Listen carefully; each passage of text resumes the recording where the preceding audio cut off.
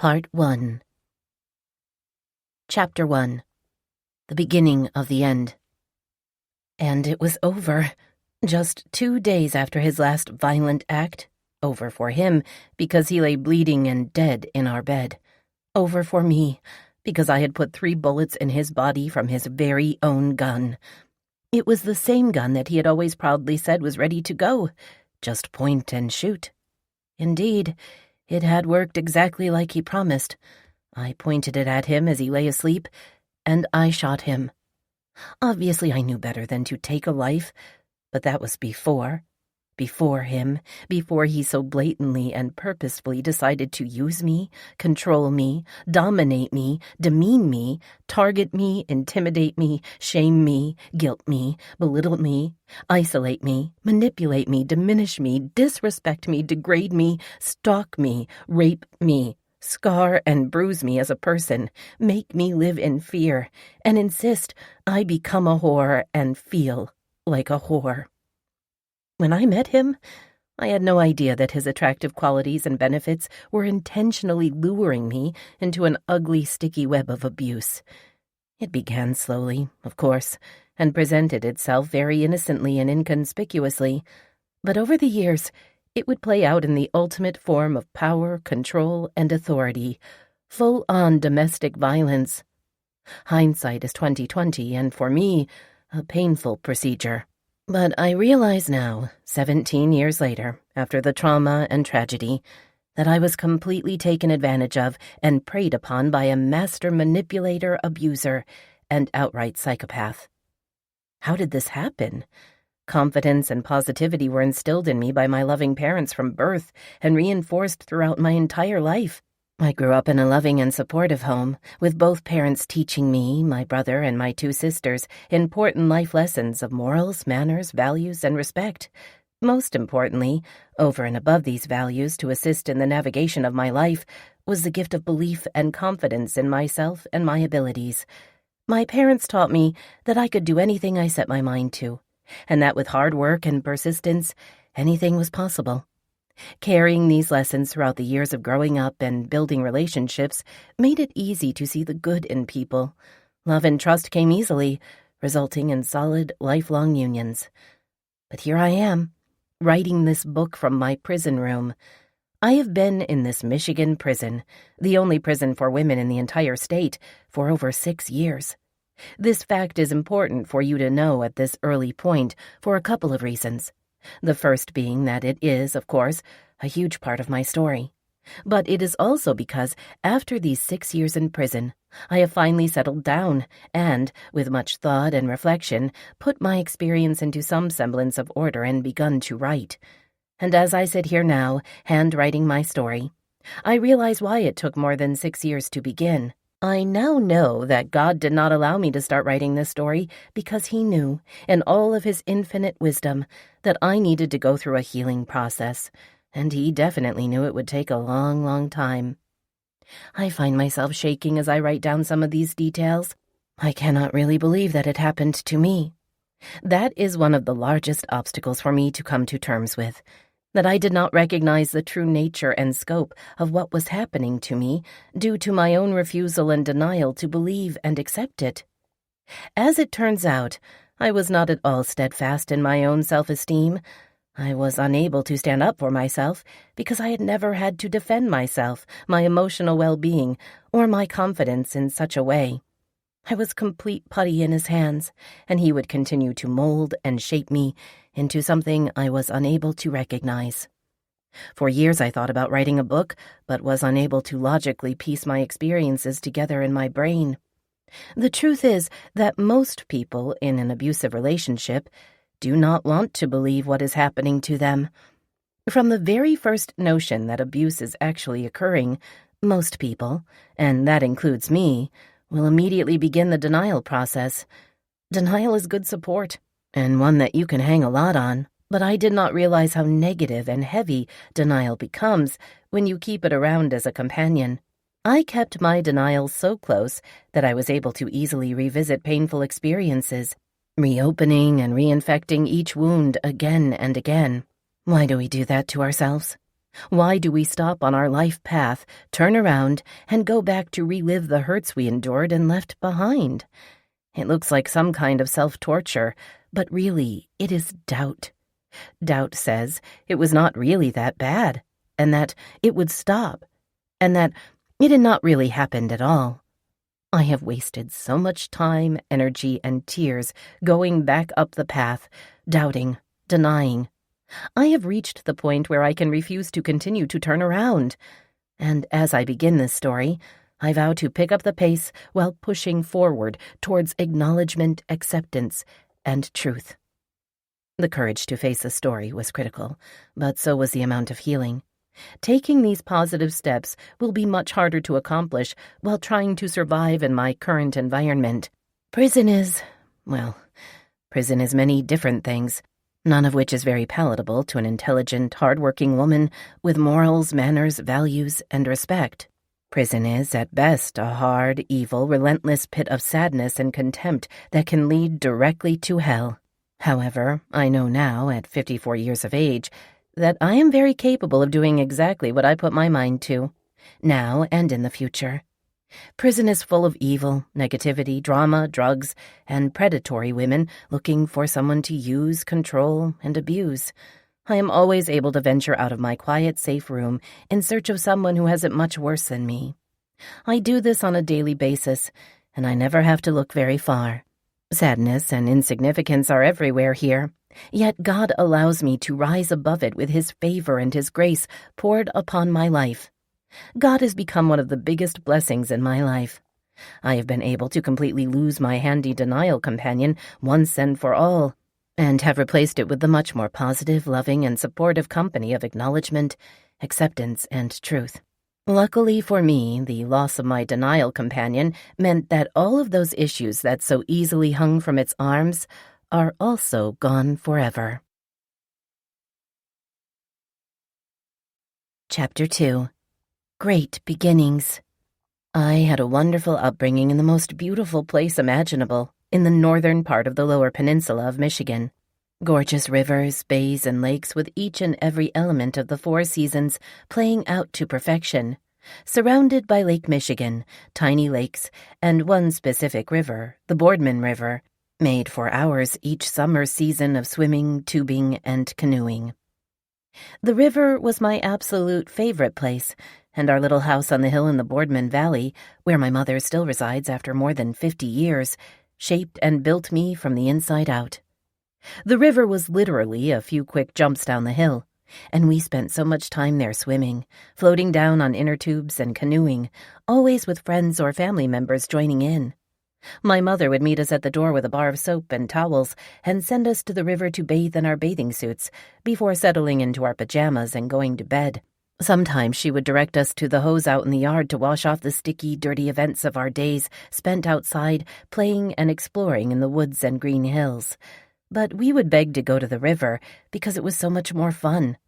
She relented often, of course, with strict instructions to come right back. My upbringing was awesome and included large family gatherings, parties, weddings, and events full of fun, love, games, dancing, beer drinking, and eating. My parents worked extremely hard, and we were not at all rich, but we always had everything we needed. They were outgoing and liked to have fun, always with us kids in tow. Dad and Mom loved us and supported us, communicated well with us while growing up, and always let us express ourselves openly and honestly about anything. They were understanding and realistic about any punishment they handed down, and taught us to make our own mistakes, learn from them, and often said, "Don't ever call us if you need to be bailed out of jail, because at that point, if you are smart enough to get into trouble, you are more than smart enough to get out of it." My mom and dad loved each other with passion and commitment, and always stuck together through the good and the bad. The good times were particularly good, and the bad times, not that bad at all. Their example in life and in marriage was extraordinary. I have known few people in my life who have stood up to that accomplishment. Marriage is hard work, and my experiences would be quite different than that of my parents. I failed colossally. For as far back as I can remember, I have always wanted to get married and have a family. I think this hopefulness was most likely due to the great experiences I had growing up with good role models like my parents, but my extremely high hopes for a long and prosperous future with each of my first two husbands came to an end, like so many others, over differences, problems, affairs, and general unhappiness. I have had a deep love for men and deep lust for men. I have had dating relationships and, like most women, simply sexual relationships and one-night stands. I have had short-term relationships and long-term relationships. I have had close male friends and good working relationships with highly educated, professional, and well-established men, such as lawyers, judges, and business owners. I have had 3 husbands. My first husband is the father of my 2 beautiful children, but that union only lasted about 5 years. We were incredibly young when we met and married, both of us only 20. Marrying young is never a good idea because, as I now know, you lack so much experience and knowledge about so many things. But back then, he was handsome, outgoing, lots of fun, and that was enough. We both had full-time jobs and made decent money, but really, we knew nothing at all about being a married couple. Having 2 little babies right away was awesome and stressful. My husband was more interested in activities occurring outside of our relationship. In fact, he was never at home, always working late, hunting, fishing, or whatever else he could find to keep himself away. That made me the caregiver to the kids, doing all of the cooking, chores, running here and there, and creating a stable environment for them while trying to maintain a stable mind. Thank God for youth, as that is the only thing that kept me afloat during those years of my life. Eventually, he began an affair and became involved in other nefarious activities, resulting in our divorce. Even so, we were able to put our differences aside and support a mostly healthy relationship through the years of the kids growing up. I was lucky to preserve a wonderful and loving relationship with his parents. They are awesome people and fabulous role models and grandparents to my kids, providing them with love, support, and companionship. My second marriage occurred only a few years following this divorce and was very loving. It started with the typical scenario of a woman falling in love with her boss. Ron was a successful attorney partnered with one other man. The firm was small, but that was normal for a northern Michigan town. And business was good with lots of criminal cases, divorce and custody cases, collections, and general civil lawsuits. I mostly assisted his partner, Mike, as a secretary, and became close friends with both he and his wife, Layla. Layla was the local circuit court administrator, and the 4 of us became good friends and spent time together double dating, dining at gourmet restaurants, and gathering at each other's homes. These were some of the best times of my life. Ron and I were both single, and we had lots of fun during our initial courtship with flirting and fun innuendo during business hours. He was incredibly supportive, and I grew to love him more and more. There was no jealousy or mistrust, and he always made me feel equal and on a level playing field.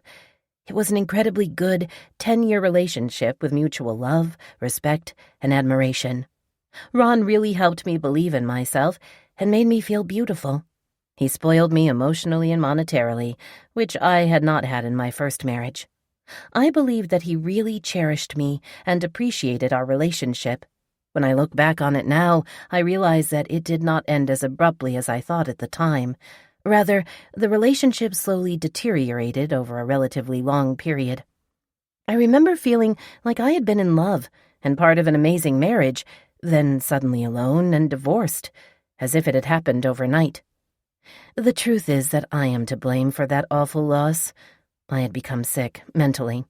I was severely depressed and unable to keep myself together. It began with the tragic loss of my aunt and uncle in a horrific car accident.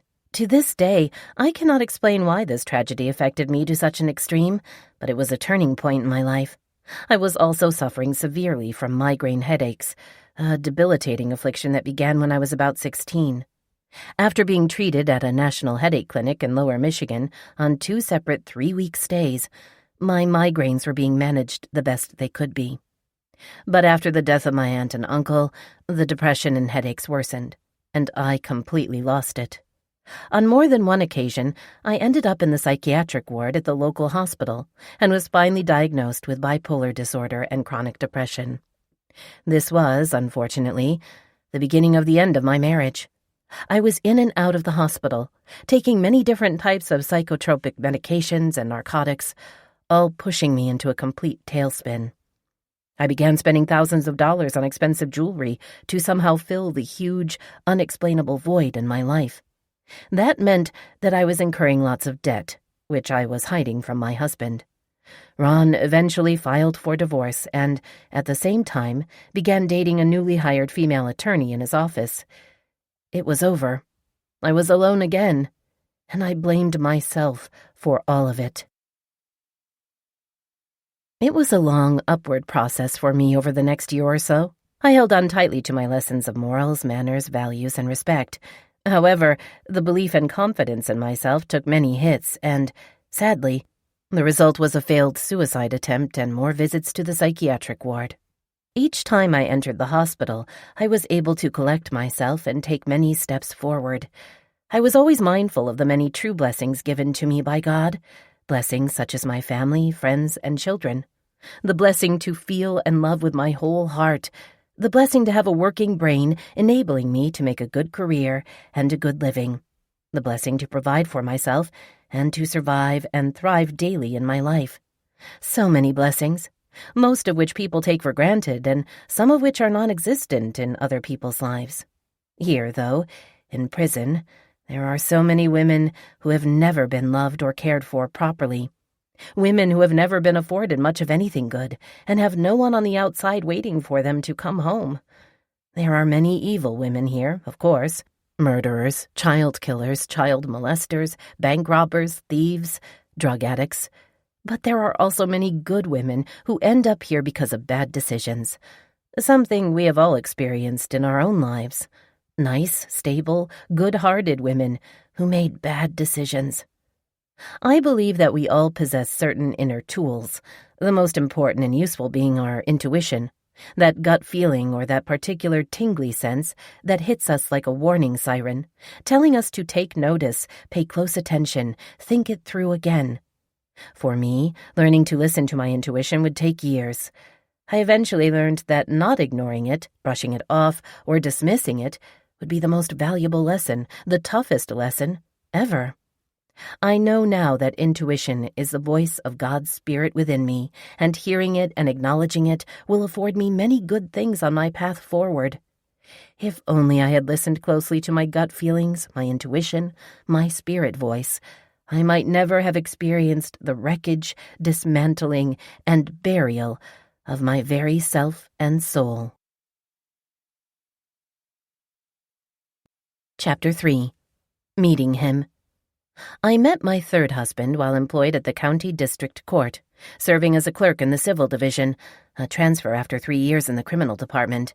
I was a deputy clerk, which is not all that important, except it made me feel pretty cool when I was officially deputized by one of the sitting judges on my very first day. I loved my job with the court and worked closely with other women in the front office. Our days were busy and full of excitement, with community members and out-of-towners filing in and out, nonstop, to handle everything from simple traffic tickets to paying fines, bonding someone out of jail, appearing for a court hearing on a civil or criminal matter, or answering the call of a subpoena as a witness. It was a great opportunity to meet and interact with all kinds of people, professional and otherwise. I had become extremely comfortable working for and around professional, well-educated people since I began my first position in a small law firm right out of high school in 1980. I stayed with that career path until I was arrested, a span of 28 years in total.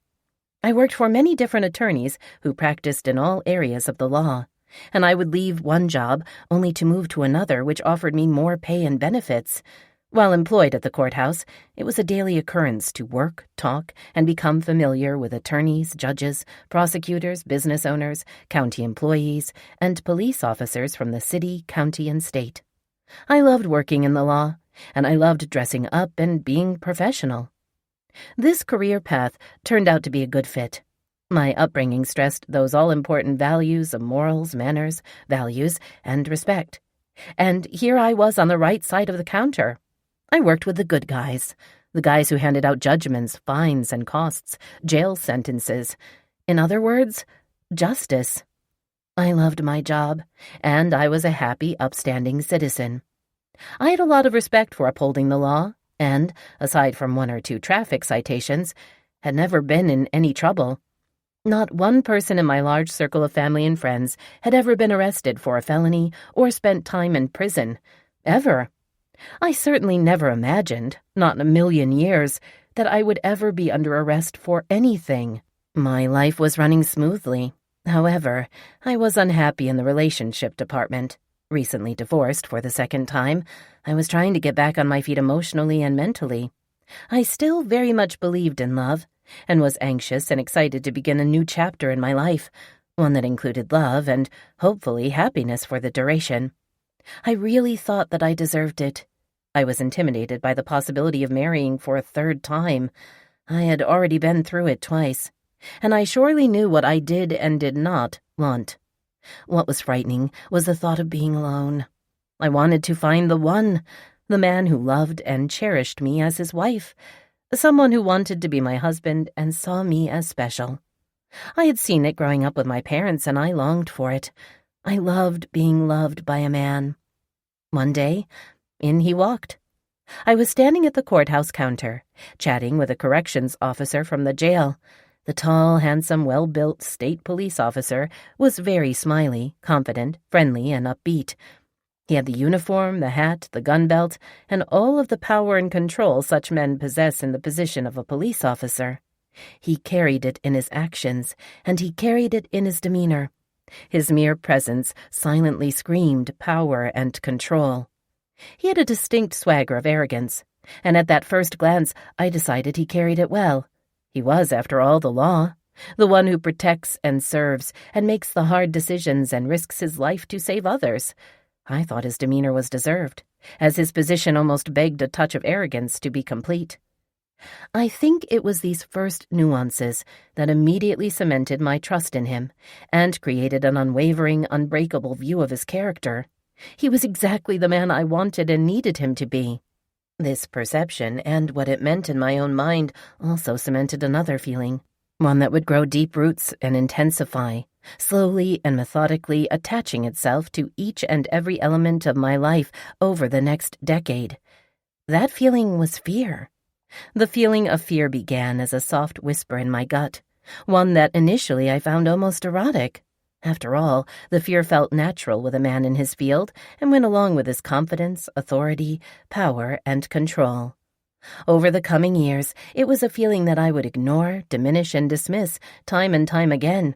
But in the beginning, the feeling of fear felt as natural as the emotion of trust which centered within me when I first laid eyes on him.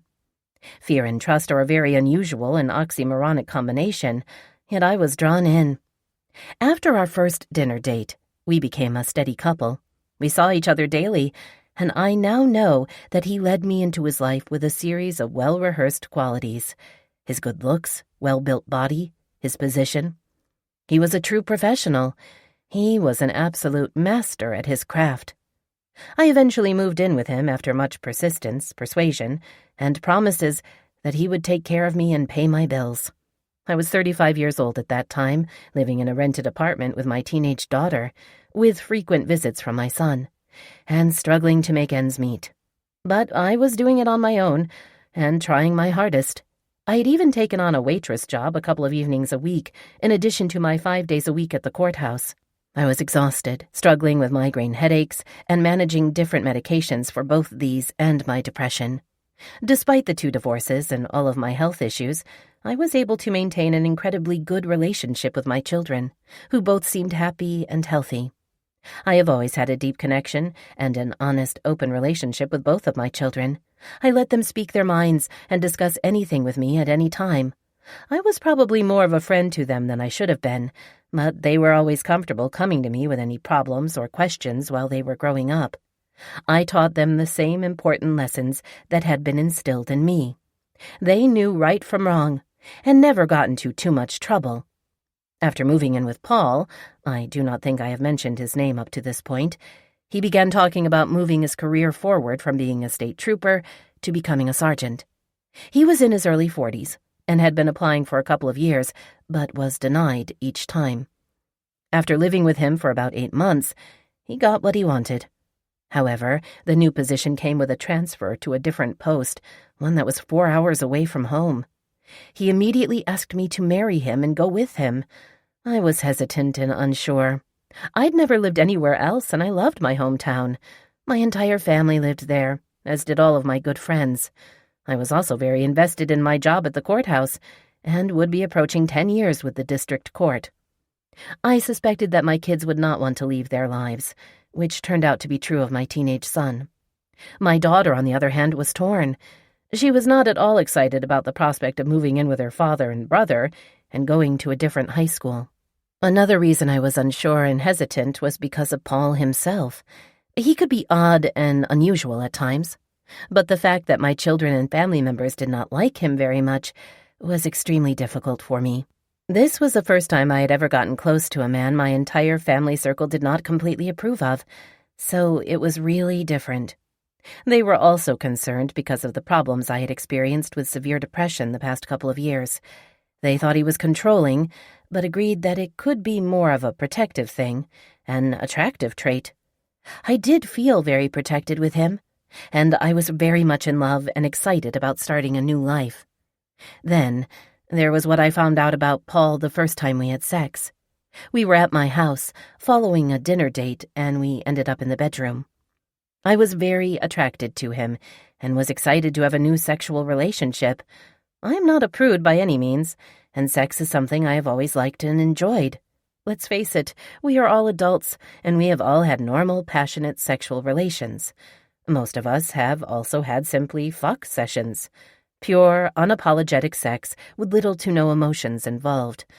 I have definitely had those experiences, and will be the first to admit how much fun they can be. My experiences with sex at that point in my life had been mostly passionate and loving, fulfilling but not unusual in any way. I had never had any desire to venture too far outside of the box.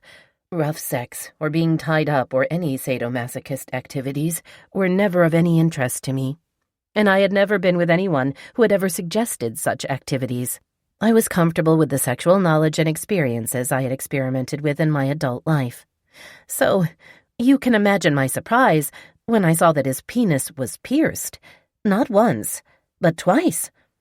I was shocked beyond words and jumped off of the bed. I had never even heard of such a thing, let alone seen it.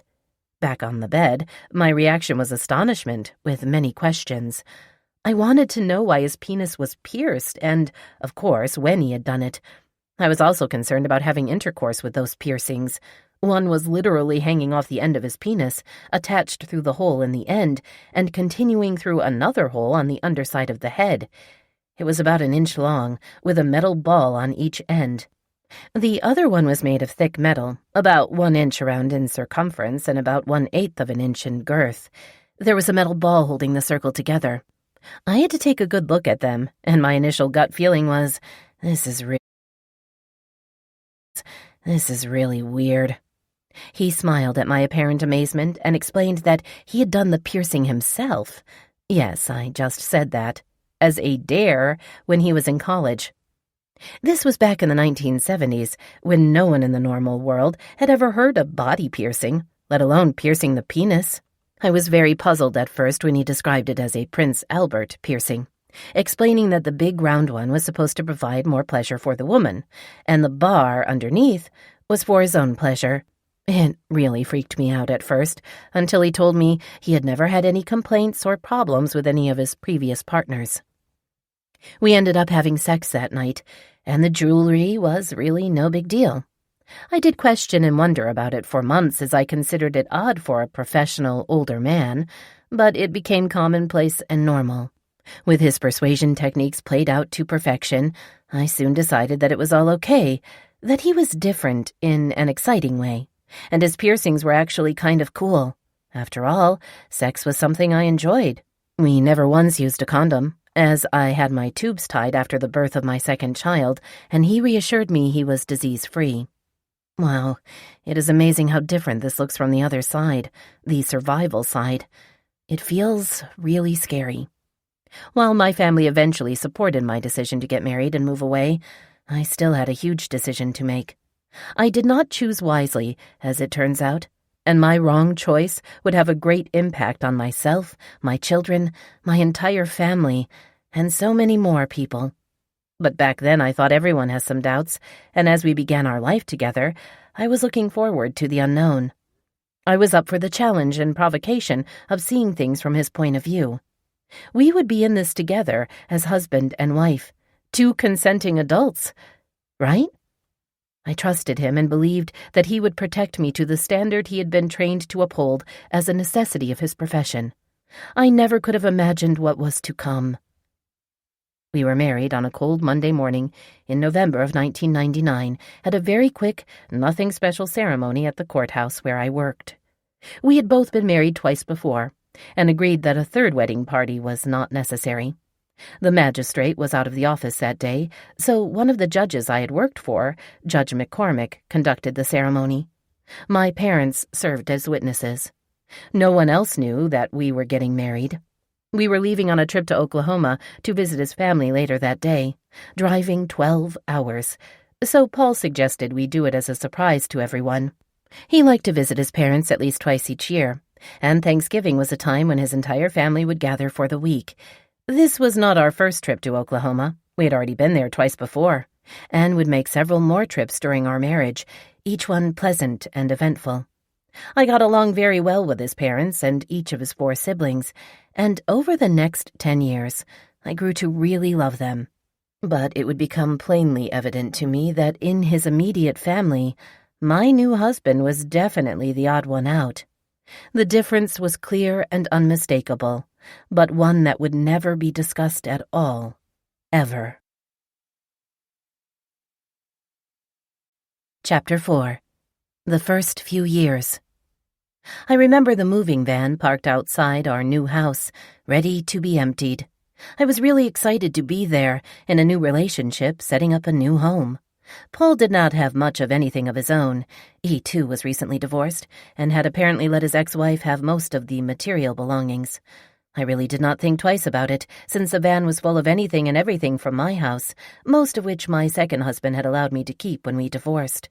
So here I was, moving my entire life into Paul's house, and he suddenly grabs me by the hand, escorts me to the bedroom, and proceeds to tell me that he had been having an affair with a married woman, has been, for months. But, he said, he had made his final decision by choosing me, and the affair was now over. He said he needed to tell me at that moment because he was feeling guilty. He had been trying to tell me, but had been unable to say it. I was, as you can imagine, absolutely astonished and caught off guard. Yet somehow he was able to convince me of his love, and he made me feel important and special. He could be very loving and caring in those early days. Yes, part of me was genuinely excited, but apprehension was the prominent feeling.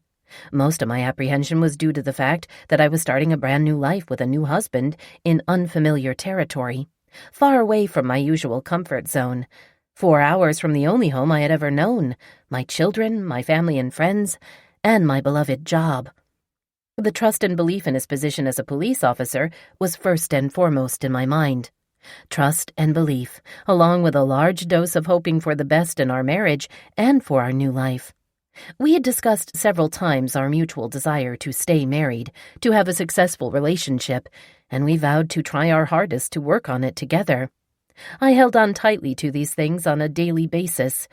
I tried to talk to him about his first marriage, but there was always great tension and not a lot of details. He did explain, though, that he and his first wife had been high school sweethearts, and that was followed by a 14-year marriage. Their entire relationship spanned over 20 years, during which they had 2 children. He admitted that it ended mostly because of his relationship with another woman, a woman he had attended the police academy with and fell hard for. He explained it as an instant attraction. While he was being unfaithful with his attraction, his wife became close to his best friend from college. The 2 of them eventually married and are still together today. But his real feelings were painfully evident by his comment on more than one occasion about his best friend that, if he and I were to go into a dark alley, it would be a fight to the end, and only one of us would walk out. Paul did not have much of a relationship with his 2 older children who, oddly enough, I only met 3 different times during our decade-plus union. He told me that his relationship with them had been ruined by his ex-wife and his best friend. They had made it impossible for him to have visitation and turned the children against him by purposefully bad-mouthing him as their father. I believed that to be true. Both of his older children seemed to despise him deeply and wanted almost nothing to do with him. I guessed that there were, most likely, many factors at play in the scenario, but he did not seem to be greatly bothered by it.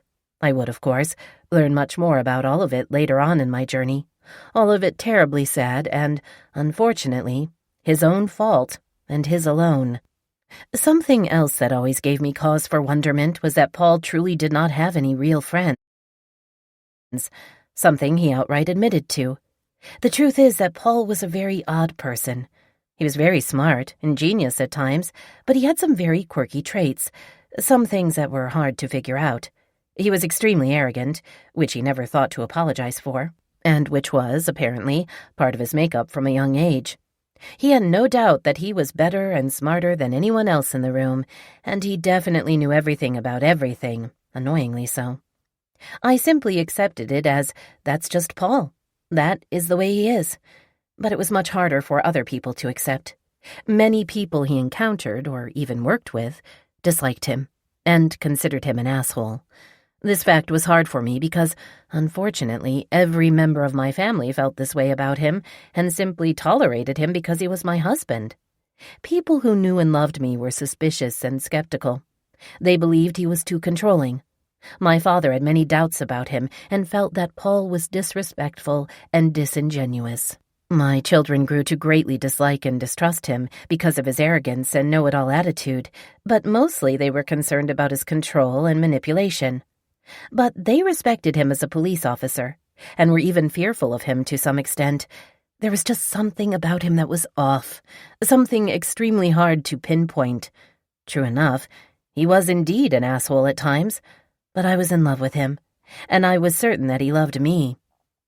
I learned more about his second marriage shortly after we began dating, due to the fact that he had a 5-year-old daughter whom he adored.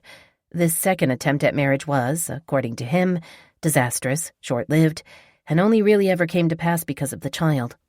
His daughter spent a lot of time with him for visitation, and we traveled many miles across the state every other weekend to make that happen. His second wife, I think it is safe to say, hated him. Their daughter was born about 9 months following their first date, but she refused to marry him until the child was 3. They were divorced less than 2 years later. The two of them fought back and forth over custody, eventually deciding that the child would live with her mother during the school year, then spend the summer months with us. After several years on that schedule, his daughter lived with us most of the time. As a couple, we never went anywhere without her, including our anniversary dinners. We never had date nights, and I often felt like the third wheel with the two of them. It seems so strange to me now, looking back, and it is really hard to explain. She had no idea who he was as a man, and was completely unaware of his oddities and unusual nature because she was a young child. She simply knew him as her daddy, the strong, important police officer. The last I saw her, she was only 15 years old, and completely unaware of the situation unfolding in our house. I will most likely never see her again, but will forever keep her close in my heart. After settling into our rented house, which conveniently happened to be just a few short miles from Paul's new post, I was able to find a good job at a law firm in a well-to-do town. It was vastly different than what I was used to, but with my years of experience, I was liked and appreciated at my new job. Not at all fortunate, however, was my hour-long plus commute from home to work each way, every day, 5 days a week. I had banker's hours, so I was up early and not home again until after 6:30 p.m. most evenings. Since Paul was working different shifts every week, I had lots of time to myself. Paul was making a decent income, and I was making nearly twice as much as I had at home. Initially, as expected, we had a joint bank account where all of our money landed. I had full access to the account with a debit card.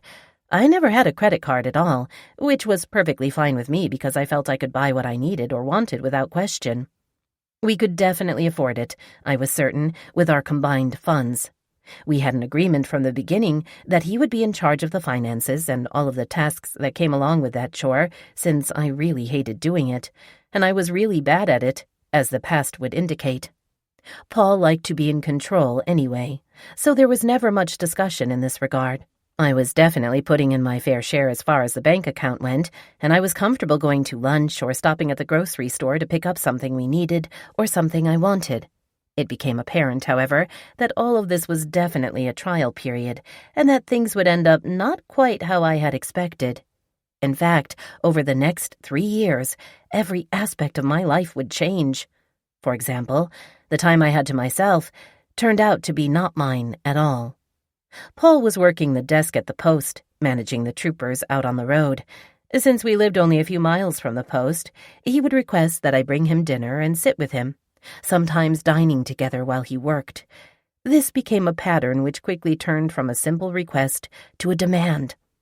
It was fine at first. He was all I had in this new place. He was my new husband, and we were beginning a new life together. But I quickly realized that he wanted me to be wherever he was almost all of the time. Some evenings, I would stay with him for hours, practically begging him to let me go home. I was tired from working all day.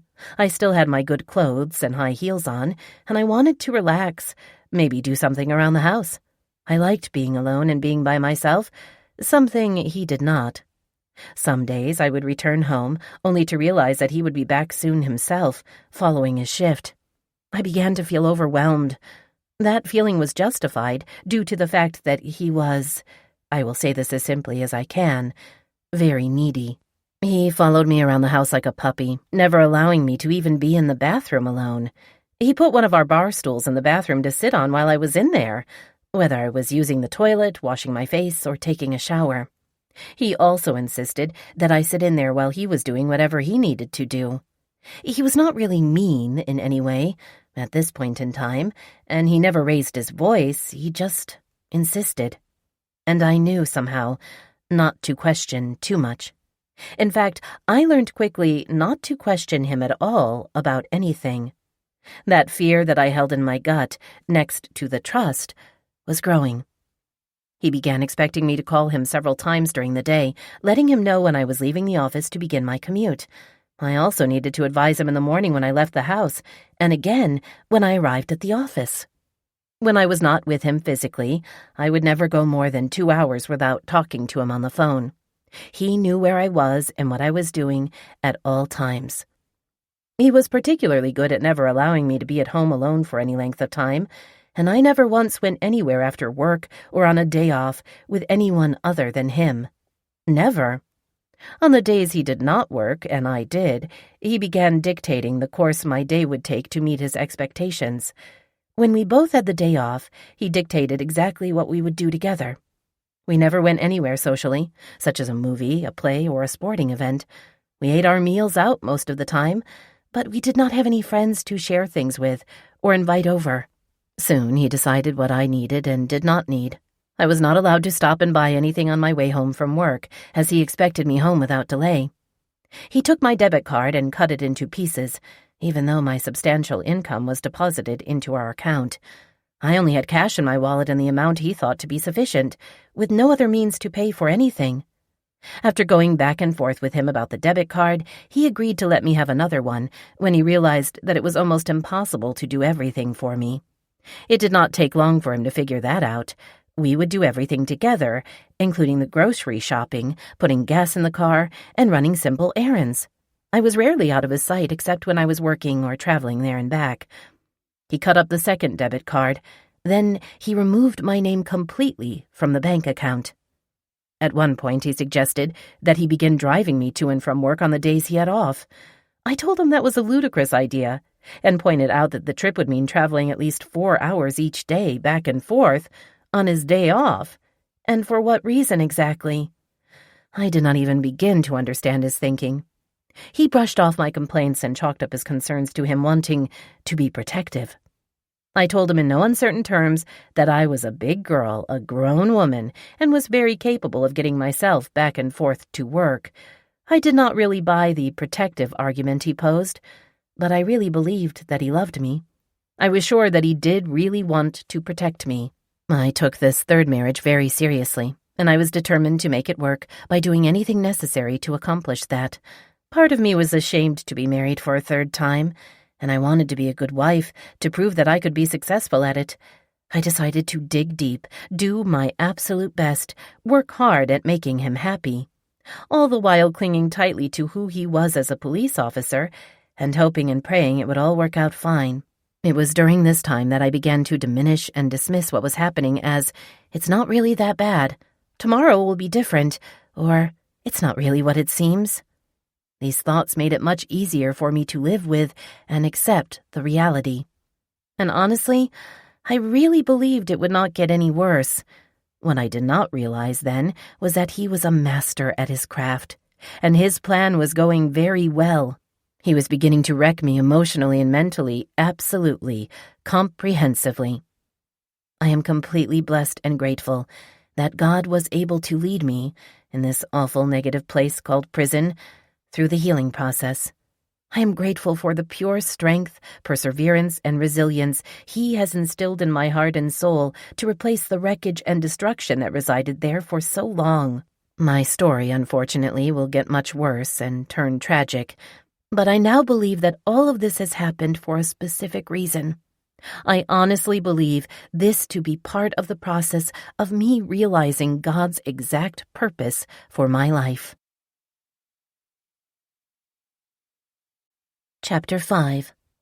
All Things Sexual. I was aware from the onset of our relationship that sex was extremely important to Paul. After all, he was a man, and all men crave and need sex in a different way than women. When we married and moved to southern Michigan, sex became the usual topic at lunch or dinner, which was almost always in restaurants as we generally dined out.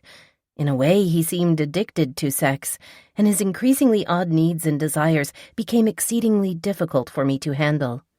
Slowly, deliberately, he began to be much more specific about certain things and would mention different or unusual activities to measure my reaction. He was very methodical in all of his actions, and his approach to sex was no different. It was almost as if he were writing a thesis or completing some sort of grand plan or blueprint in his brain, preparing to put it into action. My reactions differed depending on the suggestion, and, initially, I was not exactly sure of his intentions. I did discover, however, that any positive or curious indication from me pleased and excited him, enabling him to open a door in a green light sort of way. What he explained to me was that in his profession as a police officer, he was constantly having to be in control of every situation, and he tired of it. What he really liked, in fact, was to relinquish control in the sexual part of his life. In other words, he had discovered that he liked to be completely controlled in the bedroom, and he made it clear that he wanted to be controlled by me. As his wife, I could meet his sexual needs and alleviate the stress and tension brought on by his profession. He presented this plan to me so positively, making me feel special for this way that I could make him feel better and more focused.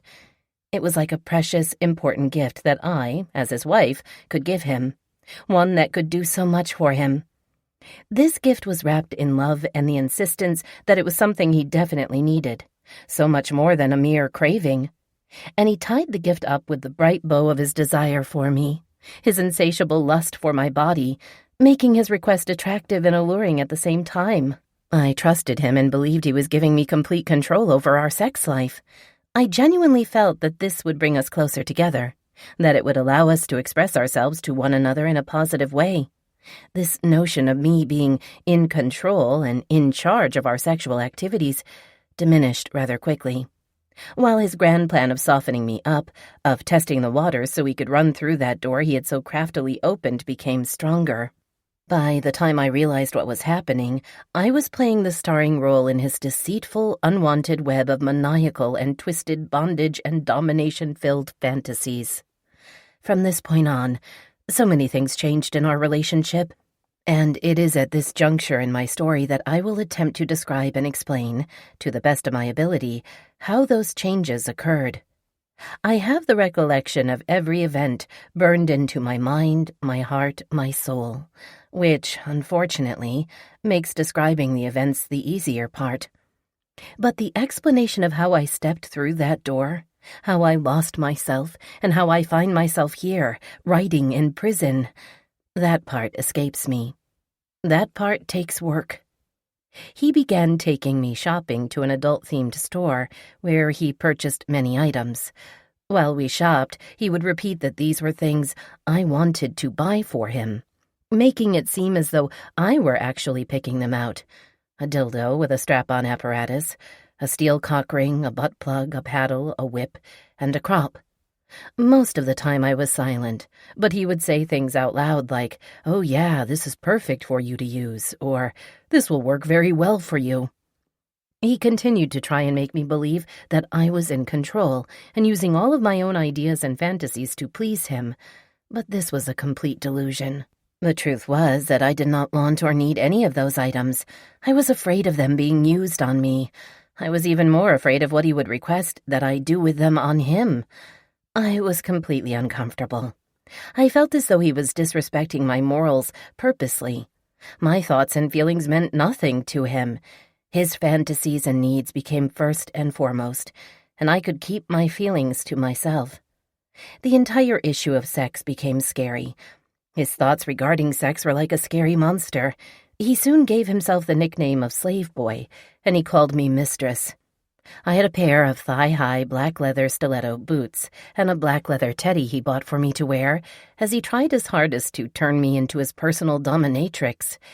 He was into pain and demanded that I inflict it on him in every way imaginable. For example, during sex, he would ask me to bite him so hard on his chest that it would bleed and turn black and blue. I would, at times, be in tears because of how much I knew it had to hurt. Mostly, though, it did not feel right to me, and I hated it. I had never, ever hurt anyone on purpose.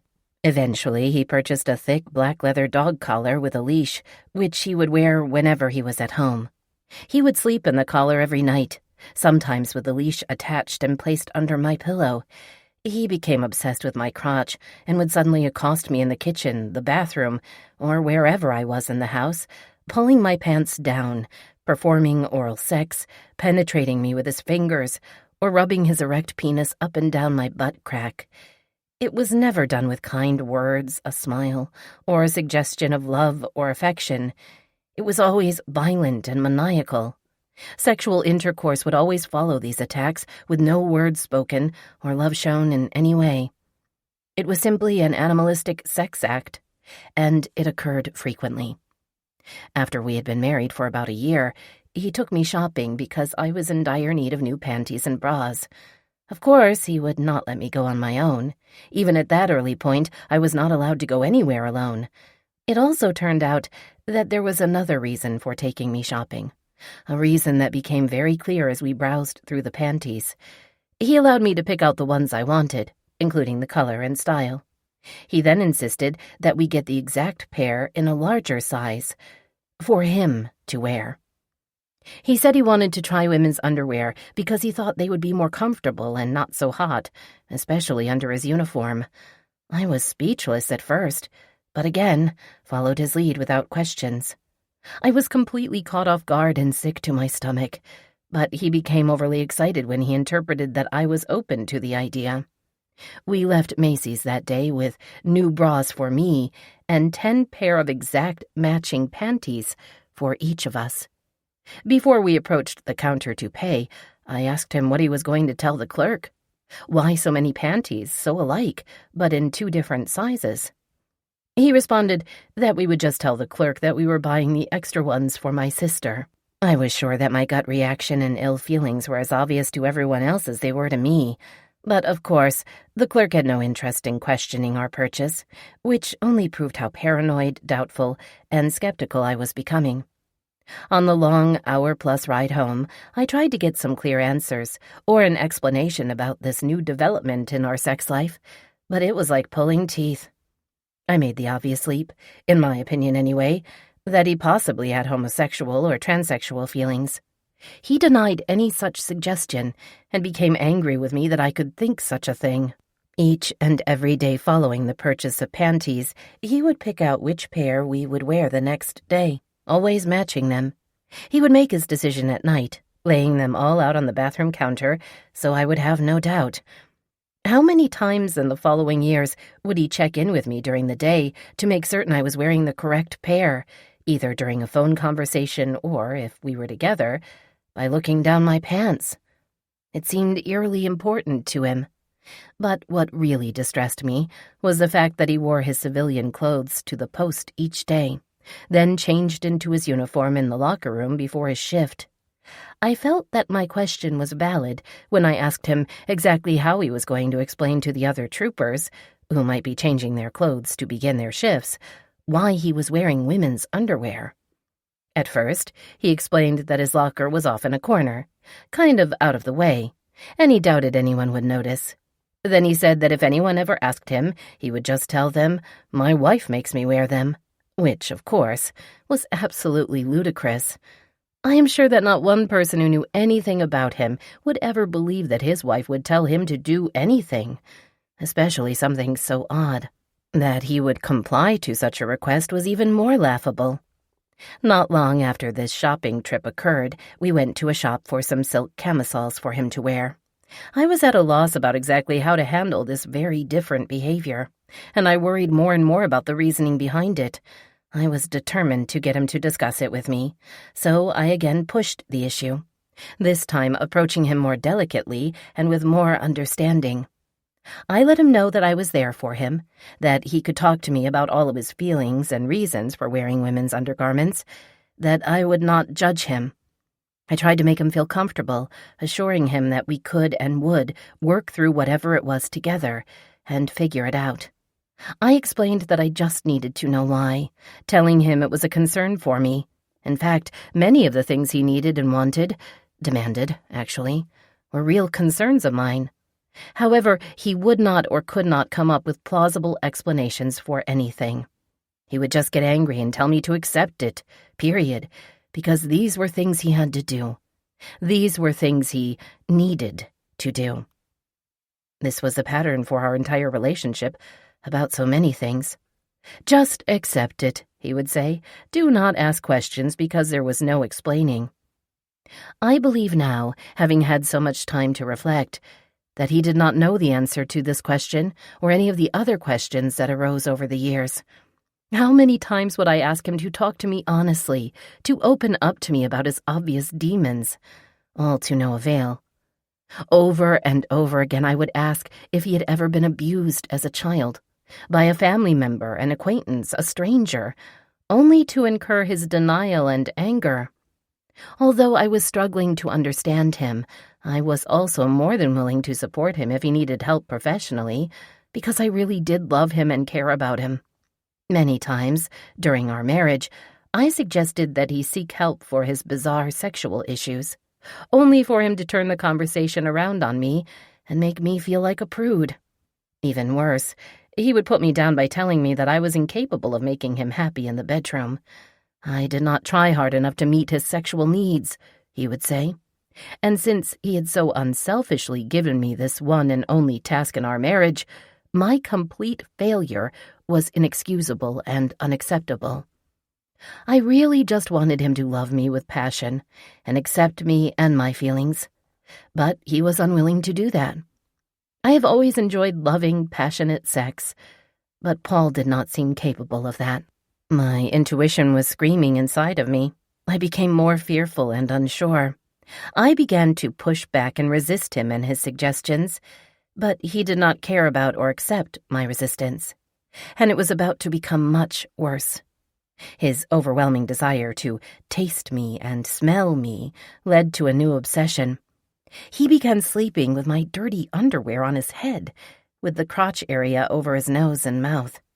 He would take the panties out of the dirty clothes hamper and put them on his face, tucking them into his dog collar to keep them in place. I remember the first time I discovered this oddity.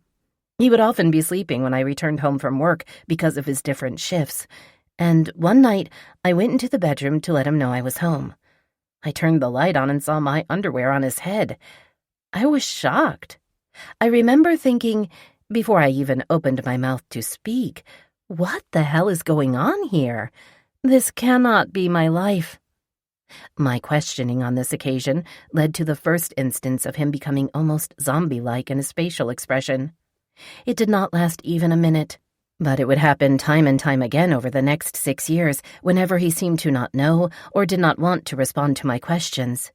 He would be completely blank and stiff in his demeanor, with his eyes fogged over and his face twitching, almost as if his mind had shut down.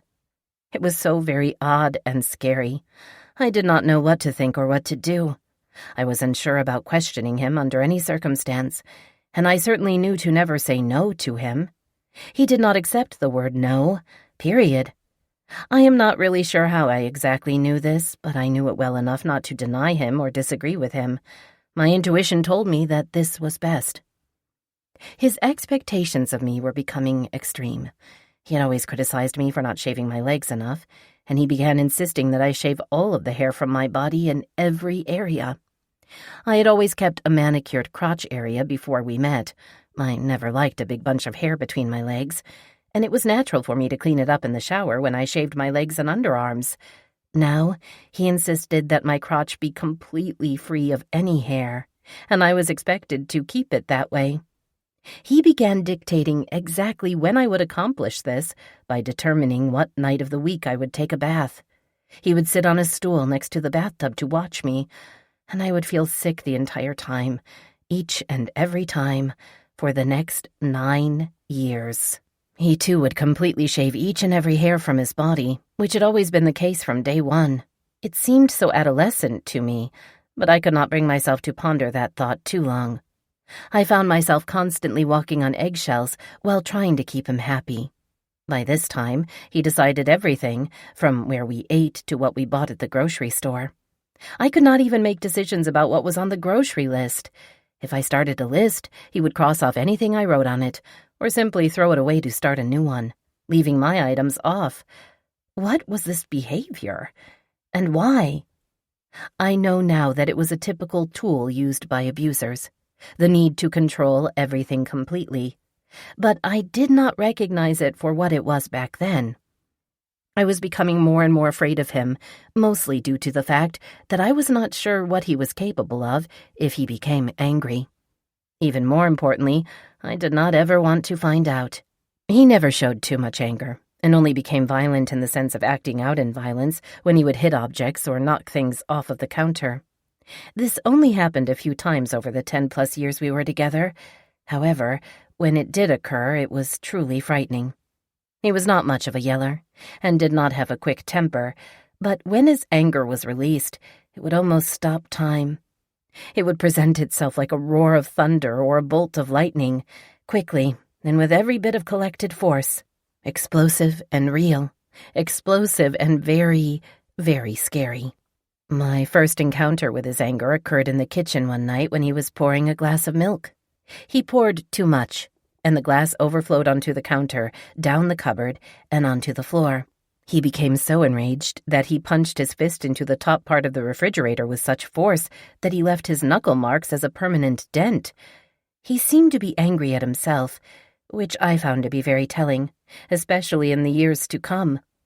When he became angry, and when what enraged him was his own fault, he became explosive and acted out with his fists.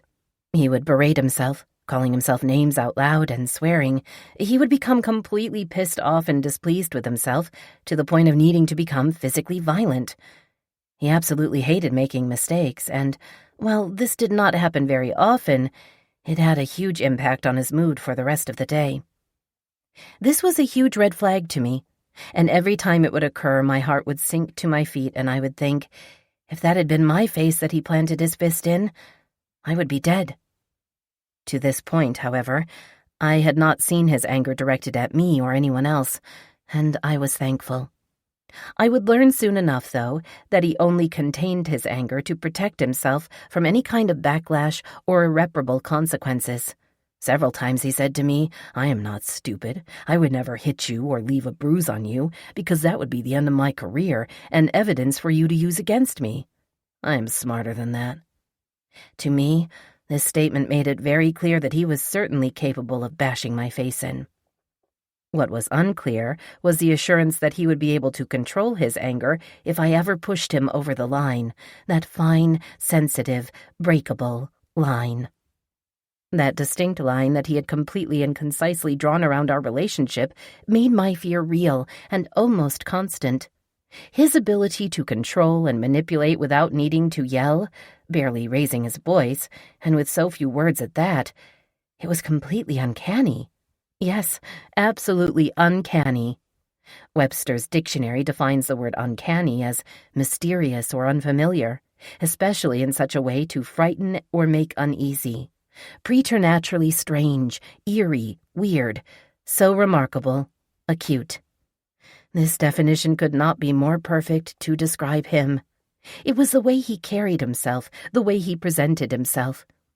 His mere presence was in itself uncanny, and many people have testified to this fact. It was the very aura he emitted. You could definitely feel it. You could almost see it if you looked hard enough. It felt weird, bad, even evil at times. Even so, I would often speak my mind, expressing my dislike or my discomfort with a certain act he demanded. My feelings and thoughts would quickly be dismissed and depreciated. He did not care what I thought or how I felt, disrespecting me completely. The more I tried to stick up for myself, the more he belittled me, making me feel bad about myself. The emotional and mental abuse took second place to the sexual abuse and the sexual weirdness, but I was crumbling. Chapter 6. Declining rapidly. I was becoming depressed, and my migraine headaches were beginning to overtake my life. The party had not already taken over. I was missing days of work, and I would be in bed in so much pain, vomiting, feeling completely drained emotionally and mentally. He hated it when I was sick in bed, and his emotional abuse became much worse. He would pace in the bedroom like a caged animal, insisting I get up, take a shower, do something, anything but lie in bed. My inaction made him feel unattended and ignored, and that was a feeling he could not handle. He began to accuse me of faking my stress and my headaches, and insisted it was all in my head. He said I used those things as an excuse so I would not have to please him sexually. I was now being abused sexually, mentally, and emotionally. His control and manipulation were devastating. I was running on autopilot and saw no way of changing it. He had not physically abused me in the sense of giving me a black eye or a large bruise. He never bloodied my nose. But the fear that he could and would hurt me in that way was foremost in my mind, and I would shake inside even thinking about it. Things between us were volatile, with my unwillingness to meet his sexual needs, my depression and headaches, and his belief that I was outright denying him. In his eyes, I was betraying and disrespecting him. Then there was the fact that I missed home, my children, and all that I held dear in my heart, which also made him feel as though I was denying and disrespecting him. He wondered why he was not enough to make me happy. Why on earth wasn't I thrilled to be his wife and have the important job of making him happy by fulfilling his needs and sexual desires?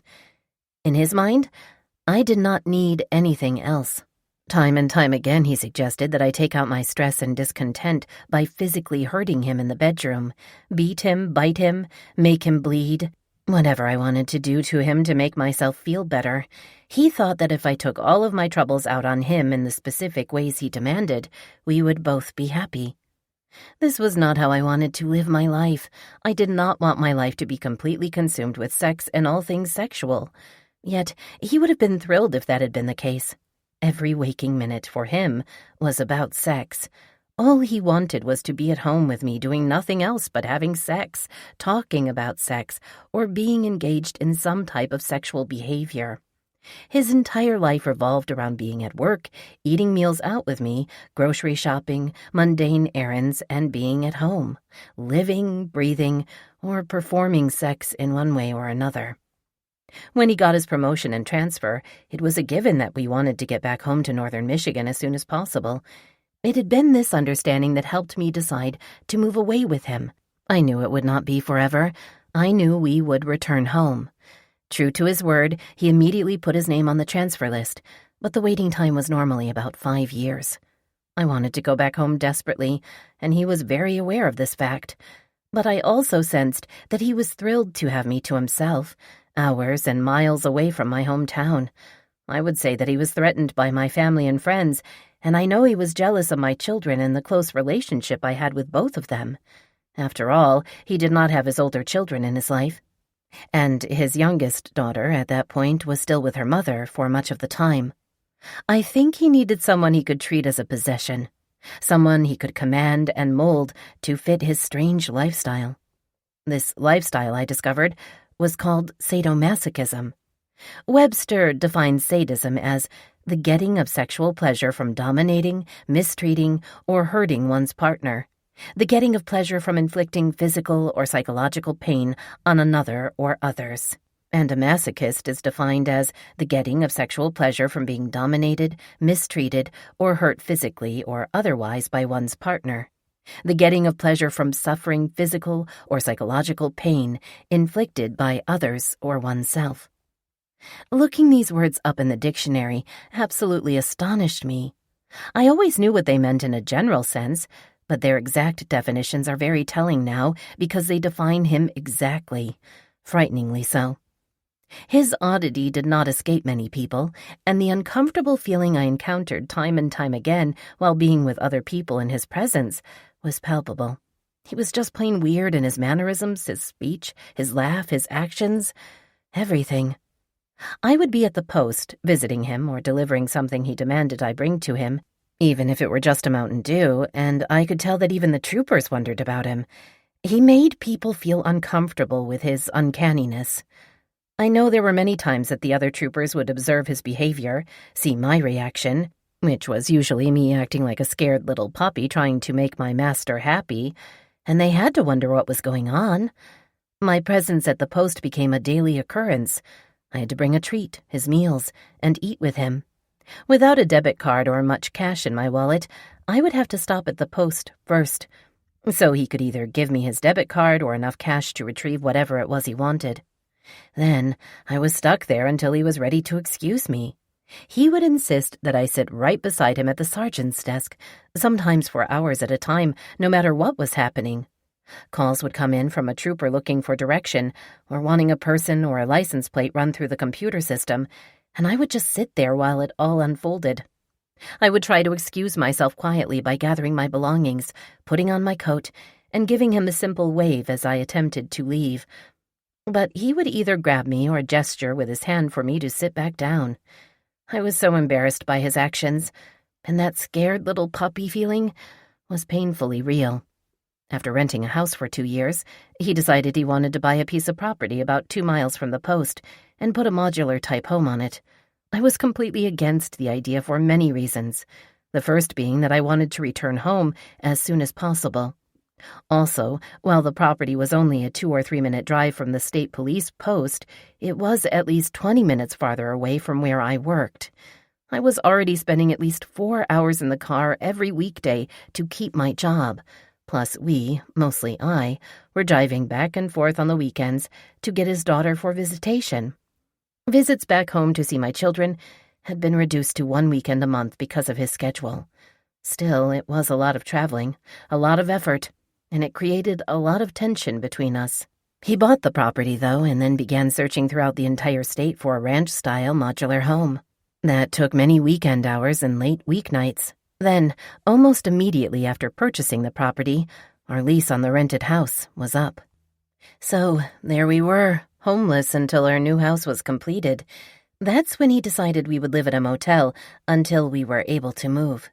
The motel he chose added a whole hour to my already long hour-plus drive one way to work, but we stayed there for 2 months, with all of our belongings in storage and living out of a suitcase with no kitchen or microwave. It seems odd to mention this, but living in a motel room with the bed in your face 24/7 made his sexual desires only increase.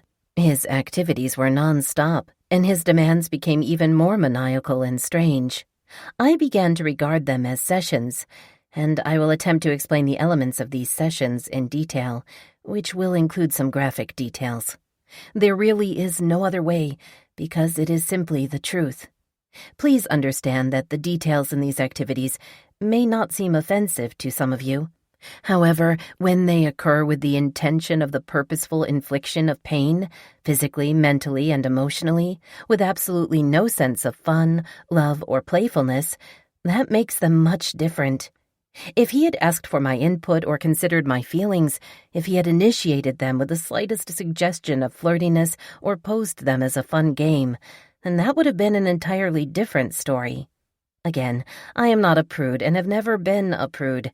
I have always been open to suggestions from my partner, with compromise and discussion. Sex can be really fun and enjoyable between two consenting adults, especially a married couple. But that was not the case with Paul. Sex was all he wanted and desired in his life. His sexual desires and his demons controlled him completely. We never went out or did date things like going to a movie, a social gathering, or a holiday party.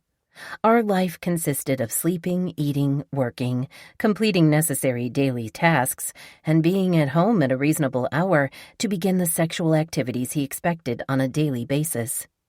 Activities in the sexual realm happened every day, and could be something almost passive that he did to himself or a full-blown session that involved me. Minor things included things like him wearing his cock ring or butt plug all day, whether he was working or not, or him sitting around the house while wearing only his dog collar and a camisole, or maybe just being completely naked while wearing the collar and the leash. He also began tying his penis and testicles with a shoestring in a couple of different ways. He either split his testicles by running the shoestring between them and around each one to keep them completely separate. Then he would tie them so tightly that they would be completely without any blood flow and would turn dark purple, almost black. Other times he would gather them together and tie the shoestring around both of them, very tightly, with the same outcome. He would leave them tied up for hours, with sexual intercourse or masturbation finishing the event. He was absolutely obsessed with masturbation, which always included me. He would lie on his back on the bed with me straddling his face, my crotch smothering his mouth and nose. He wanted me to smother him so that he was unable to breathe. This was an asphyxiation session he eventually needed to even have an orgasm. He never lost consciousness, though, because he would guide my movements by placing his hand on my butt. This particular session would sometimes go on for an hour or more. He confided in me that he often masturbated several times every day, even when he was at work. I realize that men think about sex probably 100 times a day or more, but this confession seemed very extreme. This sex thing, this sex demon he possessed, really possessed him entirely. I now believe, that hindsight 2020 thing, that it consumed him to the point that he was unable to control it. In the end, and you will eventually agree with me, I believe he hated himself. His narcissism and arrogance, along with his position and stature, did not allow him to admit he was a sexual sadist, not even quietly to himself. I believe he fought with his feelings and emotions on a constant basis, but he was powerless to change. Maybe part of him did not want to change. On the other hand, he did have some good qualities, which must have created incredible unrest in his soul. During our long stay at the motel, it would be a usual occurrence for me to beat his butt with the paddle or the crop or the whip, leaving red welts. He decided he needed a pair of handcuffs so that I could cuff his hands together or cuff him to the bed frame. Soon thereafter, he brought home an official pair of hand and ankle cuffs that he had ordered directly from the police equipment catalog at work. He proudly put one handcuff key on my keyring with all of my other keys, and left a second one in an envelope for me to store in my nightstand when we moved to our house. His next purchase was from Home Depot.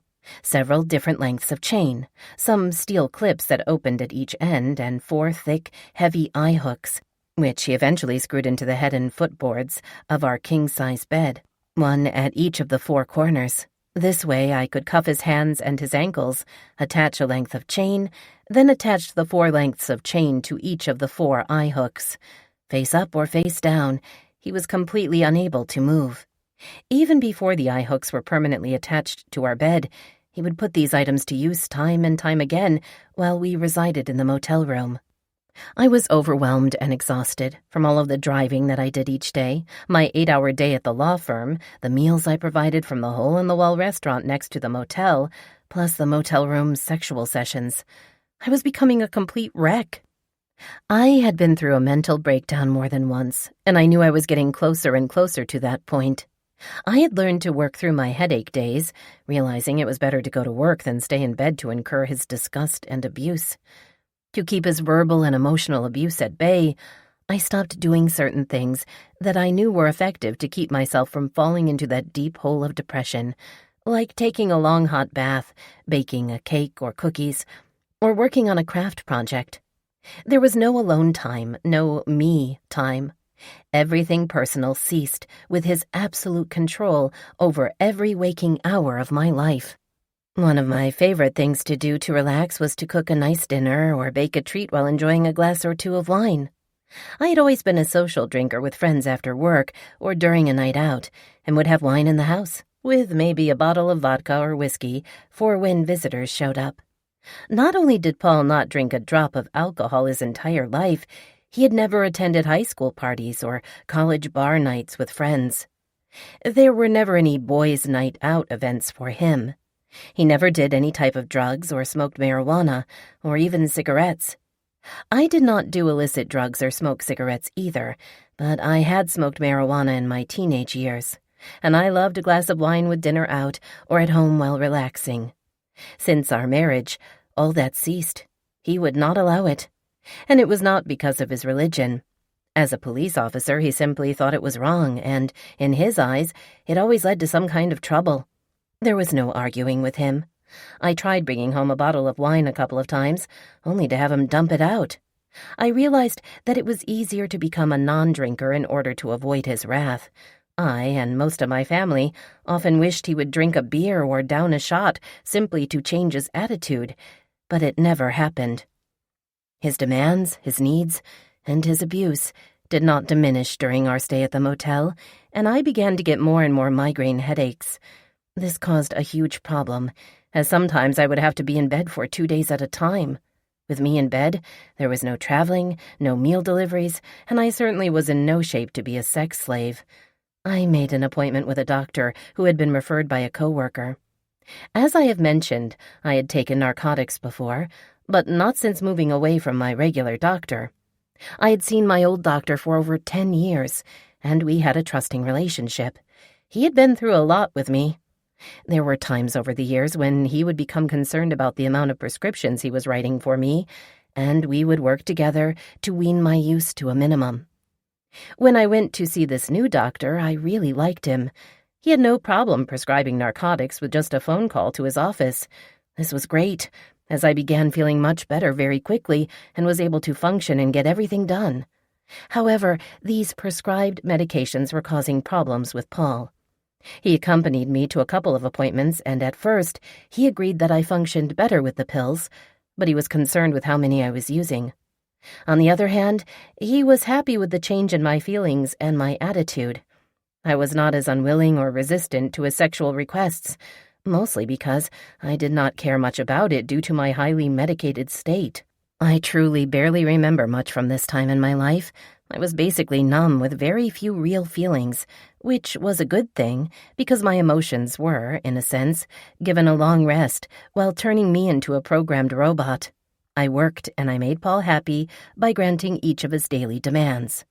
I do know that I was able to function well, get things done, and go, go, go. This would eventually come crashing down on me, but not for quite some time. When we finally moved into our new house, I was running on fabricated fuel.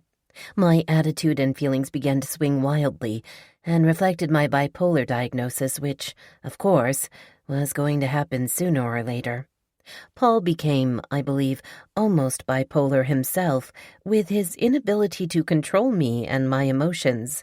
I would be in bed for days at a time with a migraine, coupled with overmedication, and he would pace back and forth in the bedroom and throughout the house like a caged animal, trying somehow to will me to mental health, because he could not function without me showing him the attention he craved 24/7.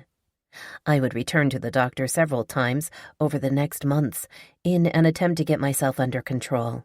It was an ongoing trial and error period. Somehow I was able to work and do everything that needed to be done, but it was up and down and back again, and our relationship was not weathering the storm well at all. Paul became very inward. He was never particularly good at showing emotion or being outwardly affectionate, but now he would go for hours without speaking to me. Days would go by when we would be like ships passing in the night, going through our daily motions and not communicating at all. He had this ability to become a completely different person when he was unable to be in control. He would give me the silent treatment and pout like a child, hanging his head in disgust. I began denying him and standing my ground until he would make an effort to emerge from his shell and act like a loving husband. But the loving husband act would only last long enough to get me to comply with the status quo of being his sex slave. The sexual sessions would begin again, then my denial, then his cold war of silent treatment, pouting, and withdrawal. It was like a game of wills, and I actually enjoyed it.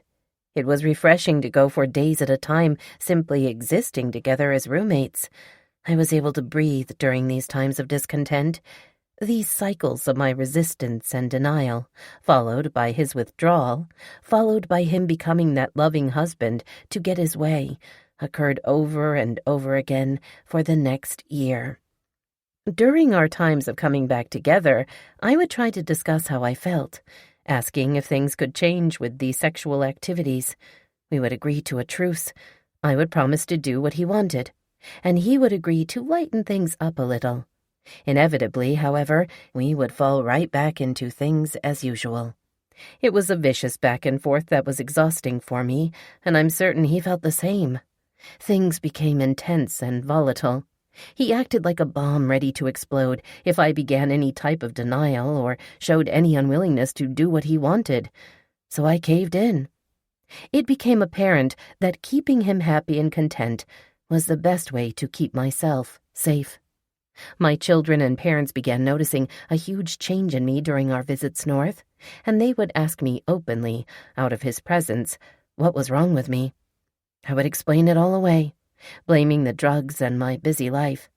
I would convince them that I was happy, but really, really tired.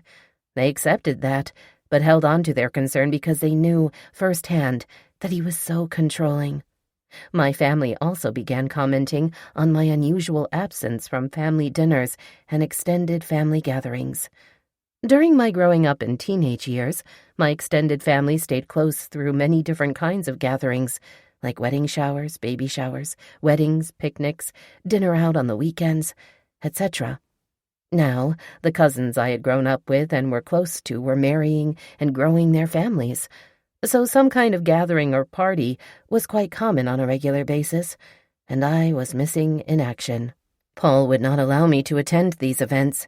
Even when a family event happened to occur on one of his days off, he would simply advise me that we were not attending. I loved these get-togethers, and I missed spending time with my family. My life was upside down and unfamiliar to me. I was becoming a person I did not recognize. Shortly after we moved into our new house and got settled, Paul began putting immense pressure on me to use the dildo with the strap-on part. He had been pressuring me since he purchased it, but somehow I had been able to shut him down.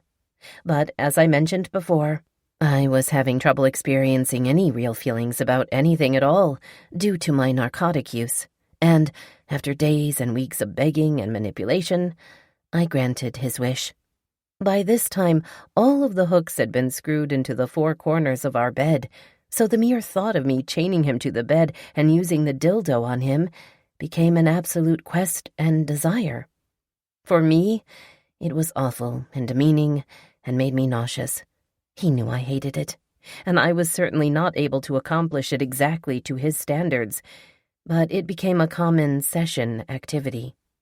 He also demanded that I simulate oral sex with that same dildo, something that made him extremely excited. Yuck, I thought. Was he really gay? Did he desire men? Was he bisexual? I had no doubt he desired women and what they could provide him, but that did not seem to quench his insatiable, never-ending desire for alternative sexual pleasure.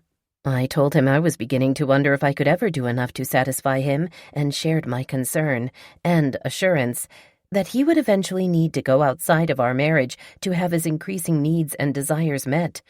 In the coming years, I would bring this up time and again, only to have him deny the thought and insist that he would never do such a thing. I was not convinced then, and would not be at any time in the future. About this time, he also began insisting that he clean me up, following sex by licking and sucking his sperm out of me. He would begin this by asking me during intercourse if he could clean me up immediately following, and when I would agree, he would become more and more excited at the thought. I hated this, too. I thought it was absolutely disgusting, but if I showed any sign of refusal, by saying nothing, or that I did not want him to do that, and attempting to quickly get away to the bathroom, he would pull me back onto the bed and get his way. As disgusting and degrading as I thought that was, what he suggested next was the single most degrading and demeaning act in his arsenal of sick fantasies. It would occur each and every day for the next several years, and eventually become the one act, the one daily event, which would cause the most damage to my being.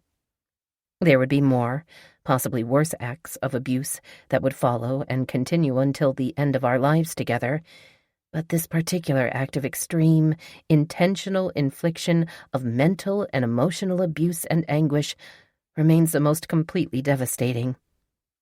This act involved his obsession with my urination. Back when he was testing the waters, he brought up the subject of a golden shower. I had heard of or read about this at some time in my life. It is where you or your partner urinate on each other during sexual activity. I guess that is what it means. I had never really given it much thought, due to the fact that I was positive I would never consider engaging in such a thing.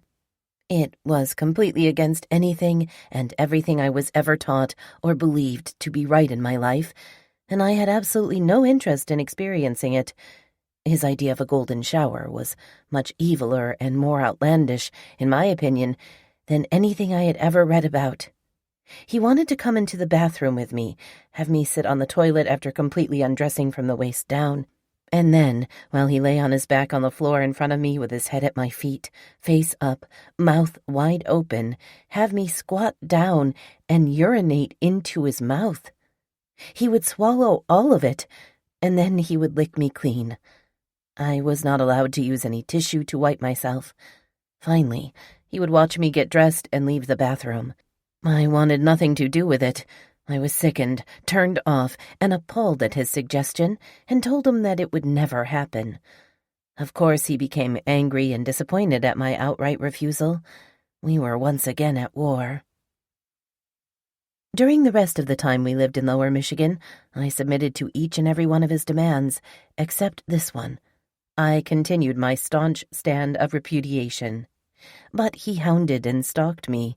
He did not care about my feelings or requests. He especially did not care about what these things were doing to me emotionally and mentally. Physically, I was having problems too. His piercings were causing numerous bladder and bacterial infections.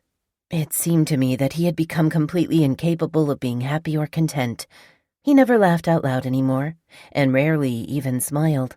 He was only interested in one thing, the one thing that he said made him happy, and that was sex, or anything sexual in nature. But I had seen him be talkative, jovial, and somewhat pleasant at work, or while spending time with his daughter, and I started to believe that he possibly had more than one personality. I started to believe that he had me in his life for two purposes only. For one, I was a good front for him. When he needed to appear normal and grounded, I was the good wife. The other reason was that it was easy for him to use me, control me, dominate me, intimidate me, shame me, guilt me, belittle me, isolate me, manipulate me, diminish me, disrespect me, degrade me, stalk me, scar and bruise me as a person, and make me live in fear. This is what seemed to make him happy. This is what boosted his self-esteem and confidence. After months of arguing about the urination issue, it came to an end one day when I locked myself in the bathroom. He beat and pounded on the door, eventually searching for and using a key to enter the bathroom in anger and unrelenting insistence. I gave in. I believed it was better to accept something that I knew about rather than something I did not know about. His wrath. I did what he wanted, and it took every ounce of energy and determination. When he exited the bathroom, I sat there on the toilet, feeling wrecked, worthless, and dirty. It was not hard to feel this way.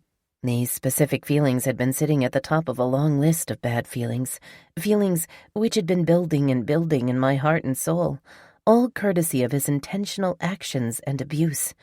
I sat there on that toilet, unable to move or think straight, for an awfully long time, the tears flowing down my face. I wished I could somehow drown or choke on them. Later, I cried for hours in our room. I remember this as being one of the few times in our entire marriage when he actually left me alone to live in the misery he had caused. Maybe it was easier for him to distance himself, so as to not incur any guilt or shame at what he had caused. I went to sleep that afternoon, and when he came into the bedroom around dinner time to wake me up and suggest we go out to dinner, it was as if nothing at all had happened. Everything was going on in its normal, predictable fashion. He did not suggest the urination thing again for a short while. Eventually, though, after much consternation back and forth, it became a daily occurrence, with no discussion whatsoever. It was expected. Period. This one act of abuse would take more from me emotionally and mentally than any other act thus far or yet to come. The deep feelings of worthlessness and insignificance would overtake me each and every time that I was forced to endure this abuse. It would continue to build up and strengthen for years, hardening into complete hatred, contempt, and disdain. It was at this point in time, 3 years into our marriage, that I began to seriously think about leaving him. Just as fast as that thought came, though, I knew that I was not capable of it, for many reasons. One reason was my mental health. I just could not trust myself. Another reason was isolation. I did not think I could leave him on my own. I was too far away from home. I was stuck. And all I could do was hope and pray that we would be transferred home sooner rather than later. My prayers were answered almost immediately. He got the call for us to return north, maintaining his sergeant's position. I was thrilled. Soon I would be surrounded by my children, my family, and my friends. I was sure that I would be able to breathe more freely and get some counsel regarding the course of my life. Even though I had the inclination of ending the marriage, I was hopeful that the change of scenery would improve something, anything, in my relationship with my husband. There were some especially important things that needed to occur first, the most important being selling the house we had lived in for less than a year. I was certain this task alone would hold up the process for longer than I wanted, and I would do whatever was necessary to make it quick and smooth. As it turned out, Paul's transfer included orders to begin his new job at his former post within 2 weeks. He put the house up for sale immediately, and then he was gone. It took approximately 3 months to sell the house, and during that time, many things occurred, most of them to my detriment. With Paul gone, I was left to continue working and stay put until the house sold. Yes, I did have some time to myself during these 3 months, but it was not at all relaxing or soothing. Each and every weekend, I was expected to travel north to see him, a round trip of over 400 miles, while also trying to visit with my children and family.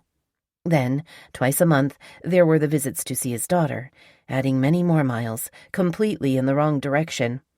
I was exhausted and diminished from his demands and abuse, and with my migraine headaches and the ongoing narcotic use, I was cracking up, breaking apart. My already intense life was becoming extreme. But every once in a while, I would hear a voice, loud and clear, telling me to get help and get it soon. It is extremely hard for me to read this statement in my own handwriting. Admitting it to myself is even harder. I was never the person who habitually thought things were too hard or too overwhelming. I had always been able to overcome feelings of being tired and overwhelmed, because I had always had some control over making myself feel better, even if that meant admitting that I needed professional help. My family members had, at times, made that final decision for me, with my agreement, but they did it out of love and concern for my well-being. It is not easy living with severe depression or feeling mentally and emotionally fragile, particularly if there does not seem to be a reason for it. It is a very desperate feeling, and I thank God that I was never ashamed to admit that I needed help. I thank God that my family was always there to help me when that was necessary, to insist on that help out of love. Chapter 7. Building and Tearing Down. Paul was living in a motel room in Traverse City that had been provided by the state police department, a benefit of the transfer to a new post. It was dark, old, and very depressing, and I moved in with him. We rarely had any visitors. My children and family all agreed that it was like a dungeon and no place to hang out. Paul had decided, completely ignoring my input, that he wanted to build a brand new house. He refused to even consider renting for a year or so until we settled and figured out which area suited us best. While he looked for some property and a builder, he also decided to move us into a different motel. We were basically living out of suitcases again, but at least this one had a kitchenette. Still, I was feeling really anxious because his 10-year-old daughter was going to be staying with us for the summer. The motel room itself was not at all conducive for a long stay with a 10-year-old. It was simply one big room with 2 queen-sized beds, a television, a small kitchenette, 1 chair, and a separate bathroom. We would basically be living on top of each other with no privacy whatsoever. The sexual activities had not changed or reduced. I was concerned about her being there with us. It was almost spring, 2003, and I really wanted us to buy or build close to town, where the post was, where my job was. Very quickly, I had gotten a job at a fairly large law firm where I knew some of the attorneys and support staff personally.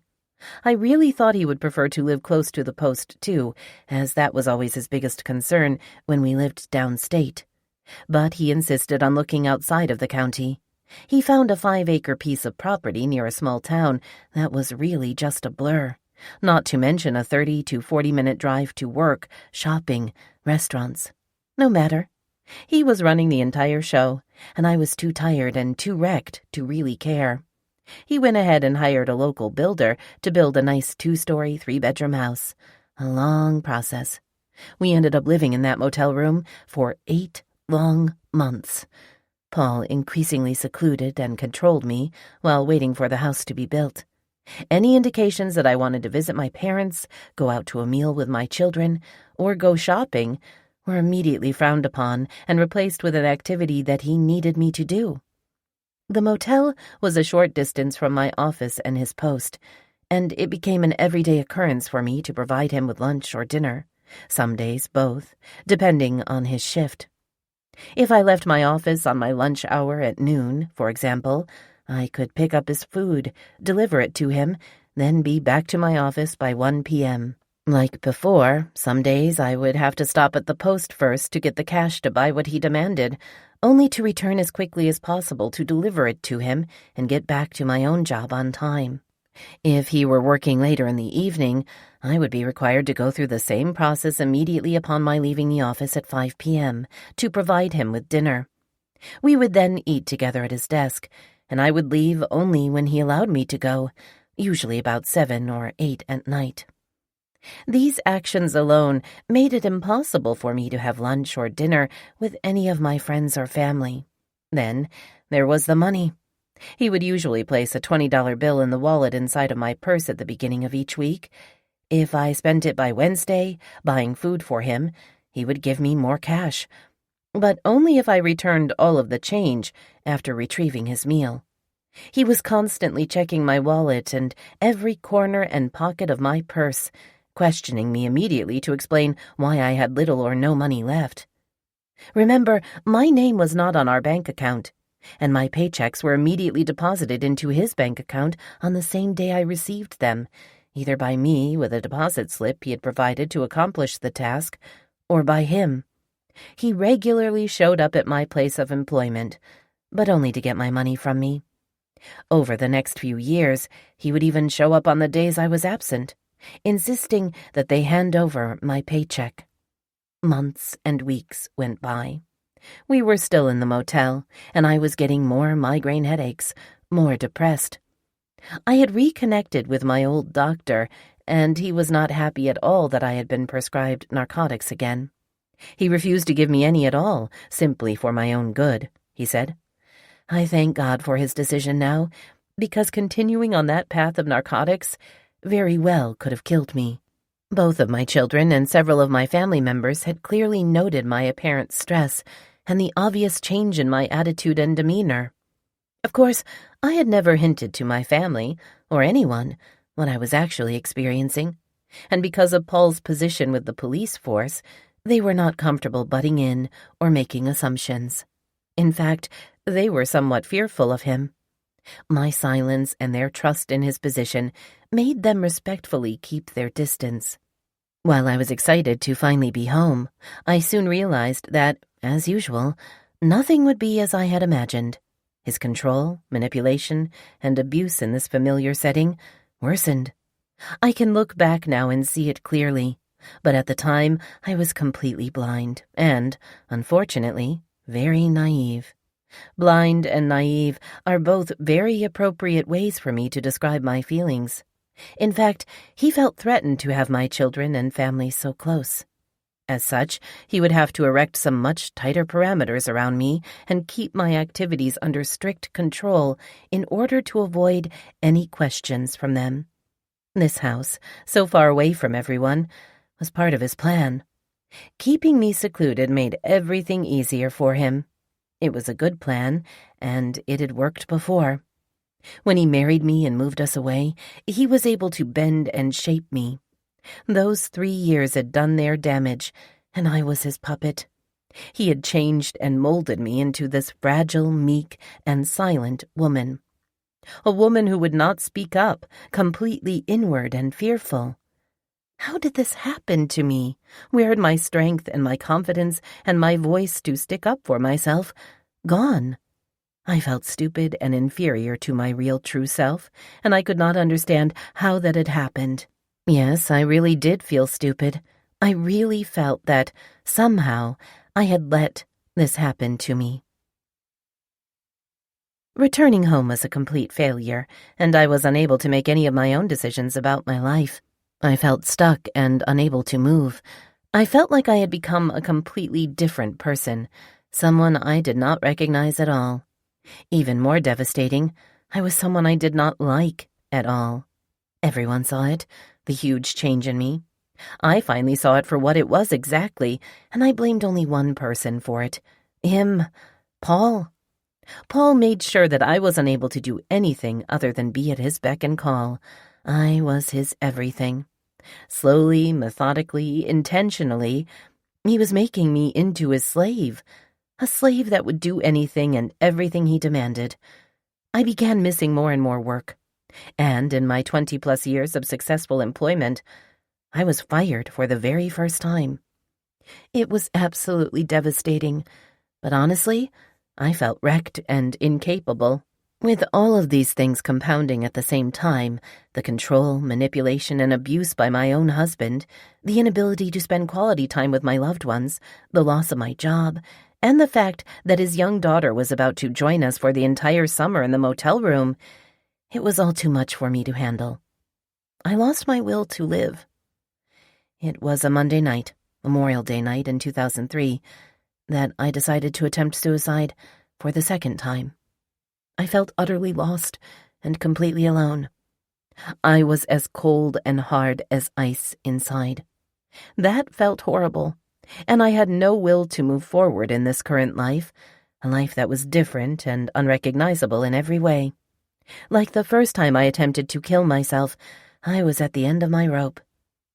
He had gone to work at 2 p.m. that afternoon, and I was at the tiny table in that awful, dark, depressing motel room. I wrote a note to my loved ones, telling them I was just too tired and depressed to continue living. I also made a short statement about Paul being too controlling and that I did not want to be married to him anymore.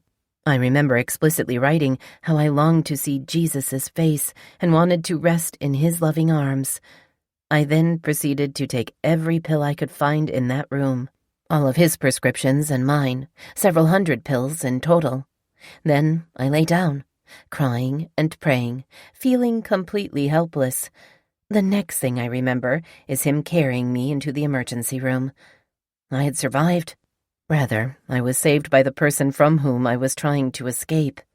After 3 days in intensive care, they admitted me to the psychiatric ward, and, for more than 2 weeks, he visited me every day. He seemed truly shaken at my suicide attempt, and cried while repeatedly apologizing for his controlling behavior. He promised that the sexual abuse would cease. That note I had left on that tiny table in our motel room, however, was never discussed, never mentioned by either of us. Somehow, it had managed to disappear, never to be seen by anyone other than Paul himself. He pretended that it never existed. I never brought it up. Remember, I had not spoken a word to anyone about the abuse I was suffering, and even at this low point, it felt impossible to admit it to my own heart and soul. Paul never asked me the obvious question of why I would attempt to take my own life, either. I have always believed in my heart that the reason is that he knew the answer all too well, and he definitely did not want to hear me say it or discuss it in any way. There was more disappointment when my doctor refused to let me attend my son's graduation party. Chad's father and I spent months planning, and it was to include a large crowd of family members from both sides, food, drinks, a celebratory day for our son. The party was held just a few days before my scheduled release from the hospital, and missing out only deepened my depression and gave Paul yet another golden opportunity to talk about my failing mental health and how he was just trying to take care of me like a loving, caring, strong husband. No one questioned him. What I did not realize, and would not learn about for years to come, was that he had begun telling everyone he worked with, and anyone else who would listen, that I was really sick and mostly unable to care for myself. Several troopers apparently asked him why he stayed with me, all of them suggesting he divorce and move on with his life. They could not understand how he was able to put up with all of my problems. But he presented himself as the patient, loving, savior husband. He would puff up his chest and brag about how he was taking such good care of me, how much he loved me, and how he would never think of leaving me. He shed tears at church and asked people to pray for me and for our marriage to weather the storm. He used my fragile state to gain sympathy and support for himself and his ironclad ego. This classic poor me defense became the perfect ruse for keeping the attention away from the bitter truth, that he was an abusive, sick, and evil man. This ruse was used on everyone in my entire family, and he would tell his parents and his siblings the same story. I admit that it was very believable, what with my past mental history and attempts to commit suicide. My family certainly saw the change in me, but as they had no idea who he really was, as a husband or a man, his patient, loving, savior husband speeches only elevated him in their minds. They still did not like him much, but they continued to believe him and trust that he was doing what was best for me. Yes, things were pretty perfect in his life. He had me right where he wanted, which was back in that motel room. The sexual abuse did come to a halt, to a certain extent anyway, because his daughter was there for the 3-month summer visitation. But the status quo continued everywhere else, with me running back and forth to the post with meals, snacks, and drinks at his request, all with his daughter in tow. The sexual activities were reduced to simple, quiet intercourse after she had fallen asleep late at night. His antics of accompanying me in the bathroom also continued as usual, and the urination thing went on without any interruption at all. But it became a more settled time for me, those 3 months, because so many of the sexual demands and expectations were absent. That time felt like a reprieve because of the change in his demeanor and the lessening of his demands. His daughter left in August to begin school, and I found a different job at another law firm. We finally moved into our new house in October of 2003 and got settled in. But from this point forward, my life is a blur. Over the next 6 years, I would work at a job for several months, only to quit and stay unemployed for several months. The headaches and depression, the fact that I did not and could not recognize myself anymore, kept me isolated and in bed. I did not like who I had become, and he desperately hated it when I was sick and in bed. He began using these occasions to degrade me, belittle me, and make me feel worthless and incapable as a person, and especially as a wife. Then, he suddenly became interested in going to church. He knew this would be incredibly significant to me, since I had grown up going to church with my mother, always believing and relying on God as my savior. Paul and I had never discussed religion or attending church regularly, so his sudden decision to join both of my parents at their church made me very happy. We began attending every Sunday. It was a welcome, uplifting change and provided me with added strength. Paul had always played the guitar, and he began playing in church with the praise and worship team. I was hoping and praying that this would be the change that our marriage desperately needed. I believe in my heart that he was looking for some solace and an escape from his own demons, which were out of his control. And I know for a fact that God was working in his heart, but he was unable to change Paul's sexual desires. Paul was so put out and angry at my continued depression and inability to meet his sexual demands that he simply began taking what he wanted. He forced himself on me and raped me. He was very assertive and violent, with no emotion or words spoken at all. He would force himself on me almost every morning before he left for work, and often at night when he returned home from a late shift. After my suicide attempt, he had stuck to his promises of stopping all of the unusual sexual activities, but that only lasted a short time. One by one, all of the old ways were reintroduced into our new bedroom, without discussion and with more intention and insistence than ever before. The urination issue was by then a daily occurrence, and to get his sadistic fix, he even began accompanying me into the bathroom at my parents' house. I look back at that and realize what a sick slap in the face that was, not only to me but to my mother and father as well. They would often ask why we had to be in the bathroom together, never knowing the exact reason. My own children would question this same action time and time again, and after several years, my response finally settled on, "You don't want to know." They stopped asking. Our new house became an extremely uncomfortable place. Fear was a common and palpable feeling in the air. My children realized quickly that keeping Paul happy by not making any waves or causing any problems was the best for all of us. During the 6 years that we resided in that house, my own parents only visited 3 or 4 times, and my own siblings only once or twice. We never had family or friends over for any occasion. It was easier for everyone to stay away and stay out of it. Why couldn't I tell anyone about the abuse? Well, mostly because of the shame and disbelief it caused for me, but also because of Paul's position as a police officer and the band of brothers scenario within every police force everywhere. Who was I supposed to call for help? He always reminded me that no one would ever believe me anyway, because he was so important, and I was mentally sick. I was a meek and mild woman attempting to ruin his illustrious career for no reason. In my mind, I could not call the police on my own husband. He was the police. Chapter 8. HMFIC.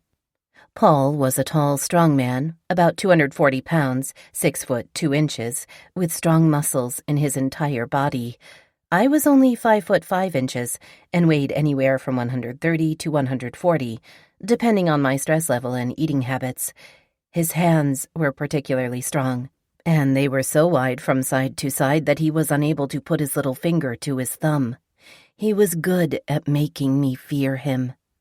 I never knew what mood he would be in when he came home from work, but I could easily tell when he was not happy. He would slam the door when he came home and throw all of his things across the kitchen counter, knocking everything else onto the floor. Some days he would come home and complain about why the washer was running or why there were clothes in the dryer. He would question me as to why I was running the water in the kitchen for so long, or why I was going out to the garage or looking in the closet upstairs. Who was I speaking with on the phone and why? Many times he had come home to find that I had prepared dinner, only to show his disappointment at what I had cooked, or declare that he had made plans to eat out instead. He questioned each and every move I made. I could do absolutely nothing to his standards. Eventually, he took away all of the domestic chores that a normal wife handles, such as the cooking, which I had always loved to do. The grocery shopping became a once-a-week task, and we would drive to the Meijer store with the list he had made himself. I was required to walk at his side or right behind him while he pushed the cart and did the shopping.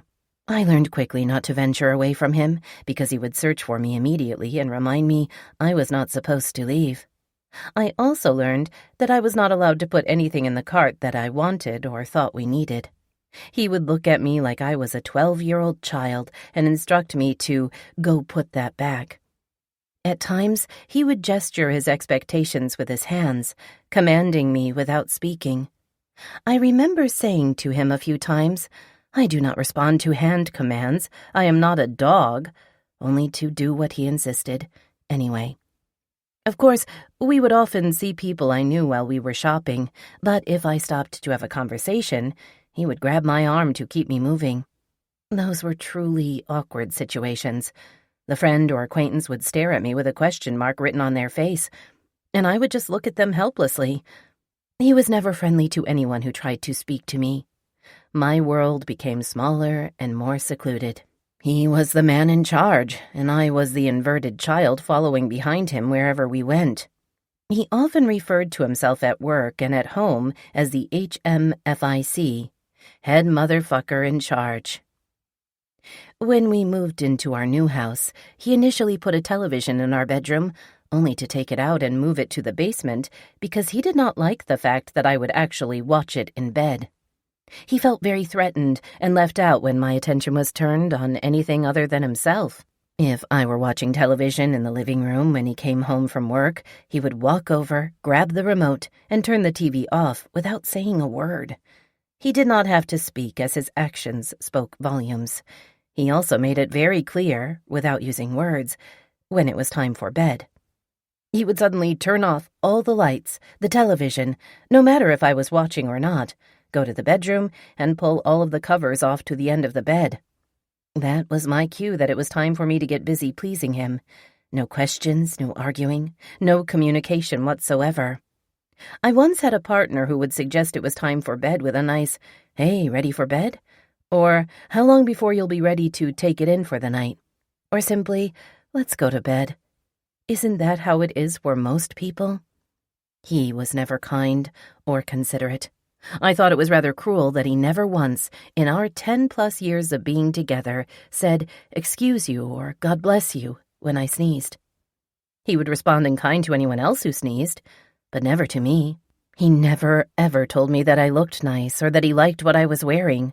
I was a professional woman who worked in law offices, and I always dressed up and did my hair and makeup every day. I think he preferred that I look not attractive. He scoffed at my leather coats and my nice shoes, and said that I liked to wear them because they brought me attention. I made many changes to make him happy and quiet his constant criticism.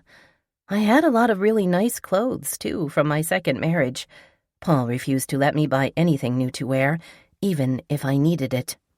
He would point out that I had a closet full of nice clothes and shoes and insist I did not need any more. He was also turning into a paranoid husband figure. He would often see tire tracks in our driveway and insisted that someone had been at the house while he was gone. He accused me of hiding things. He would call me several times a day to check on me and determine my whereabouts or ask what I was doing. If I did not answer the phone the first time, because I was in the shower or the laundry room, he would hang up and call right back. In the last few years we lived in that house, he would often send a trooper to check on me. Sometimes the trooper would just be driving by. Sometimes he would come up the driveway to see if my car was there. It was crazy behavior and very concerning to me. Shortly after he removed the television from our bedroom, he replaced it with a brand new computer and large monitor hooked up to the internet. He was a very smart person when it came to computers and all things technical, so the computer in our bedroom was a welcome addition, for me, which took up a lot of his idle time. When he first brought it home and was setting it up, I went in to see how things were going. I mentioned that I would like to sit there for a short time with him so I could set up an email account. He advised me that he had already done that, and pointed to a piece of paper on the desk which had my username and my password written on it, both of which he had chosen for me. He said that I should not even think about changing it, because he had disabled that part of the program. He made it clear that I was all set up, but that he would be checking my account on a daily basis to see my activities and who I was communicating with. I threw up my hands in disbelief and told him not to bother because I would not be using it at all. He was, of course, happy with my decision and gloated at his ability to keep me in check. I never did use that damn computer, except to revamp my resume and make some cover letters when applying for a job. He, on the other hand, was glued to it, searching for all things sexual. I knew, obviously, what he was up to. I was aware that he was visiting porn sites and looking at very evil things, only because he would call me into the bedroom and show me an image simply to get my reaction. My reaction never changed from disgust and disbelief, but it is my true belief that he was always hoping for something positive or inviting from me. How could I react in any way other than pure horror? The images that excited him always contained a woman, or some part of a woman, crying, bleeding, looking terrified, chained down, or tied up in some way. The woman was always naked, of course. Other times he would try to hide the fact that he was looking at pictures and scenarios of sexual activities by switching screens when I walked in, or quickly picking up and strumming his guitar.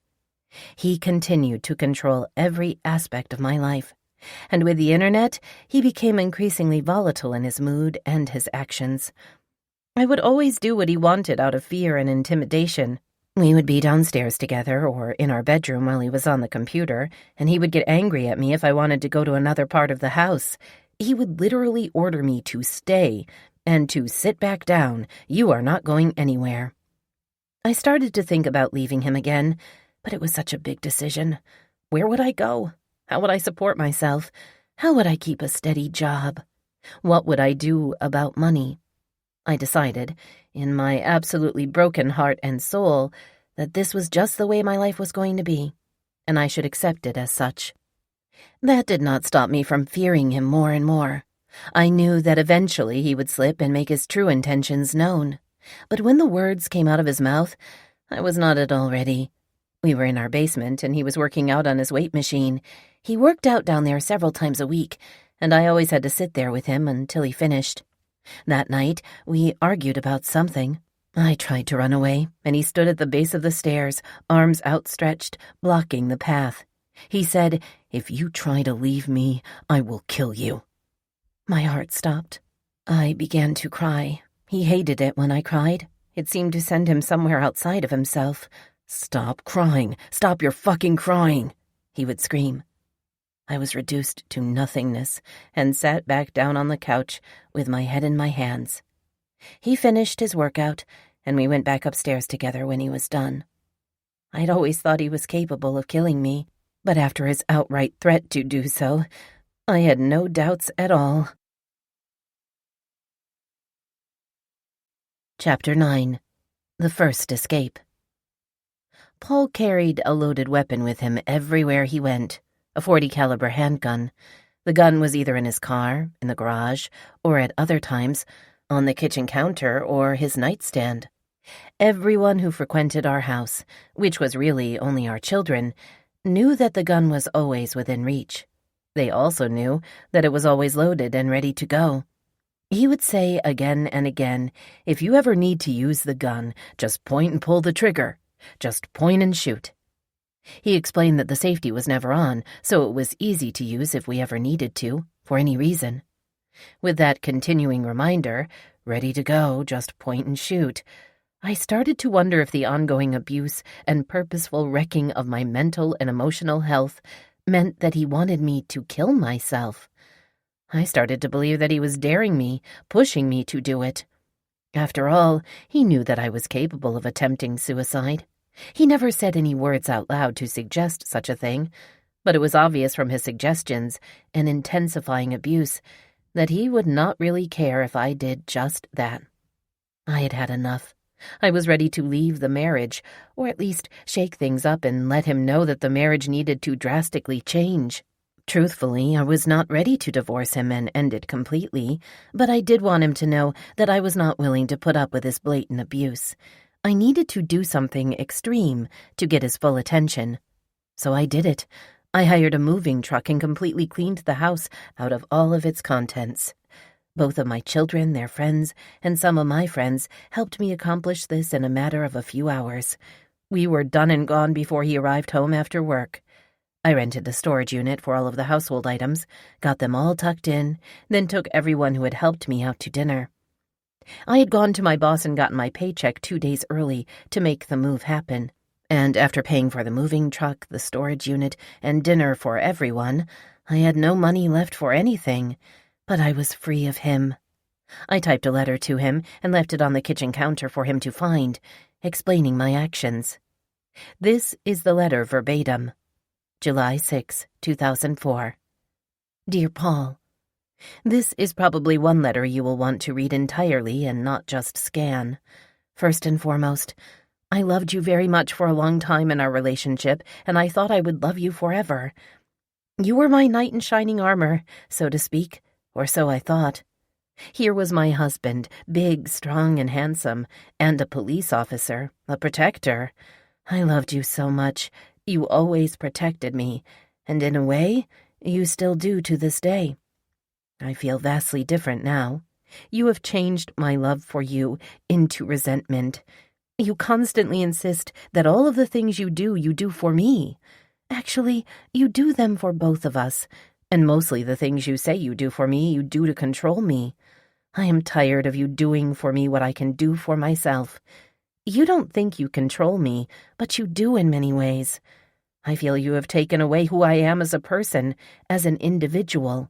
You will never understand this because you can't see it. The same holds true for our sex life. You demand these certain things in return. You want me to dominate you when, in reality, you dominate the whole scenario. Because when you don't get what you want, life is miserable.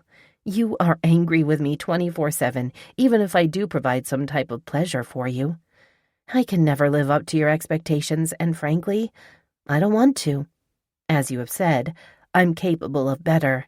Well, I'm not. I've come to the conclusion that you are impossible to make happy. I don't think you will ever find anyone that will make you happy. You say you love me, but I believe you don't really love me at all. Or you would show me you love me through affection. I believe affection comes naturally. You are a very complicated person that not too many people understand. According to you, it is always me that needs help, always me that needs to change. I feel stronger now than I have in a long time. I've taken a real hard look at myself, at my life. I need to start living as if each day is a gift, and as if tomorrow were not to come. I am not doing that with you. I'm not doing anything with you, except wondering what attitude you will have when you wake up or when you get home. I am constantly on pins and needles with a knot in my stomach. I can't live this way any longer. I honestly feel you need help, Paul. You have many issues unresolved in your life that you need to deal with. And now another one. I don't think you love yourself, and therefore are not capable of loving anyone else. I also feel you need help with your sexual issues. I feel you are sick. As you can see, I have taken what was mine and left some of what was mine for you. I took the dining room table and chairs and left the living room furniture for you. I have the van for now. I am assuming you will want it back. I am working on getting another car. I have left the bank card, and I have left my cell phone. Please don't contact any of my family members. They are the only ones aware of what is happening, and I have shared with them the reasons I have left. Frankly, they all wanted to know why I stayed as long as I did. I am truly sorry our relationship did not work. I feel like a total failure. No, I did not finish this marriage. No, I do not finish much of anything I start. and no, it's not always my fault. I am sorry for the pain I have caused you, and I am sorry for the pain this will cause you, but I feel it is the best thing for both of us. I can't stay in a relationship I don't want to be in. I can't stay with someone I've come to resent. It was a very nerve-wracking day, and I was fearful of how he would react. I was also relieved and proud that I had been able to take such a huge step. I had made plans to stay with my sister and her husband, but I had no idea what I was going to do in the future. It all depended on his reaction and whether he was willing to make some huge changes. He called me immediately after he got home, absolutely devastated. I told him to leave me alone and not to call because I would not answer anymore. I told him I would call him when I was ready to sit down and talk. I kept my word and did not answer the phone. That did not stop him, though, from inundating my voicemail with messages at work, apologizing, crying, begging me to come back. He left messages at all hours of the day and night, telling me how much he loved me and how much he cherished me as his wife. He begged me to not leave him alone, and he promised to do whatever he had to do to make me happy. He promised to stop raping me, and said he would get rid of all the sex items, if that was what I wanted. After 2 or 3 days, I called and agreed to meet for dinner. I was shocked at how awful he looked. He seemed truly crushed. He was overly sweet and very caring, and he was teary-eyed during the entire meal. He was like his old self, the man I had first met and fallen for, charming and attractive, a nice guy. For the first time ever in our relationship, he brought me roses at work with a nice card attached. At least twice a week while I was gone, he sent roses. This was important to me because he did not believe in such sentiments. He had never bought me a gift for my birthday or any other occasion. He had never shown any appreciation or love in a giving way like that. In fact, we agreed at the beginning of our relationship that gifts were not necessary for any reason. Not that I ever really liked that idea, but it became clear over the years that he was incapable of these particular actions because he was incapable of giving. Anyway, I loved getting the roses, and he seemed to be genuinely reaching out. He implored me to give him a second chance, repeating that he loved me as his wife, and he did not want our marriage to end. He insisted that I was the best thing that had ever happened to him, and he refused to let me go. He used God and quotes from the Bible while assuring me that he was ready to be the husband that God wanted him to be. He said that I had been given to him as a gift from God. He said that he had abused the gift, taken it for granted, and that me leaving him was the exact thing that he needed to see the truth. Over the next 3 weeks, he convinced me that he had indeed gotten the message. He asked me to meet him on Sunday morning at church. He said that he had a special surprise in store for me, and begged me to be there. I got to church and sat with my parents. I saw him come in and sit down. After a few songs and some announcements, the pastor called Paul up to the podium. The pastor explained that Paul wanted to speak to me in front of the entire congregation. Paul stood up there and admitted that he had been abusive and controlling. He went on for several minutes, then asked for a prayer from the congregation for our marriage, that it be healed and restored. He then announced that he had a gift for me. He walked over, in front of everyone, and handed me a framed copy of 1 Corinthians chapter 13, entitled Love in the NIV version of the Bible. I accepted his gift. I believed everything he promised. That night I went back home, and he hung the framed verse directly above our bed. It reads, 1 Corinthians chapter 13, Love. 1. If I speak in the tongues of men and of angels, but have not love, I am only a resounding gong or a clanging cymbal. 2. If I have the gift of prophecy and can fathom all mysteries and all knowledge, and if I have faith that can move mountains, but have not love, I am nothing. 3. If I give all I possess to the poor and surrender my body to the flames, but have not love, I gain nothing. 4. Love is patient. Love is kind. It does not envy. It does not boast. It is not proud. 5. It is not rude. It is not self-seeking. It is not easily angered. It keeps no record of wrongs. 6. Love does not delight in evil, but rejoices with the truth. 7. It always protects, always trusts, always hopes, always perseveres. 8. Love never fails, but where there are prophecies, they will cease.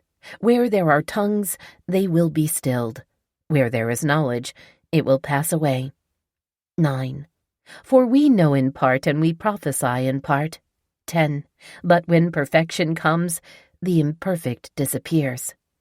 11. When I was a child, I talked like a child. I thought like a child. I reasoned like a child. When I became a man, I put childish ways behind me. 12. Now we see but a poor reflection as in a mirror. Then we shall see face to face. Now I know fully, even as I am fully known. 13. And now these three remain: faith, hope, and love. But the greatest of these is love. It was comforting to see God's words shining down on me in the place where Paul had hurt me in so many different ways, and I prayed that God would protect me. This gift, this gesture of love from him to me, was a great statement, one that I wanted to put all of my faith and all of my trust in, but it would prove to be nothing but an empty gesture, impossible for him to stand up to. But for the first 2 or 3 weeks following my return home, he seemed like a changed man, and we were able to communicate well about my requests and what I expected. He seemed more spiritual and much kinder, and I believed he was really trying to change. He agreed to get rid of all of the sexual-related items and said he would not come into the bathroom with me and make me urinate into his mouth anymore. He also agreed to give me more freedom to visit with my family and my children, and he promised he would stop demanding that I wait on him by providing all of his meals at the post. In turn, he wanted me to be more loving and attentive. He wanted me to come on to him more and initiate sexual activities more often. He wanted me to make him feel more wanted. I agreed to this request immediately. I also tried to explain how he had made me feel worthless and degraded with his sexual demands and increasing violence. He admitted that he had acted inappropriately. Then he insisted that we pray about our problems and ask God to heal our marriage. Within days, the bag of sexual items were gone, and, for a short time, things were truly different between us. At his request, he began praying out loud, with me in our bed, when we turned in for the night. He would actually pray that God remove his sexual demons and make him the husband he should be. He would refer to me as his precious gift from God and promise to love me and treat me as such. I felt remarkably close to him and believed that God would intervene and fix our marriage. It was awesome while it lasted, but soon things were back to the usual. Slowly, methodically, all of his demands, expectations, and the sexual items came right back into our life. As it turns out, he had buried the bag of items in a deep hole on our property. Within a few short months, he dug them up and begged each and every one back into our marriage. He was unable to escape from his sadistic thoughts and actions. He said that he needed these sadistic activities to exist, that without them, he was a closed-off, angry, completely discontented man. It was at this very point that I, for the millionth time, suggested that he needed help. He agreed and said that he would see a psychologist. For several months, we went individually and together as a couple. But it came to an abrupt end when I realized that our agendas were completely different. I wanted a loving, passionate relationship with mutual respect and affection, and he wanted to turn his sadistic sexual desires into a lifestyle. He wanted me to give in, accept, and perform all of his demands and desires.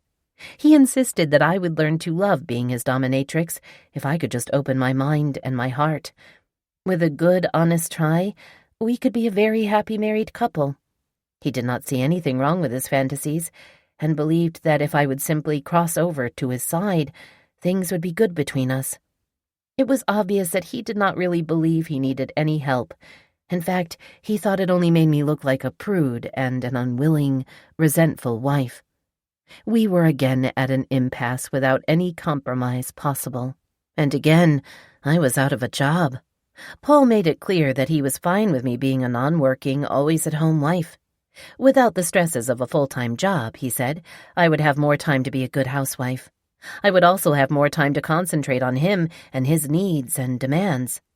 There would be no more excuses about being overwhelmed or overstressed. I was more than capable of focusing on my one reason to live, my one and only responsibility in life, him and what he wanted. He presented this argument as such a blessing to me. He was freeing me of all of my outside troubles, leaving me plenty of time to rest, keep the house in order, and work on keeping my depression and migraine headaches in check. This was his compromise. This was his answer to our problems. He would give me free rein to do nothing but take care of him, his needs, his demands. It would be like a life of leisure for me, he said, and it would keep our marriage intact. He preyed upon my feelings of wanting to stay married, and not having to work was also an incredibly attractive offer. He had me in the perfect position, and I caved right in. Manipulation is an enormously powerful tool. Over time, in my own experience, it was life-changing. I really believed that my life was exactly as it was meant to be. I continued to convince myself that it wasn't really that bad. I had a nice house and a nice car to drive. I had food, shelter, and clothing, everything I needed. Plus, I did not have to work anymore. He wasn't really that awful, was he? I believed in all of the condescending titles he put on me. I was a bitch, a prude, mentally sick and unstable, unable to make him happy, sexually or otherwise, a bad wife, and it was only because of him that I was able to make it through each day. He had only ever given me one responsibility in our marriage, by the way, and that was to keep him happy and content sexually. Now he was making it impossible for me to fail by allowing me to not have to work. I fell right into the trap. Somehow, all of his control and manipulation had turned into brainwashing. I realize that this may seem like a far reach to some of you. Lots of things seem like a far reach until you actually live it on a daily basis. Webster describes brainwashing as to indoctrinate so intensively and thoroughly as to effect a radical transformation of beliefs and mental attitudes. Yes, exactly that. Of course, it was years later that I thought of calling it brainwashing.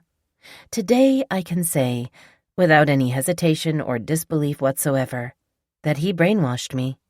He was that good. Indeed, he was a true master at his craft. Over the next several months, I allowed him to play me and control me in every way possible. I let him suck out all of the good and real qualities. I became exactly what he wanted me to be. And what was the outcome? His demands and his violence increased. I vividly remember lying in our bed one morning after he had raped me, showered, and left for work. I was crying out loud and thinking to myself that he had made me his sperm receptacle, somewhere warm and moist to inject his poison into. That, for me, was a powerful realization because in my real heart and soul, I knew better. I knew that I was much more than that. It is terribly hard to live with someone who constantly berates and criticizes you and everything you try to do. Someone who shows no love, compassion, or appreciation. Someone who turns you inward and ruins your self-esteem and confidence. I have always believed in the adage, you are a product of your environment. The wonderful family I grew up with gave me the values I believe in today. But this environment, the one I lived in with Paul, was negative, uneasy, and tiring. I changed. I became a completely different person, unrecognizable to my old self. I loathed it. I loathed who I had become. I felt so dirty and nasty, having to do these horrid things to please him, these sexual acts with no feeling or emotion at all. I really felt like a whore. I realize how ironic it sounds for me to talk about being raped by my own husband, about feeling like a whore in my own bedroom, but that is exactly how it felt, degraded and filthy.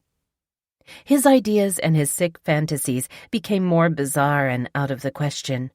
For example, he wanted to bring a third party into our sexual activities, and he wanted me to be the one to decide exactly who that would be. I could choose a man or a woman, whichever I wanted. He asked me to consider going out to a bar, picking someone up, and bringing them home to our bedroom. I told him that would never happen. Why would he even consider putting me in such a position? I thought it was extremely dangerous. He did not agree with me about the danger, but I refused to talk about it, even after he had suggested it several times. His next idea was even more odd, one that he almost begged me to make happen. He wanted me to go out and sleep with a man that I picked up in a bar, then return home to him so that he could suck that man's sperm out of me and clean me up. He preferred that the whole scenario happen from start to finish in our bedroom, but said that if I were uncomfortable bringing another man home with me, he would be happy just cleaning me up. I refused to listen to this idea even more aggressively than the first. It made him angry, but I told him he was a sick bastard to suggest such a thing. I truly felt he had absolutely no respect for me as his wife, or even as a woman. In fact, I would often point out to him that he did not respect me as his wife. He readily admitted that was true, and would say, "No, I do not respect you. Respect is earned."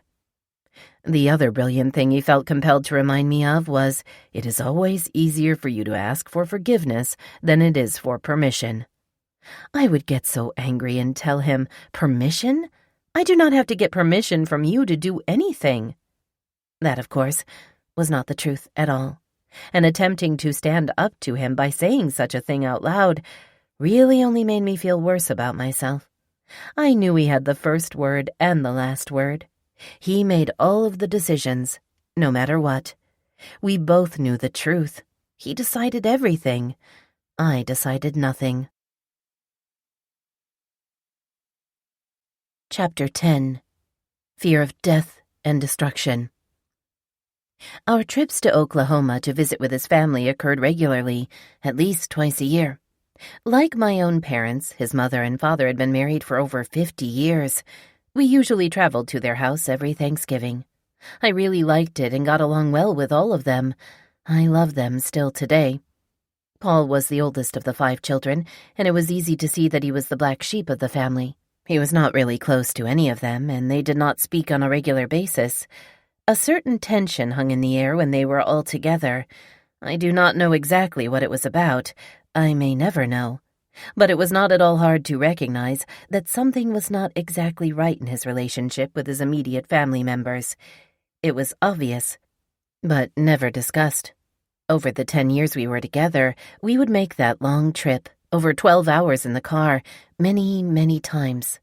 He used to break the trip up into 2 days, which would allow us to travel only 6 hours the first day, stay in a motel for 1 night, then drive the remaining 6 hours the next day. There was no additional stopping for anything except a scheduled gas refill or a quick meal from the drive-thru of a fast food place. He decided the where and when, of course. He was also the one to decide if my visor was up or down. If I put it down because the sun was shining in my eyes, he was perfectly capable of reaching over and slamming it back up into place. He also refused to ride with the air conditioner on, insisting instead that all 4 windows be rolled down completely. Riding in a car for 12 hours with all of the windows rolled down is like being in a tornado. It was so loud with the wind whipping that you could not hold a conversation. Not that we had any discussions in the car. He was never interested in talking about anything other than sex and his sexual demands. And he absolutely refused to turn on the radio. I never rode in the car by myself without the radio blasting my favorite channel. Doesn't everyone do that? So this was particularly strange. We would often argue about it, and sometimes I would turn it on just to spite him, only to have him shut it off in disgust and remind me that I should be directing all of my energy and my thoughts on him. These car rules were always in force, no matter where we were going, even to get groceries or run errands. I always froze in the car, too, because he refused to turn the heat on anything but low, and he never, ever started the car in the driveway or in the garage to warm it up in the winter months. Near the end of 2007, Paul's father became extremely ill and had a stroke.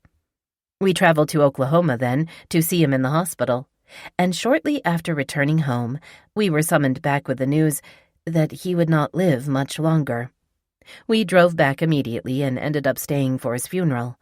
This was a very sad time for Paul and his entire family, and it was one of the only times I ever saw Paul become humble and lose some of his arrogance. On the day we were to return home, Paul went out to his parents' garage to go through some of his father's tools. His mother had given him permission to take what he wanted. He picked out some special items and packed them in the car. I happened to notice that one of them was a big, heavy mallet, about 3 feet tall and coated in rubber. I tried, but it was too heavy for me to lift without using both hands. It gave me a bad feeling, and I wondered why he wanted it. He placed it on the floor, directly behind the driver's seat.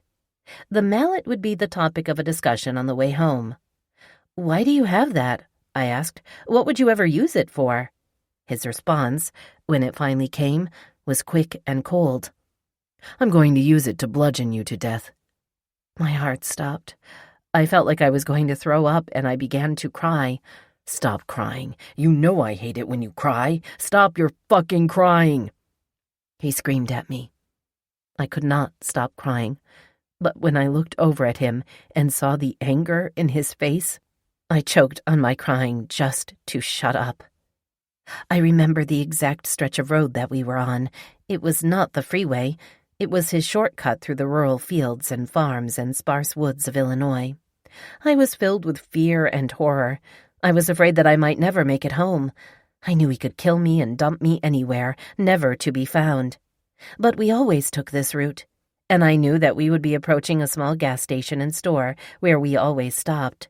I thought about getting out, running into the building and screaming for help. But what would happen then? Would he become enraged? Would he laugh it off, claiming it was all a joke? I felt such a sense of pure dread. I was truly afraid for my life. We did stop at that gas station, and I went in and used the bathroom and returned to the car without saying a word to anyone. The remainder of the trip was extremely tense, and I remember taking my cell phone out of my purse and putting it in the front pocket of my jeans so that I would have it on me in case I needed it. That incident was never discussed or brought up between us again, but it made me believe he had a definite plan in mind if he did ever want to end my life. I had no doubt that he was capable of killing me. I had no doubt that he would probably get away with it because of his police knowledge. This was the second time he had threatened to kill me. It would not be the last. Chapter 11. Becoming Unrecognizable. There are so many more important facts that I need to tell you about, all of which happened in the last 3 years of our marriage. But I also need to admit that I cannot remember an exact timeline for when they occurred, or even in what order they occurred. Because of the state of my mind, my body, my emotions, my entire being, I was, for those last 3 years, silenced, squelched, unable to have real feelings, completely wrecked. I was just a shell of myself in all ways, from my demeanor to my actions and my skin and bones appearance. Trauma can affect your entire body and soul and shut your brain off in certain ways, sometimes to protect you without you even realizing it. Anyway, I know that these things did actually happen, but exactly when escapes me, except that they all occurred between 2007 and 2009. And it's not that these particular events were any more or less tragic than the rest. It is just that they seemed to somehow tip the scale and make the pile of life-changing events so top-heavy that they finally had to come falling down. The first of these is my daughter's wedding. Ashley had been with a young man for several years, and they had produced my 2 beautiful granddaughters. The relationship was on and off, and good and bad for its entirety. But I was happy when they decided to make their union official. They did not want a big, fancy affair, and they had planned on paying for what they could, along with help from her father and Paul and I. Ashley's great-grandmother offered to buy her wedding dress, and they planned a nice ceremony with a big celebratory reception afterward with food, beer, and other alcohol. They also hired a DJ for the party. All the weddings in our family were always big, happy dance parties. I was excited that Ashley was happy, and, after speaking with her father, we began to plan. I, of course, went to Paul to try and work out a budget that would fit with the events. Since I truly had no idea what our financial situation was, I made no outright suggestions about any amount, and hoped that he and I could discuss this important matter sensibly. That plan would be nothing close to the reality. He made it clear that there would be no discussion whatsoever, and that he did not care about any of the details. He did offer to make and provide any food that would be needed as far as side dishes. Then he wrote me a check for $250, making it clear that that would be all he would be providing. I tried to explain how insulting this was, but he did not want to hear it. The wedding was not going to be a catered, sit-down dinner, but good food, drinks, and alcohol could cost several $1,000s. I was working at the time and making decent money, as I had agreed to fill in a few hours per week at a friend's law office while she looked for a full-time assistant. Although I did not have access to any of our money or to the bank account itself, he made particularly good money, and there never seemed to be a problem. We had a mortgage, a car payment, and other expenses, but I knew that our bills were always paid on time, and we seemed to have enough extra cash to eat our meals out often and keep groceries in the house. I do not know why I was so surprised at his behavior. It was certainly nothing new as far as control and manipulation go, but I was particularly pissed off and heartbroken. On my own, I went to the bank and borrowed several $1,000s in my name without telling him, and was able to provide Ashley with much of the money she needed to pay for part of her wedding. That was all I wanted. Borrowing the money just to spite him was very wrong, and the fear and tension it caused me was awful, but I was tired of everything, and it was my way of standing up to him. He, of course, eventually found out about it and was beside himself in anger. He felt I had disrespected him. I realize now that I was trying to hurt him and pay him back for all of the things he had done and was doing to me. I realized, too, that I was very lost and reaching in the wrong direction to make myself feel better. Ashley was the most beautiful bride ever, and the entire day was so special and shared by many loved ones. I spent the day at the church with her and her friends, preparing for the event. Paul was to come later with his daughter, bringing the dishes we had prepared. With many helping hands, the meal turned out wonderfully, with her father as the grill master, serving up pounds and pounds of fresh grilled pork, barbecued pork, plus all of the usual fixings. The drinking and the dancing were to begin around 9 that evening. Paul did his best, in the weeks before the wedding, to let me know that we, meaning he, his daughter, and I, would be leaving early, because he did not like the fact that people would be getting intoxicated and driving home impaired. He did not want any part of that with his position as a police officer. I knew what his real intentions were. He really just wanted to stop me from drinking or dancing and having any fun. Even worse, all of my attention would obviously be directed towards my daughter, the bride, and my family members and friends. He would do whatever he needed to do to make sure that he remained my top priority, even on my only daughter's wedding day. I believe now that he formulated his plan weeks in advance because he knew that if he tried to make me leave that day in front of my family and friends, it would be war. He knew that he was not going to be able to suggest such a ludicrous thing on the day of the wedding, and he also knew that if he imposed his control at the event, it would be in the presence of my family and friends. After many arguments and tears on the days leading up to the wedding, I was able to make it crystal clear that I would not be leaving early, that I would be dancing and having a drink or two to celebrate the occasion, whether he liked it or not. I knew I could not, in any way, give in or bow down to his demand, because if I showed him any cracks, he would pounce on me and break me. As it turned out, I stood my ground and remained steadfast in my position. He did, in fact, leave the venue right after dinner, sneaking out without saying a word to me or anyone else. His daughter was having a good time, and I knew that she wanted to stay and dance and have fun, but she was gone as well. I felt stupid trying to explain to everyone where he had gone and why he had left so early, but I made no excuses for his behavior and simply described it as Paul being Paul. No one was really surprised, and no one missed him either. I was on edge, however, and feared returning home to face my consequences.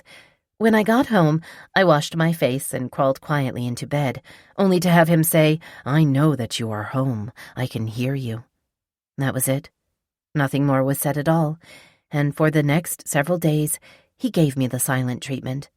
I did not care. I was over it.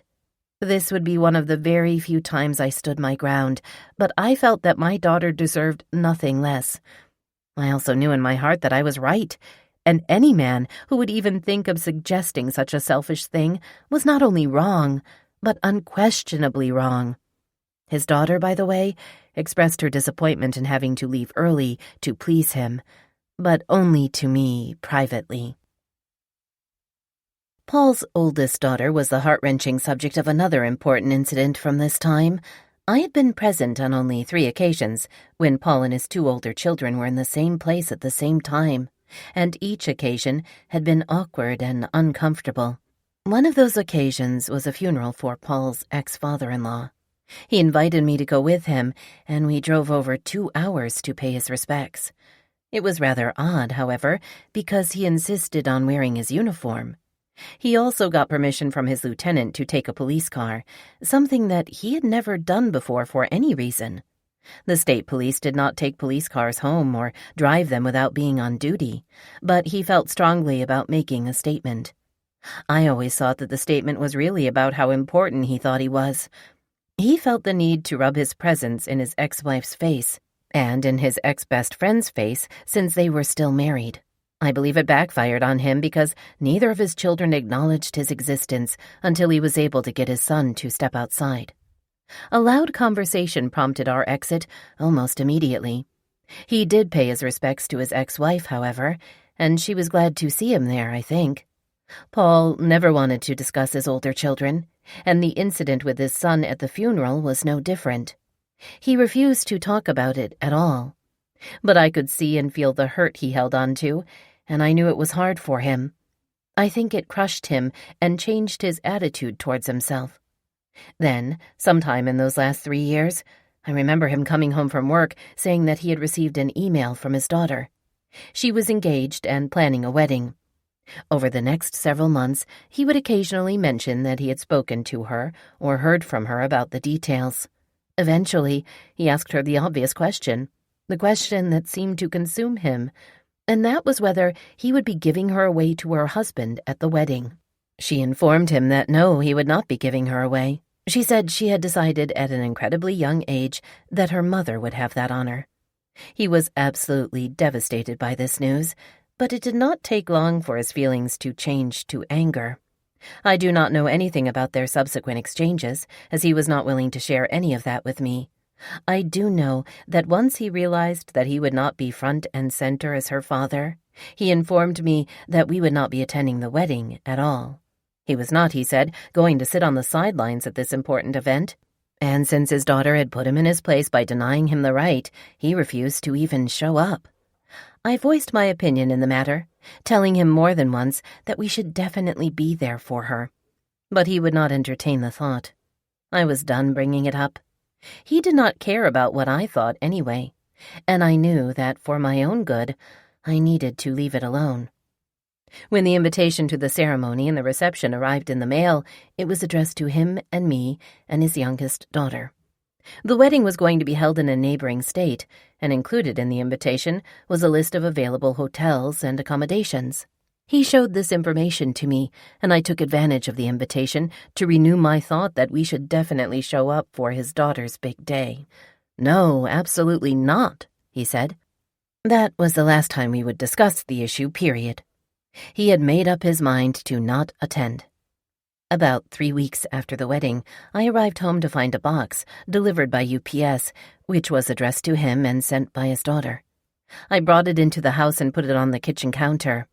I never considered opening it, of course. He arrived home, saw it sitting there, picked it up, went to the bedroom, and closed the door behind him. I was curious to know the contents of that box, but knew enough to not intrude or inquire about it until he was ready to let me in. Later in the evening, I went into the bedroom to do something. He was on the computer and the box was on the bed, opened up. It contained 2 dead corsages, still in their original plastic containers from the florist, and an empty 8x10 frame void of any picture. When I asked him about the box, he told me that it had also contained a note from his daughter, explaining that the corsages had been there on the day of the wedding for us to wear. The frame would have contained a picture of her and her father on that special day, had we have shown up as she expected. The note was something he refused to show me, and following his quick explanation, he made it perfectly clear that he was done discussing it, and not to ask any more questions. I was horrified for his daughter, but I left it at that. It was over. Done. I would find out the whole story years later, after I had been in prison for over a year, when, much to my shock and wonderment, I received a letter from Paul's first wife.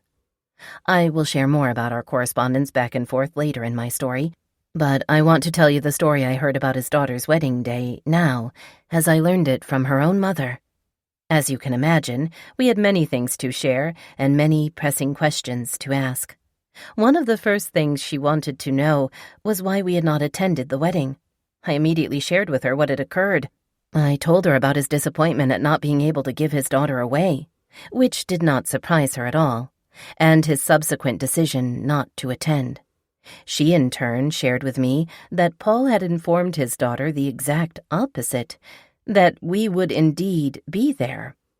She went on to tell me that the wedding ceremony started more than a half-hour late due to the fact that she was waiting for us to arrive.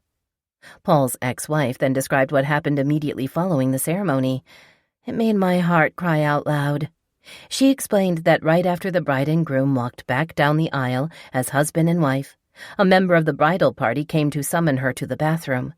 Her daughter had requested her presence. In the bathroom, she saw her newly married daughter standing there with a pair of scissors and a garbage bag. The daughter was holding her wedding veil, the veil her mother had also worn on the day she married her father. The daughter had hoped that her father would recognize it as such, but, having to come to terms with the fact that her own father had not bothered to show up on her special day, she told her mother to use the scissors to cut the veil in half, which was many feet long and trailing.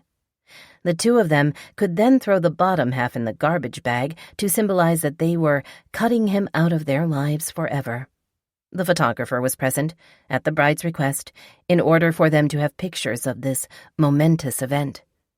I cannot even imagine the rush of emotions that must have been running through each of those women in that moment. The entire day must have been very disappointing and draining. And I cannot come up with any excuse for Paul's reasoning in this matter. Somehow, I am sure he was able to put the blame on me as to why we did not attend his daughter's wedding. But I assure you that it was out of my control. He made that decision. He put that dark cloud over his own daughter's special day. He, and he alone. Being apprised of this unfortunate event years after my own traumatic experiences only elevated my sincere hatred for the man. He truly did enjoy inflicting pain in any way possible on the people he claimed to love. Chapter 12. The Impending Fire. At some point during these last 3 years, his youngest daughter came to live with us on a permanent basis, only visiting with her mother for a few weeks in the summer. Because of that, Paul was gone from the house much more, as he insisted on being involved in every aspect of her life as far as school and church activities. Suddenly, I was not his only focus. He began going places and doing everything with her. I was expected, of course, to go along and join them, but there were so many days when I was barely able to get out of bed. I was consumed with headaches, depression, and fear. And all of the interactions I had with Paul were stressful, confrontational, or abusive. The activities in the bedroom, however, were ongoing. New things, more sadistic and frightening things, were constantly being added to our sessions. He had always really liked it, for example, when I smothered him and made it hard for him to breathe. At certain times in the past, he had attempted to do the same thing to me. He would hold his hands over my mouth and nose or hold my face up tight against his chest as he lay on top of me. I would kick and squirm and try to free myself. I would ask and plead with him to stop. He would never take it too far or try it too often. It scared me to death and usually ended with me crying.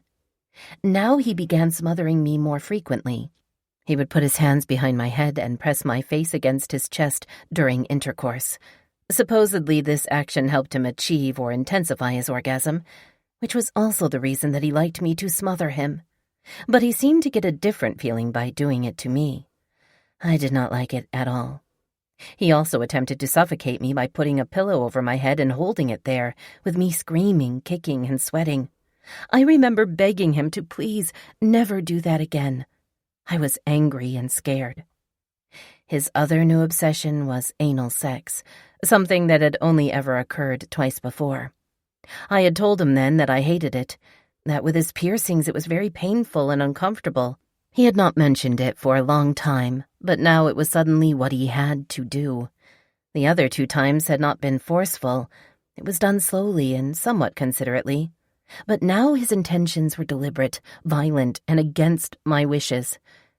He began raping me anally, and there was no reasoning with him. There were times that I would bleed for days afterwards. This act made me feel like he really hated and despised me. I was becoming more and more fearful of him. It seemed that his intentions and his desire to hurt me were elevating. I needed to get away from this man for good, somehow, or I would be dead. I knew this in my gut like I know my own name. Anything I had ever heard about domestic abuse and the elevation in the abuse told me that death was imminent. I did it again. I left him for the 2nd time, and this time was different in every aspect in that I truly feared him and believed he was going to eventually kill me. I needed to get away and figure out how to stay away. I emptied the house of its contents, as I had done before. But this time, I found a small house to rent, and I moved in within a few hours. Something else I did was call the state police post a couple of days prior to moving out, on a day that Paul was not working and was not at home, either. I spoke to his lieutenant, and I told him that I was leaving the home. I asked him to please make sure Paul stayed at the post on a particular day, moving day. I said that I feared he would come home and catch me in the act of leaving him. I really do not remember too much about that conversation, but I do know that I told his boss that our marriage was in bad shape. I know that I told him that I was afraid of Paul. The lieutenant was genuinely nice, and he assured me that he would keep Paul busy at the desk and make sure he did not leave the post. Thinking back now about that telephone call, I wonder what the lieutenant really thought. I wonder if he was concerned about my fear of Paul. I was aware that everyone Paul worked with had heard more than once that I was sick. So sick that I could not take care of myself and needed help to survive each day. So again, I was gone. And this time, I had every intention to stay gone and move forward with my life. Although I was also aware that my ability to keep myself going was compromised by my mental and emotional state. I reached out to a past coworker from my days at the courthouse who was now working as a counselor at the local women's shelter, and she encouraged me to come to the shelter where we could figure it all out. I was very torn about taking this avenue, however, because of Paul being a police officer. I really did not want him dragged through the muck and felt sick at the thought of our marriage becoming a headline or a news story locally. I would try to fix it myself. Just getting away from him was a huge step in the right direction. Again, even at this critical juncture, no one knew. I had not told anyone what was happening to me at his hands. I do not believe that I was fully aware at that time of the totality or the urgency of the scenario. I was numb, doubtful, and incapable of coming to terms with reality. It was much easier to diminish and lessen the acts, the abuse, and even easier to pretend they were not occurring at all. Of course, my continued refusal and denial that I was being abused in every way imaginable, that I was just fine, could not have been further from the truth. But I kept pushing it down further and further into a dark hole in my soul and hoped that somehow I could overcome this one obstacle that was preventing me from living or moving forward. Even so, I was really unsure of my ability to start over on my own. I was not feeling well at all, emotionally or mentally. I felt that I was running scared. I had no plan, and I really did not have the money or resources to do what I was doing. I was living on hope and prayers, but I knew beyond a shadow of a doubt that I needed to get away from him. And I got away, but staying away became a completely different hurdle. When Paul realized that I was gone, he reacted exactly as he had the first time. He was devastated, beside himself, wrought with helplessness. He called me over and over on the phone. I explained that I would not tell him where I was, and if he did not stop contacting me, I would get a restraining order. Even worse, I would go directly to his lieutenant for his assistance in the matter. That last threat was more than enough to stop his calls. It would take 2 or 3 days before he was able to regroup and come up with an entirely different plan of attack. Which, of course, he did. I had started working for an attorney who was assisting me in providing the support I needed to pay my expenses. I began receiving letters at work, 10 days in a row, from Paul. These letters were typed and signed, "Love, Me," in pen. Each one of these letters was addressed, not to me by my name, but to Beautiful. They were full of apologies and kind words and prayers directed to God about fixing our marriage. Here are his written words to me. I can reflect and guess all I want about this. I am not going to. As I have told you many times, I spoke from my heart. Many times the word no came from my mouth. In my prayers, God now continues to remind me my answer is yes and amen. And he has shown me my uncountable errors with his word. Beautiful, you are the most beautiful person I have ever looked at. You make me so happy in so many ways you will never know. I may not always show it. Believe me, it is absolutely true. There is no other person in this world I want to be with. You turned my life to the Lord, to start with. You allowed me to be open and honest with my feelings and emotions. You gave me love and trust. Don't ever believe anything else. My mouth is my worst enemy. I cannot take back the things I have spoken in the past. I can only promise to learn to control the words I use. It will be hard because many times I do not even know what I said or how I said it. This is where I need help. I have asked God for temperance, to remove the fire in my words, to be humble, not cutting, to praise, not demean, to honor, not discourage. I ask you to make me the better man I need to be to care for, protect, honor, respect, cherish, and love my wife. I am not perfect, Lord. I understand my errors and need to change. I accept my downfalls and ask for your forgiveness. Please empower me with the knowledge I need to complete these changes. Guide me through to be a better man, father, and husband to the wife I so dearly love. I ask you to please come home. This is the house we built for us, no one else. There is no money in our home, just the 2 lives it contained covered with God's grace and love. Continue to fill my heart with the Holy Spirit as I can continue this fight against the devil who comes to steal my wife, kill our spirits, and destroy our marriage. In your word I fight this battle. I take refuge under the power of your word. Devil, you shall not win this battle. I cast you under our feet. You will not dwell in us.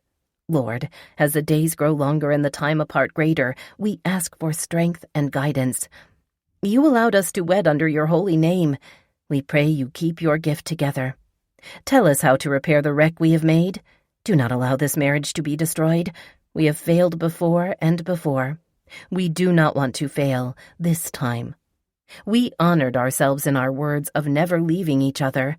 Lord, give us direction. Lead us to where we need to be. Let us find forgiveness with each other and ourselves. Calm our hearts and steady our souls. We know we love each other. Let us find this warmth and devotion again. Allow us to honor, respect, and cherish each other. Lord, continue your work in me. I know I am a long way from the man you seek in me. Let me grow and understand. Let me show the love and romance I have in my heart for my wife without fear. Let it pour out and spill upon Joni, covering her as she so much wants from me. Lord, break this stronghold in my life. Let me give freely without fear or rejection and resentment. Remove this fear that binds me so tightly. Lord, we pray for restoration in our marriage. Protect it, Lord. Let it not fall into the hands of the evil one. Lord, continue your work in me. I feel your presence and guidance. Lead me, Lord. I am yours. Break these binds that surround me. Let me overcome my rigidness and fear of rejection. Let me conquer the fears so I can be a better man, father, and husband to my wife I love so deeply. Lord, give my wife the courage to honor her words of never wanting to be divorced again. Let her feel the love in our marriage. Let her accept your words. Let her fight for us and continue to humble and correct me for my horrible errors. Lord, I cannot stand in front of you with my wife as you have directed. I will present her to you wholly as you direct. Let us stand before you and recommit ourselves to you in a blessed marriage ceremony approved by you. Let us profess our love and dedication to you in a house of worship. Lord, I feel my wife's heart deep within me crying for help. Grant her wish, Lord. I am not with her and cannot give her what she needs now. Allow her to see all the good within and none of the bad. Let her judge fairly us as your married couple and not as individuals. Give her the strength to step past any and all things, yielding her from returning to your great gift of marriage. Let her honor her words of never wanting to divorce. Let me honor her with change, respect, and protection. Destroy my fears which bind me. Joni and I pray for forgiveness. We have done many things wrong and ask for your mercy. Lord, I have searched my heart and accepted those changes needed to make myself the husband I need to be in the eyes of my wife. For me to love my wife, I must romance her like the first time I saw her. It shall be done. You have crushed the fear of rejection out of me. I will hold her hand like the budding groom who has just been married to his bride. I will kiss her with passion, as if it were our last kiss. I will present her to all as my beautiful wife. I will give her the things she needs to know I really do care about her. My mouth is sealed from vile announcements and questions. I will honor her as the most beautiful person I have ever seen. I will protect, comfort, aid, and love her with all my being. She must be allowed to grow in all areas, never restricted by any of my actions. Lord, my wife has the most complete and honest trust in all she does from me. I will never doubt her again. For as much as I may trust myself, I must trust her. Lord, all the evil of my demented sexual thoughts and acts I cast out. It is gone from me forever. How wrong could I have been? What a fool I was. It was not love, nothing more than a twisted act of the devil. How can I love or be loved? Let my wife destroy anything she possesses related to this. It is banished from our lives forever. I will love my wife the way you intended, and no other way. This I do for my wife, me, and our marriage. Devil, you do not have a hand in this any more. I am free. Oh God, I am so free. Thank you, Lord. Thank you. Lord, let my wife take this to heart. I was once a fool, and I am no more. I hurt my wife so badly, I ask for her forgiveness. Lord, I ask for your forgiveness. Lord, you have cleansed me of this wickedness forever. Lord, I thank you for your power and vision. Beautiful, I feel so wonderful and free with this. You must believe me, this is gone, never to return. You will never hear about any of this again. This is my absolute best prayer. What a revelation from God! I have been released from the most harmful aspect of our marriage. Test the waters and find out. I end this as I will until this is over. This is my broken heart, passionate plea to you to please find it in your heart the strength to not let our marriage be destroyed and end. No questions, just total acceptance with arms wide open. I have read these letters from him several times over these past few years, but rewriting them to include in my story has been draining and gut-wrenching. Everything he says in these letters were truly everything I wanted from him and with him. I wanted so badly to believe that he was capable of his words, but I had severe doubts, and my intuition was screaming loudly to stay strong and, more importantly, to stay away. The next several weeks would be hell. My family members and my children knew exactly where I was, and I knew that Paul would eventually find me, using all of the tools at his disposal. I began seeing state police cars drive by my house at all times of the day and night. Several times, he even pulled into my driveway. He had turned into a stalker with a badge and a gun. It was Christmas time, and after receiving his letters and not responding over a period of about 3 weeks, a box was dropped off at my parents' house. I picked it up but decided to wait and open it when I arrived at home. It was a really strange package, an empty cereal box wrapped entirely in masking tape. and I was not sure what it contained. It was very heavy. My son was at the house when I returned. He had come to spend the night with me, so I took the box into the kitchen and opened it privately. The box contained the pottery trivet that I had inadvertently left on top of the stove. It was about 8 inches in diameter and was used to hold spoons while cooking. Paul had taken the large round piece of jewelry out of its piercing on the end of his penis and superglued it to the middle of the trivet. I was caught off guard and appalled.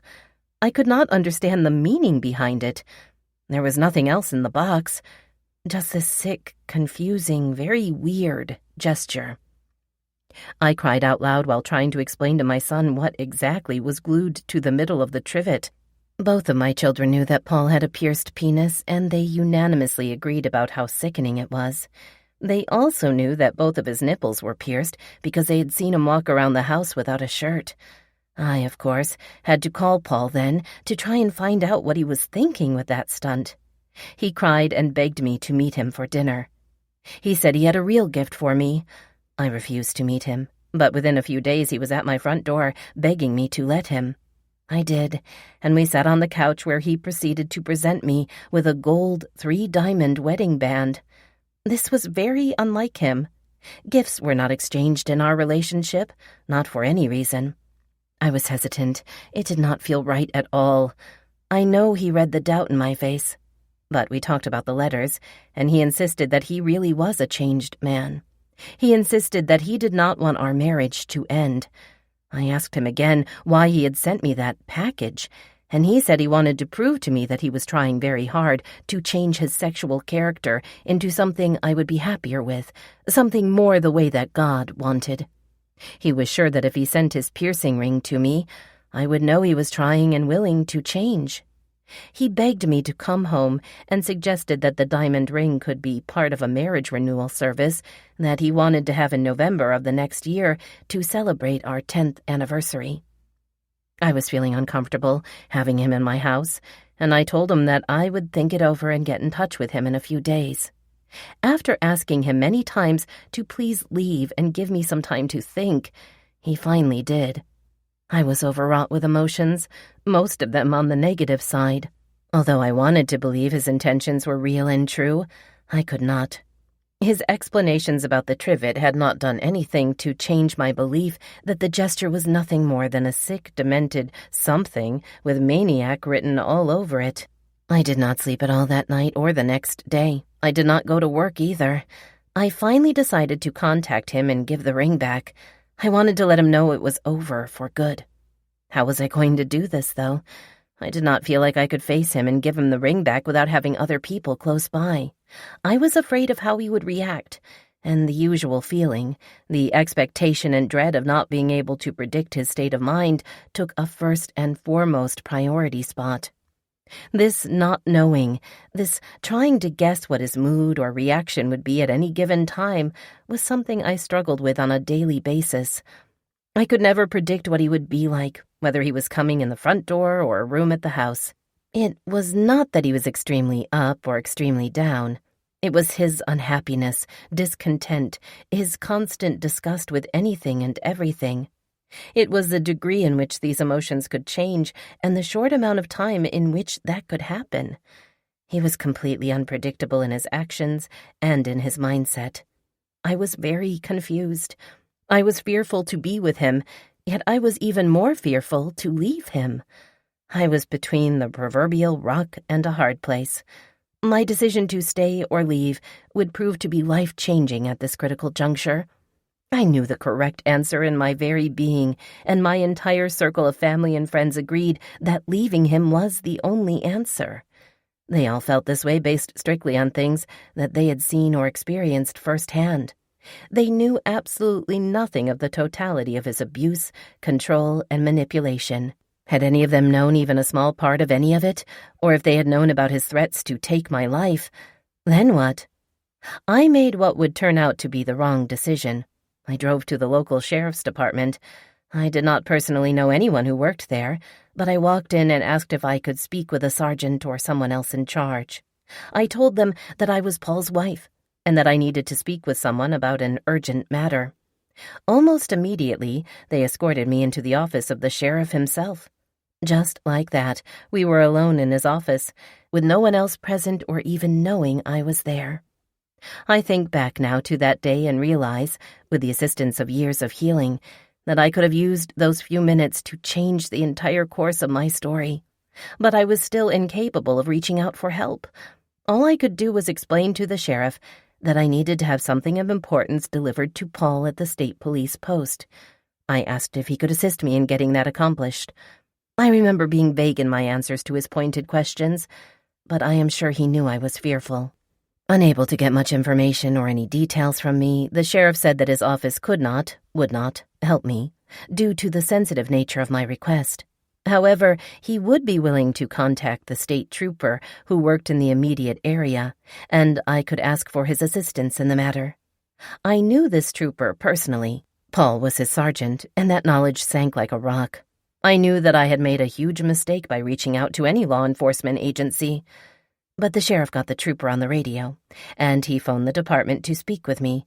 I felt totally stupid at this point, on top of all of my other emotions, and although the trooper was very nice and shared my concern, he made it clear that he would not get in the middle. "Come on, Joni," he said. "Paul is my boss, and I do not want to be involved in this." He went on to say something along the lines of not wanting to be put in this position, as he felt it would reflect badly on him. I did understand his concern, and that only cemented the acknowledgement that I had made a big mistake. The trooper then encouraged me to give the ring back myself, assuring me that it would be fine. I am sure that he wondered why I felt I could not do this by myself, but I also believe that no one on this particular day wanted to ask too many questions. Unwilling to open up the entire can of worms, I was still able to pierce the top of the can just enough where more than enough shit fell out. Enough to deter any of them from wanting to get involved in any way. It is ironic to me now, as I recall this incident, to write it down, knowing as I do that the end result of this scenario could have been completely different had this particular incident taken a different course. Please realize that I do not blame anyone but myself for this irony. None of these professional, well-respected law enforcement officers could have possibly known, or even fathomed, the truth about this man who was my husband. Without me opening my own mouth to bring it to light, without asking for help because of the intricacies I perceived surrounding the entire thing, it would only be a matter of time before the whole situation would explode like a bomb. When situations become so big and so overwhelming to the point in which they have to blow up, it makes sense that anything and everything close to or connected to that explosion implodes and falls into themselves as a predictable consequence. My actions would cause my family, my friends, the police force, and so many other people to implode and collapse inward. There would be pain and disbelief all around. But more things would need to happen before the explosion, each one adding more fuel and ammunition to the coming fire. Chapter 13. The matches are ready. I left the sheriff's department feeling completely defeated and drove directly to the state police post. I remember physically shaking as I quickly and caught Paul's attention.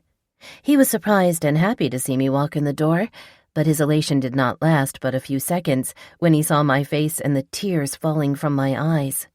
I asked him to meet me outside, then turned on my heels and went back out the door. He ran outside after me, asking me what was wrong, wondering why I was so upset, pleading with me to say something. I was crying in that gut-wrenching way, like when you feel sick to your stomach, and he knowing as I do that the end result of this scenario could have been completely different.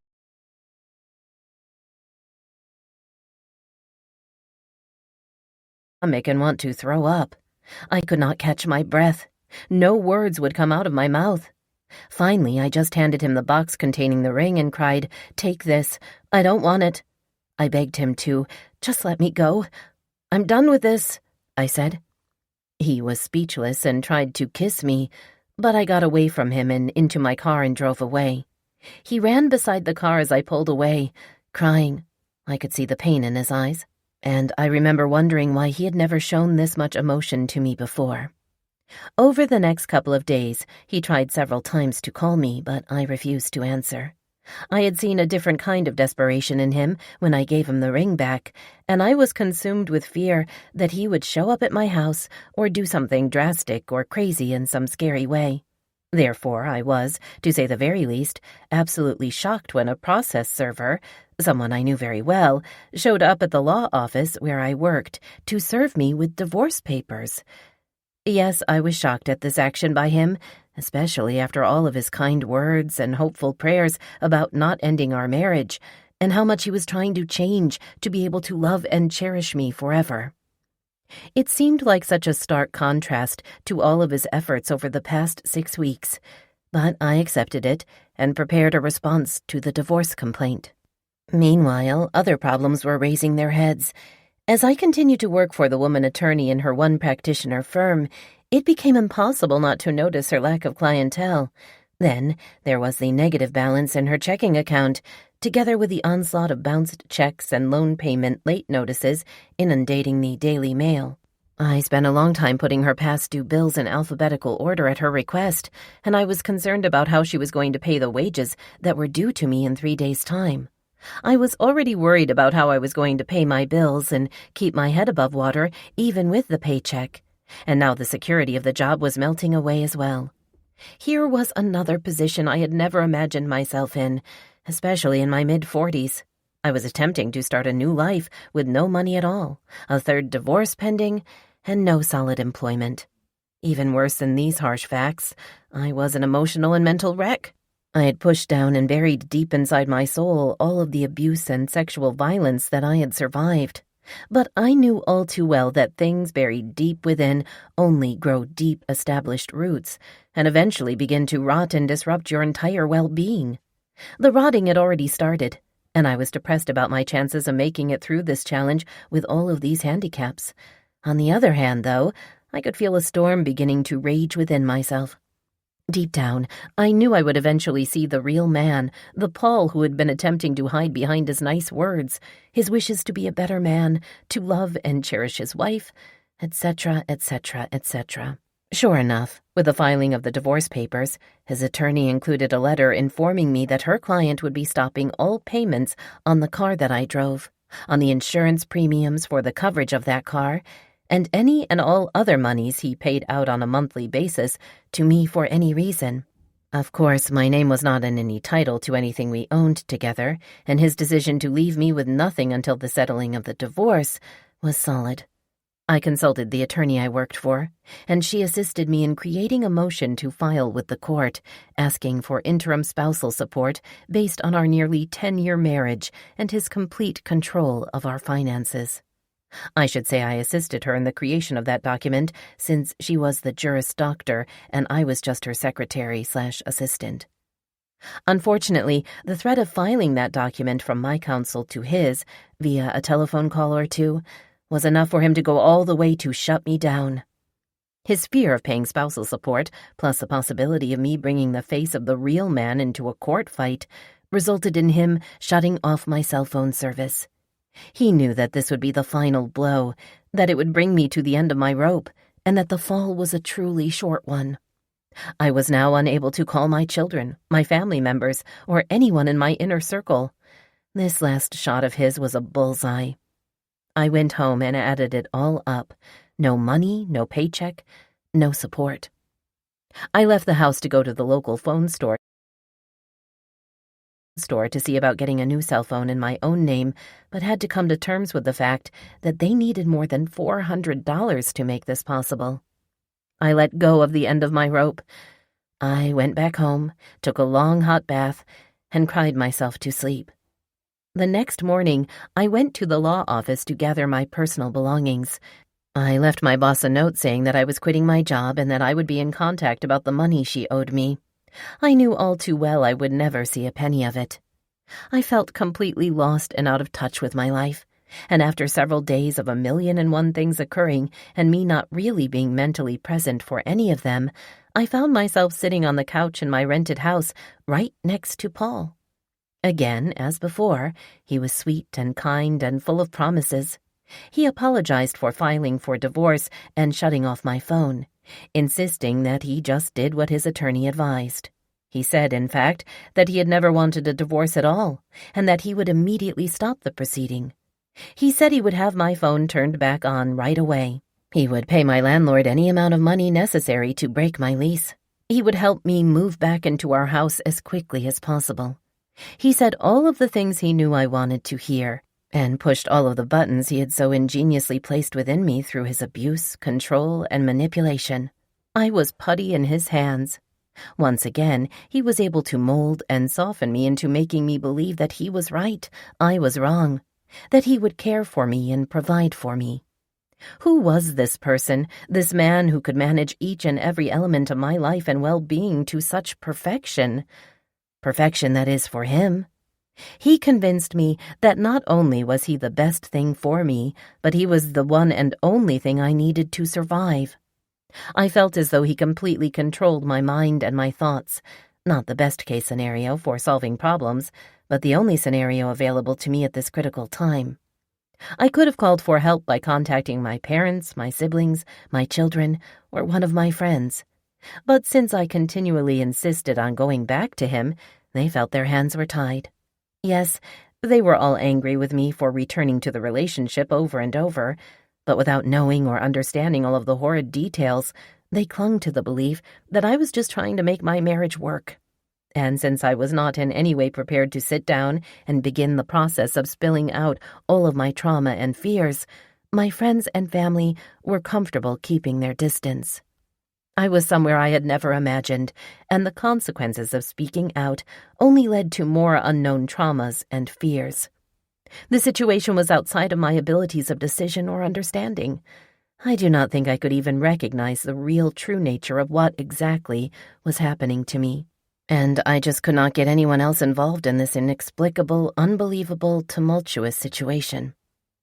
Obviously, I know now, all of these years later, with the ability to look back and evaluate, that I was in the deepest part of his cesspool, and that he was in the final stages of pushing me under in order to take every last piece of me. That 20/20 hindsight thing again. I realize now that it does more harm than good feeding and keeping alive the hurts and trauma, reopening wounds that bleed and scar again and again. I may not ever be able to stop reliving it, but my tenacity to keep trying will never escape me. I do know for sure, however, that when the time comes for me to leave prison, to start my life over again, believing in myself will be the key that allows me to move forward, look ahead, and thrive. I hope that my need to look back will diminish without the constant reminders. Yesterday, today, tomorrow, the minute I open my eyes in prison, I am living the consequences of my decision. I am reliving the events that led to that decision and the actions I took to end the chaos in my life once and for all. Someday, maybe it will all be in the past where it belongs.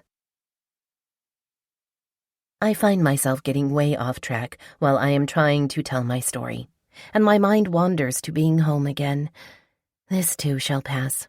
All bad things eventually do when they are driven by hope and prayers. Chapter 14. Back to Hell. I went back to that house and its toxic, life-sucking environment. I went back to everything as it had always been, like the rape, vaginally and anally, under the 13th chapter of 1 Corinthians. It hung on the wall directly above the horrific acts intentionally inflicted upon me. He had succeeded in making me believe I was ugly, mentally sick, a sexual prude, and a worthless and insignificant human being. He reminded me constantly of how altruistic he was as a husband and a person. Ever since I had first met him, he constantly told me how loving and caring and giving he was, almost as if he were trying to convince himself. I had begun to disagree with him whenever he started boasting about all of his endearing qualities. I admit I was not being a very nice person myself.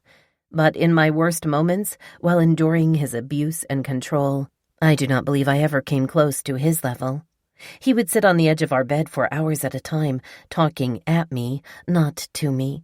He would use his powerful and authoritative tone to make me get up out of bed to take a shower. There were many times when he would physically remove me from bed and put me in the shower, where I would cry until the hot water ran out. Then he would dry me off, insist that I get dressed and wait outside in the running car for me to join him to go wherever it was that he wanted to go. He refused to let me marinate in all of my misery. I suppose that was actually a good thing, due to the fact that I did feel much better out of the house. But once we were home, in that house of evil, negativity, and blatant abuse, I was right back in bed. It became clear to me after several months that he was only making me get out of bed and on the road because he knew I would feel better, eventually, and he would be able to use and abuse me sexually when we returned home. I think that what he really wanted was for me to break down completely. It is so odd, because I know he cared about me to some extent, but his true hatred for my unwillingness and my inability to meet his sexual demands trumped any positive feelings by leaps and bounds. I could see this softer, more caring side from time to time, but it was always quickly overshadowed by his unhappiness and discontent, almost as if he could not control himself or his actions. Things began to get worse. The obvious decline in my mental health just made him more discontented. And even though he had dismissed the divorce proceeding, his unhappiness was apparent. He began acting out his anger by accelerating his verbal and emotional abuse. This pushed my fear into overdrive, and I made a concerted effort to please him in any way I could. During one verbal argument, he smashed his fist into the oak cupboard and bloodied his knuckles, which then left bruises. His insistence that I cause him pain during sex became worse. It was harder and harder for me to satisfy him sexually. We were still attending church together, but I had stopped showing up 2 hours before the actual service while he practiced with the music praise and worship team. He was very annoyed when I stopped going early with him, but even more annoyed when I stopped going to church altogether.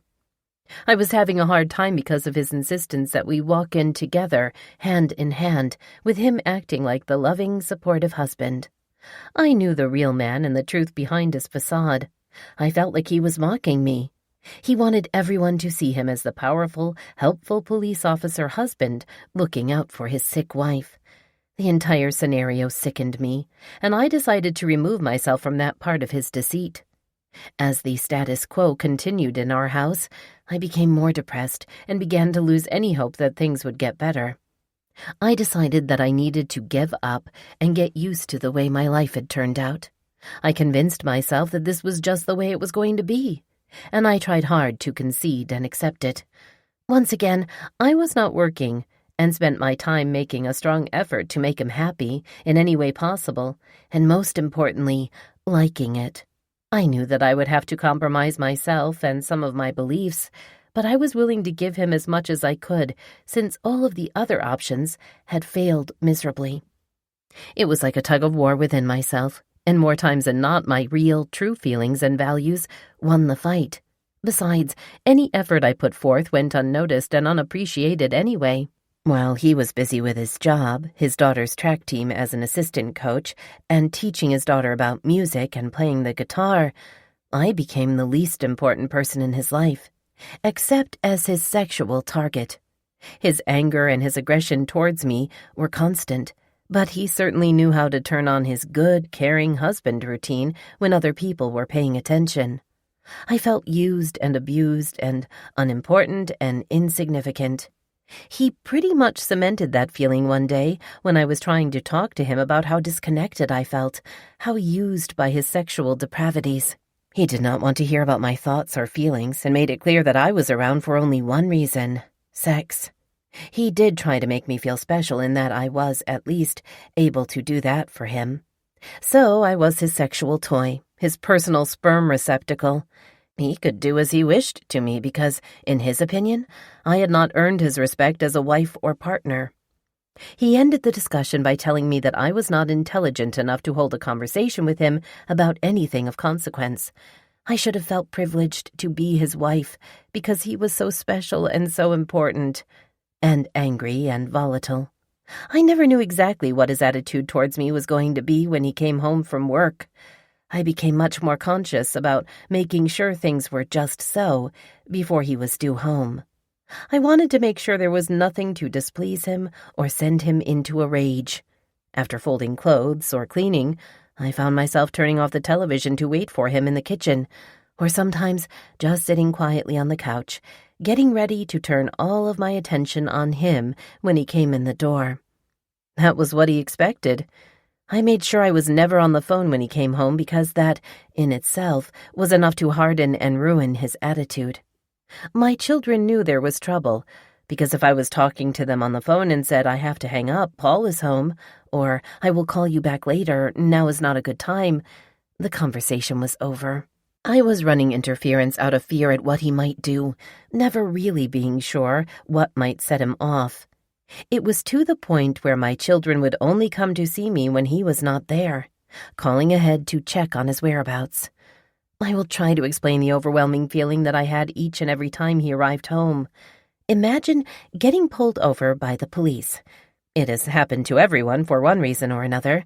You might be in a big hurry or late for work or an appointment. You drive too fast or run through a yellow light. Suddenly, you notice a police car in your rearview mirror. Your thoughts immediately change from being late to the situation at hand. You pray he doesn't activate his lights and siren. You feel sick to your stomach and start to sweat. You cannot take your eyes off of his car, following you. He turns on the siren and the lights. Your hands are clammy. You wonder, will he be nice or will he be an asshole? Will he saunter up to the car with all of his power, authority, and control just to scare me? What will he ask me? How should I respond? It's a moment of oh shit that makes you feel dizzy and sick. You have absolutely no control over what is about to happen. You are at the officer's mercy. He is in complete control, and there is nothing you can do to stop him. Outside of committing a felony, of course. These are the exact feelings I had for years when I expected him home. It would start with the sound of the garage door going up automatically as he came up the long driveway. That sound, that soft humming of the motor, made me feel sick and nervous with anticipation. I was immediately afraid of what he would do, afraid of his attitude and his presence. This is no way to live a life, and I lived this way for far too long. I had tried so many times to escape him, all to no avail. I was stuck in this relationship, and I was at a loss as to how to be free.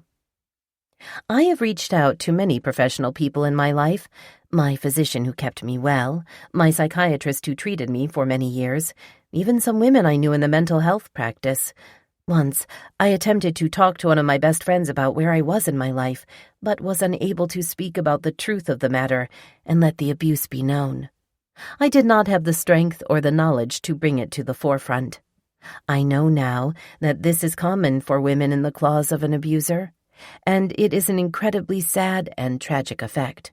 We become silent, unable to speak, unable to act in our own best interests.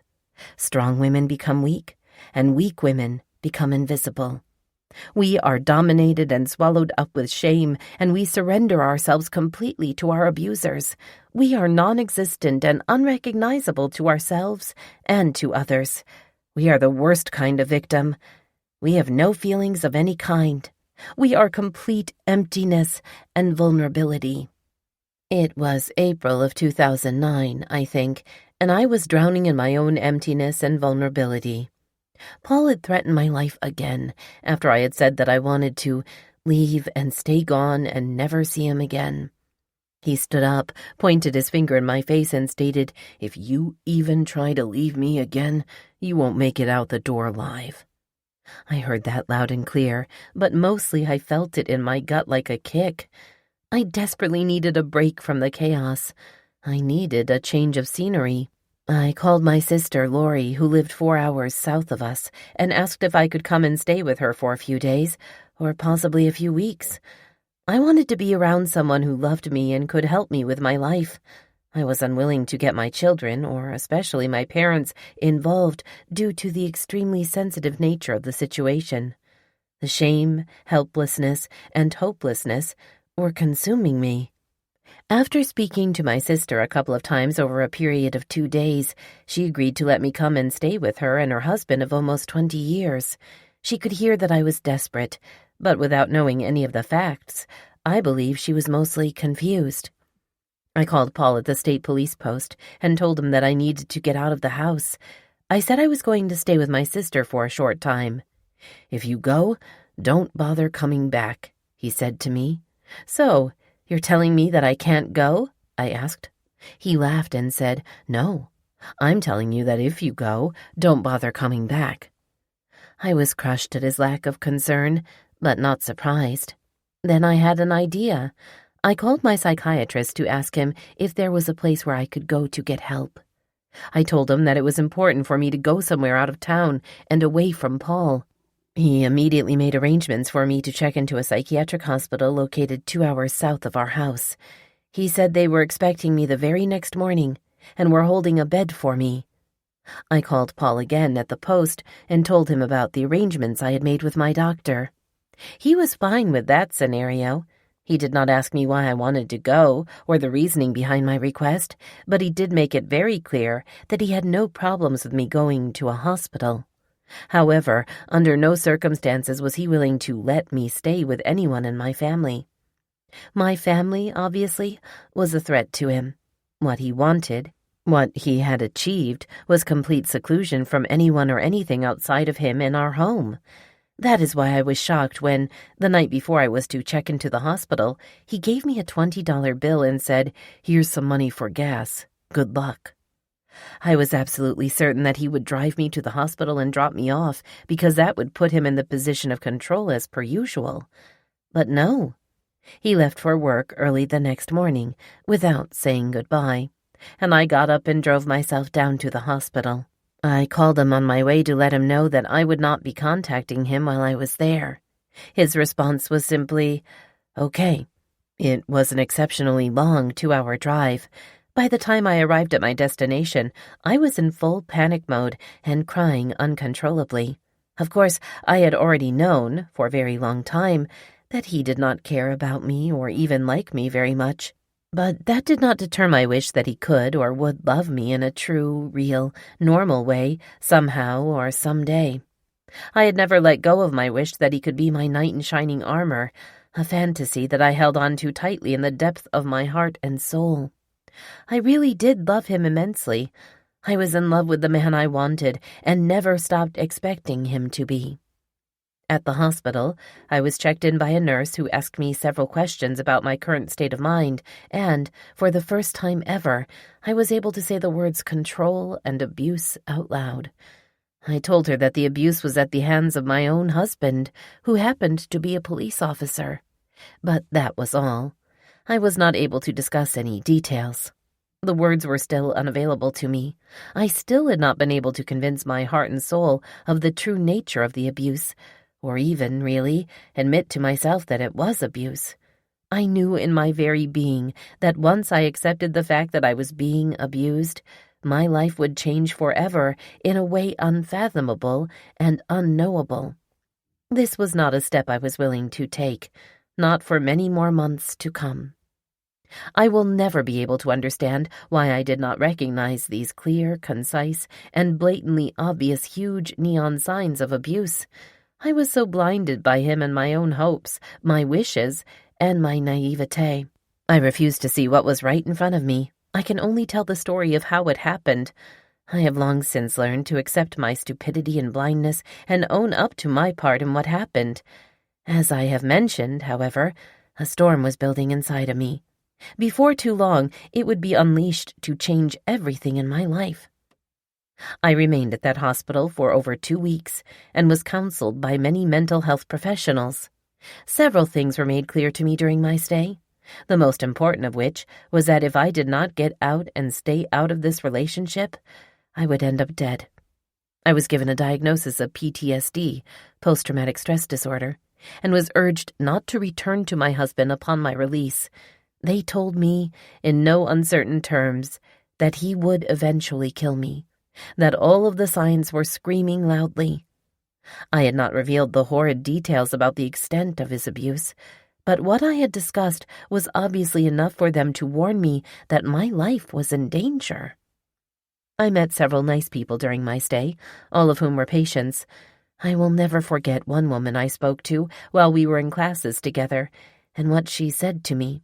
We were sharing with each other about our families and our troubles, and she said she had grown up and gone to high school in a small town on the west side of the state. When she mentioned the name of that small town, my mouth dropped open. That was the town where Paul had grown up. I told her my last name, and, after confirming the names of Paul's older brothers and his parents, my friend became profoundly serious. She told me that she had dated one of his brothers in high school for a short time, and then she made a strange comment about his family being well known in that area, but not in a good way.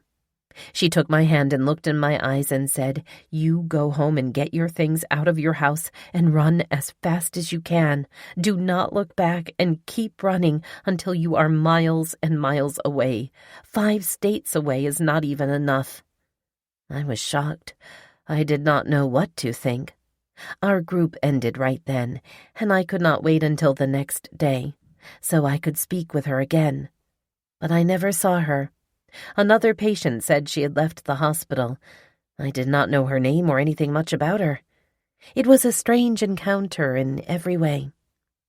When I returned home, I shared this story with many of my family members, all of whom were just as curious as I was about the story. I never did find out what it meant, although I hope to someday. I did find out, however, many years after my hospital stay, that one of the doctors who treated me called Paul at his post to discuss my fragile condition. She told him that I was suicidal and that I had said that I wanted to use his service weapon to kill myself.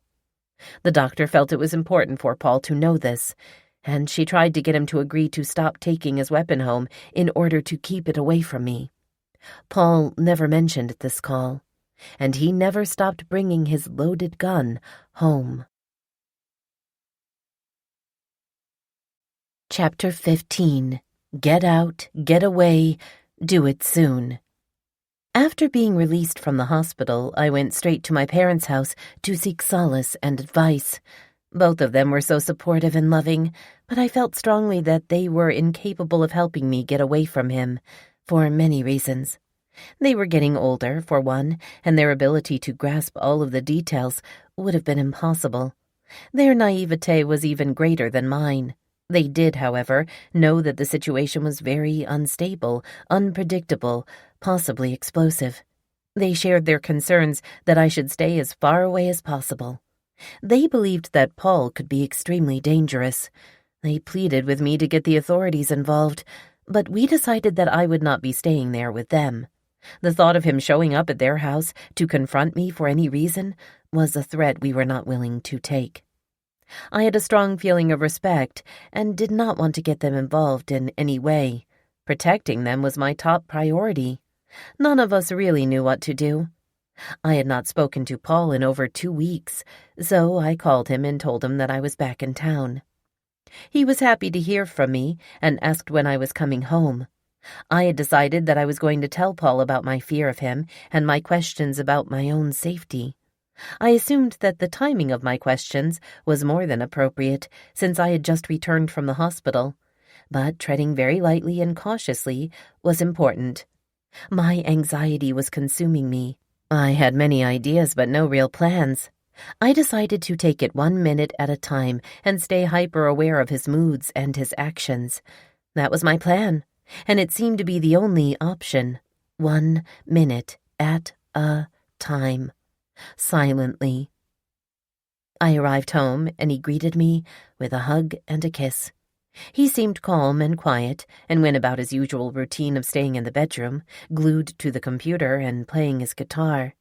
He did not talk to me at all, not one question about my stay at the hospital.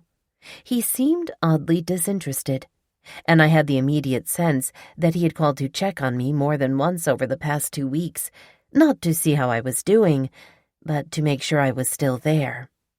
For about 2 weeks he remained calm and quiet, but continued to take complete advantage of me as his sperm receptacle, and was more than happy to continue with the urination issue.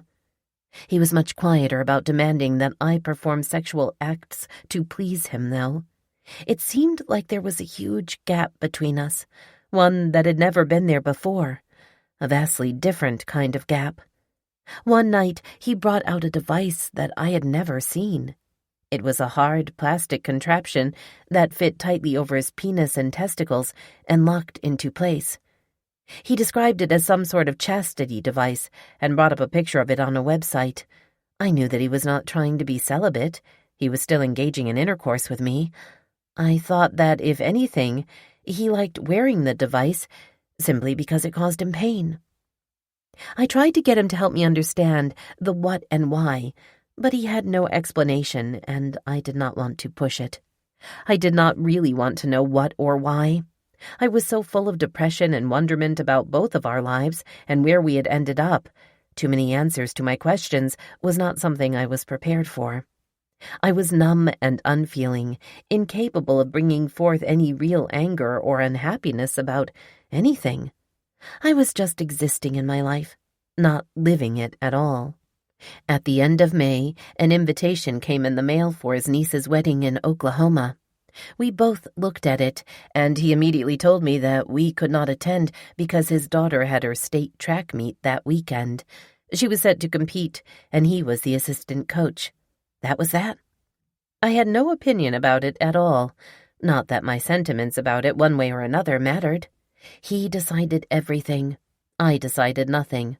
A week or two went by, and I was absolutely shocked when he called me into the bedroom one evening to inform me that he had decided to send me to attend the wedding as a representative of our family. He said that he had already made all of the arrangements with his sister and his mother in Oklahoma. He said that he had purchased my plane ticket. I would be going by myself, and all of the arrangements were done. He was not asking me if I wanted to go. He was telling me that I was going. I was perplexed. He had never done anything like this before. He could tell by my reaction that I was completely unsure and in shock. "Hey," he said, "I'm trying to do something nice for a change. Can't you just accept it?" I was hesitant, but I said, "Okay, if you want to send me away on a trip to see your family, I will go." He went through the arrangements with me, and it was decided I would be gone for a total of 5 days. He would drop me off at the airport and pick me up at the end of the trip.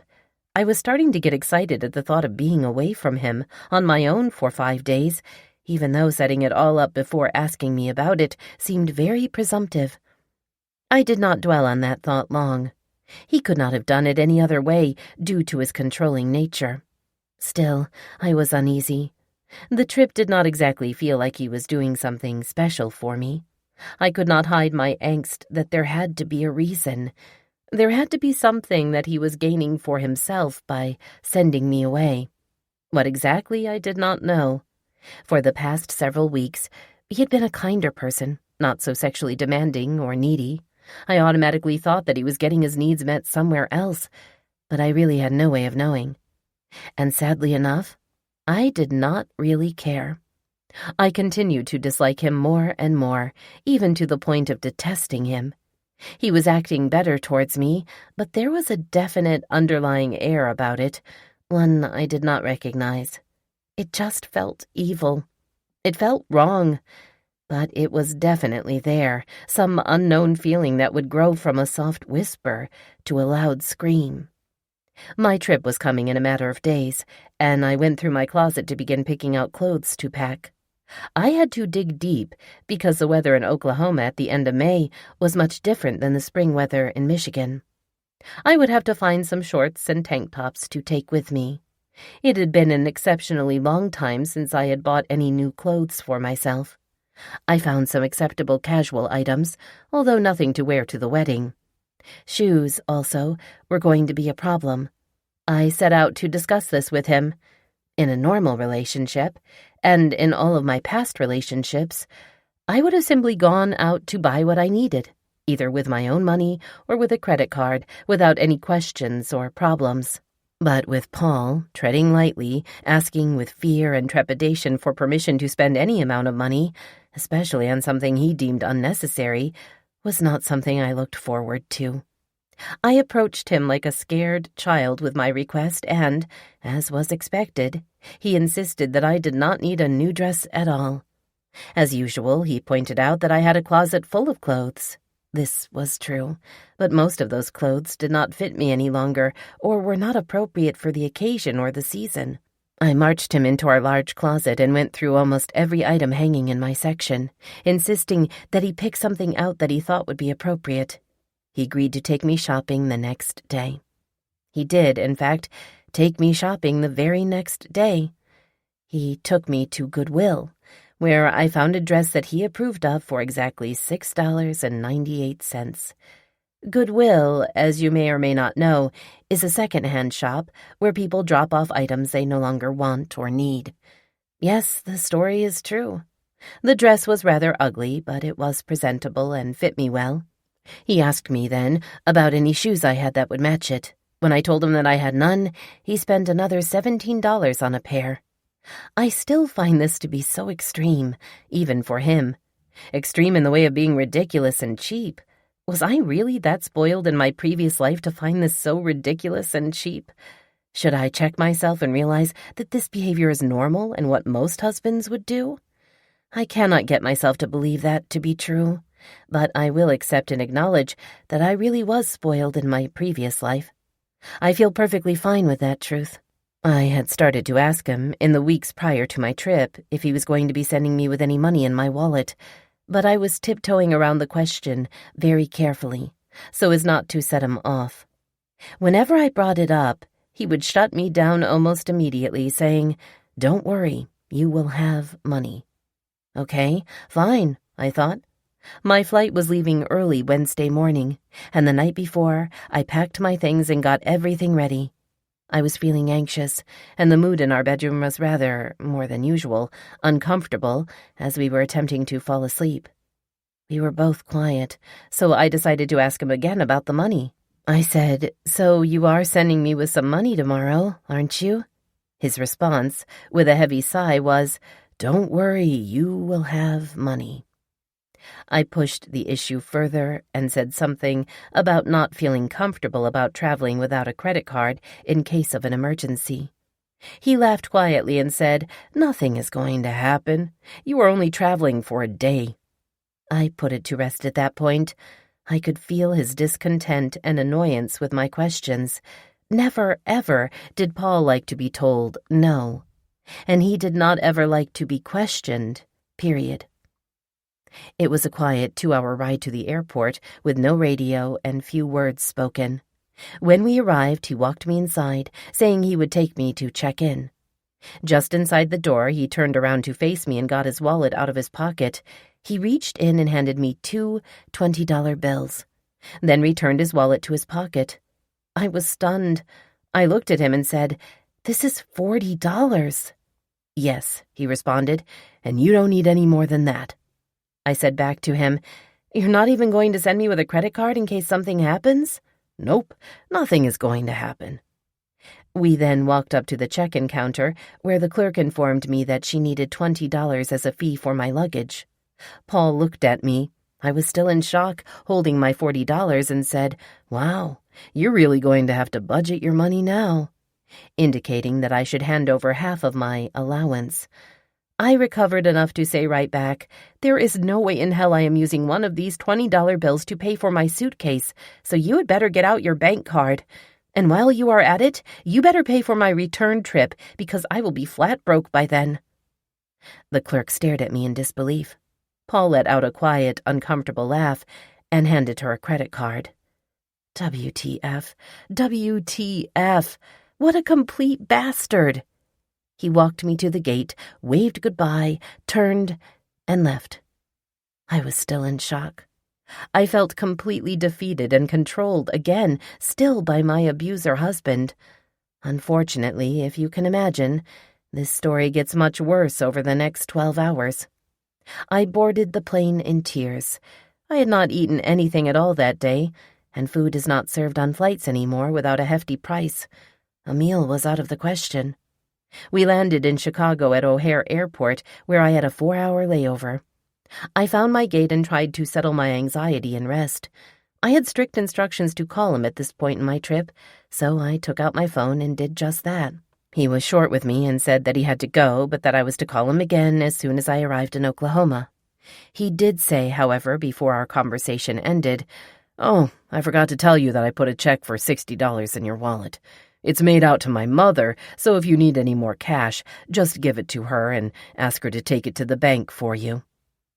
I did not know whether to feel grateful for his generosity or stupid like a 12-year-old child. I was tired and so hungry, so I set out to find a quiet place to sit and have something to eat. I got a small table at Chili's and ordered a chicken salad and a Diet Pepsi. I ate, trying to look forward to the few days ahead. My meal ticket, with a small tip, came to $16. That left a whopping $24 to my name. I did not feel any better, but I returned to my gate to wait for my flight, and then, bam, everything fell apart. It had been raining for most of the day in Chicago, and the storm was getting worse, much worse. Each and every flight out of the entire airport was delayed, time and time again, over the next several hours until, at 10:30 that evening, my flight was canceled altogether until the next morning. Here was the emergency situation I had worried about. It had actually happened. And yes, it was absolutely an emergency situation in my mind. I was stuck at O'Hare International Airport overnight, by myself, with no money, no credit card, no bank card, and no checkbook. I had no means to get myself another meal, a room at a hotel, nothing. I was consumed with so many feelings, and none of them good. I was livid with anger and resentment. I remember thinking to myself, here I am, a grown 47-year-old woman on a trip by herself and absolutely unable to get a hotel room for the night. How did I get to this place in my life? I had so much anger for him in that moment that I did not know how to act. I sat on an empty bench, crying relentlessly, with people walking by, staring at me. An older gentleman came over and put his hand on my shoulder and asked if I was all right. I told him I was fine and thanked him as he walked away. After sitting on that bench for a long time, I decided that I would call Paul to see if he had any bright ideas. I knew what his suggestion would be, but I had to hear it for myself. As soon as he picked up the phone, and before I could even get the words out, he said, I already know. Your flight got canceled." He explained that he had gotten an email from the airline. When he allowed me to speak, I said, "You son of a bitch," and many other choice phrases. I began crying again and hung up on him. Over the next 3 hours, we had phone call after phone call, back and forth, and it came down to the fact that he was completely unmoved by my dilemma. He said he would not get me a room for the night and advised that I was just going to have to sleep in the airport. I spent every single second of those 3 hours crying and walking back and forth from floor to floor and terminal to terminal, feeling completely out of control. I took the automatic people mover, which is like a big flat escalator that moves you along without having to walk, probably 50 different times, back and forth. Everyone else in the airport was walking around in the same predicament, but I was certain that no one else in that entire facility was in the same awful place that I was, financially and emotionally. What a son of a bitch. It was not even the fact that I had to sleep in the airport, which I could have done with no problem. It was the totality of the whole situation that angered me. I was deeply hurt. Finally, after realizing how much time had passed and how late it was, I sat down to rest my aching body. I decided that I needed to come up with a plan. I had heard people talking about taking a shuttle to a hotel, so I got up and waited in a long line to inquire about where I needed to go to get on one. The woman at the desk handed me a hotel voucher for 20% off. I took that and headed down to the street level where the shuttles ran. It was so nice to be outside that I simply sat down on the window ledge and watched and waited.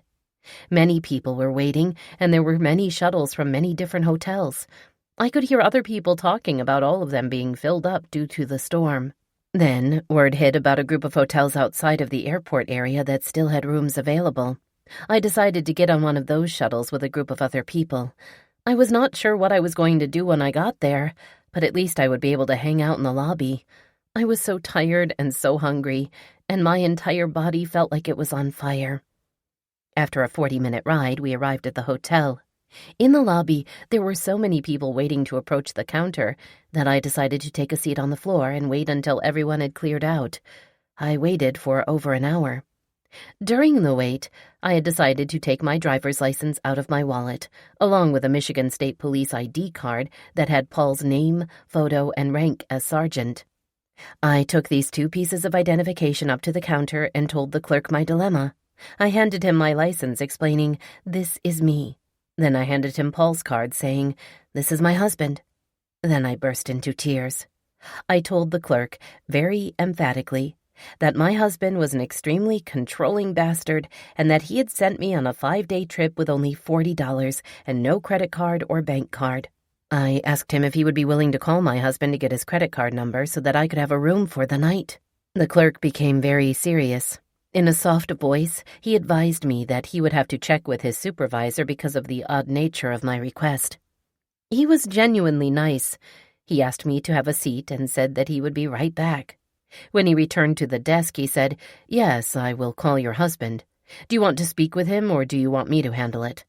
I told him that I did not want to speak to my husband at all and recited the number as he wrote it down.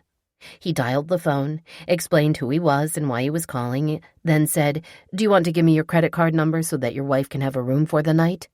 And that was that. It was done. I took a hot bath, drank a Diet Pepsi, and went to bed with the television on, wearing the same clothes I had put on that morning. I was a complete wreck, and my mind was turning upside down. That unknown feeling that I had gotten weeks before, after I had returned from the hospital, felt like barbed wire in my stomach. I did not sleep at all that night. In the morning, I got up, rode the shuttle back to the airport, and got on my flight to Oklahoma. All in all, I had a good time with his family, and the wedding was nice. I had a lot of fun with no pressure and no unreasonable rules. I stayed at his parents' house, as we always did when we traveled there to visit. I told Paul's mother about the check I had in her name, and she said that she knew all about it, that Paul had discussed it with her. We went to the bank and she gave me the $60. This entire money situation was so odd, and the fact that he had discussed it with her prior to my arrival gave me a very uneasy, creepy feeling. Does this seem weird and unbelievable, or is it just me? At the end of my stay, one of Paul's family members dropped me off at the airport and I boarded my flight. It was the same route home, so I was due for another layover in Chicago. Wouldn't you know it, we sat on the tarmac in Tulsa for over 3 hours because the weather in Chicago was, once again, stormy and rainy, just as it had been 5 days earlier. After sitting in that hot, sweaty, stagnant plane for all of that time, we finally took off and proceeded to Chicago. Once in Chicago, I ran to check where I needed to be to catch my flight home. Next to my gate number, it said boarding. I was, of course, at one end of one terminal, and the gate I needed was at the opposite end of a completely different terminal. I was in a panic.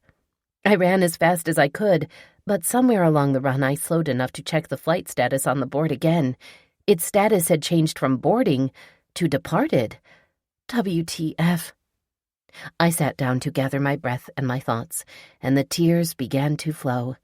I was so over it. I could not dwell on it for another minute or another day. The entire trip and all of its failures became like a blinding neon sign that would not stop flashing. And that unknown feeling that had been planted in my stomach, that feeling which began as a soft whisper and got continually louder, was now the only sound I heard. It was screaming and ringing in my ears. Get out, get away, do it soon. The truth was showing itself to me as never before. Each and every act of abuse, control, and manipulation over more than 10 years was playing over and over like a slideshow in my mind. Like the click-click those old machines make when they flash a still photo on a white screen. One by one, on to the next. Click-click. None of those still photos were like the ones I remembered seeing as a child. They were not the ones of me, my siblings, and my cousins gathered for a Sunday afternoon dinner at my Uncle Jake and Aunt Lois's farmhouse.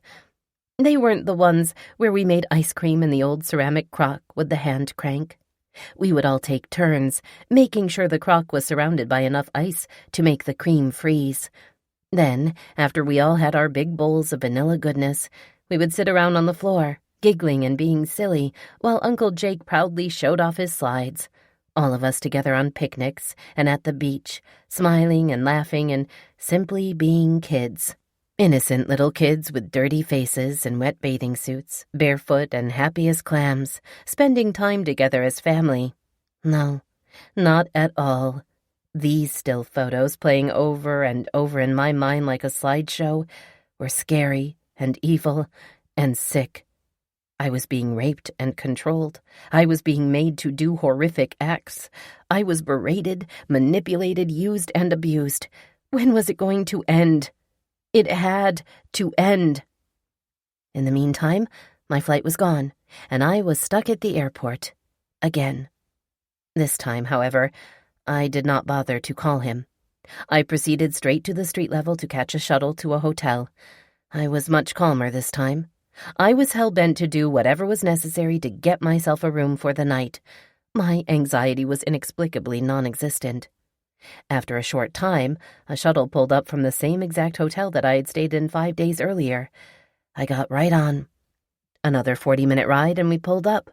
I went inside with the few other passengers and, again, waited for the lobby to clear out. As I approached the counter, I saw him, the same clerk who had so kindly helped me out before.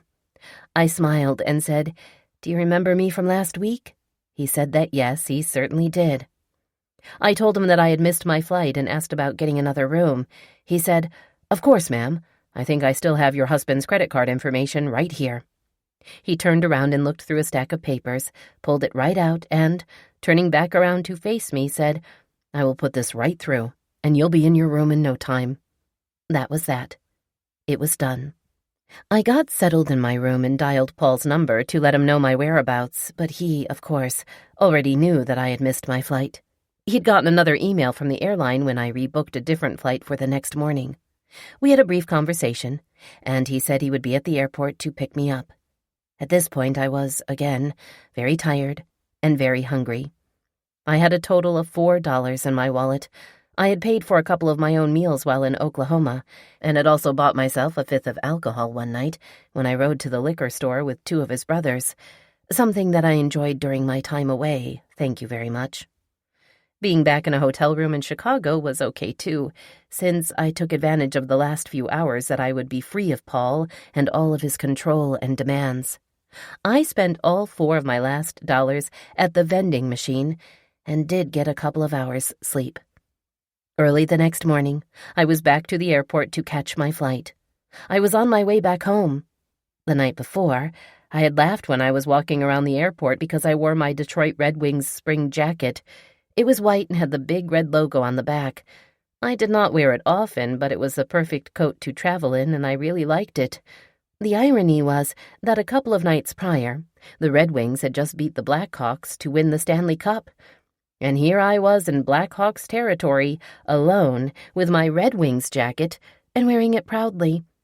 I thought that if I had to spend the night in the airport, I could have invited trouble. But we shall never know. Had I made the choice to do just that, my life might have turned out differently.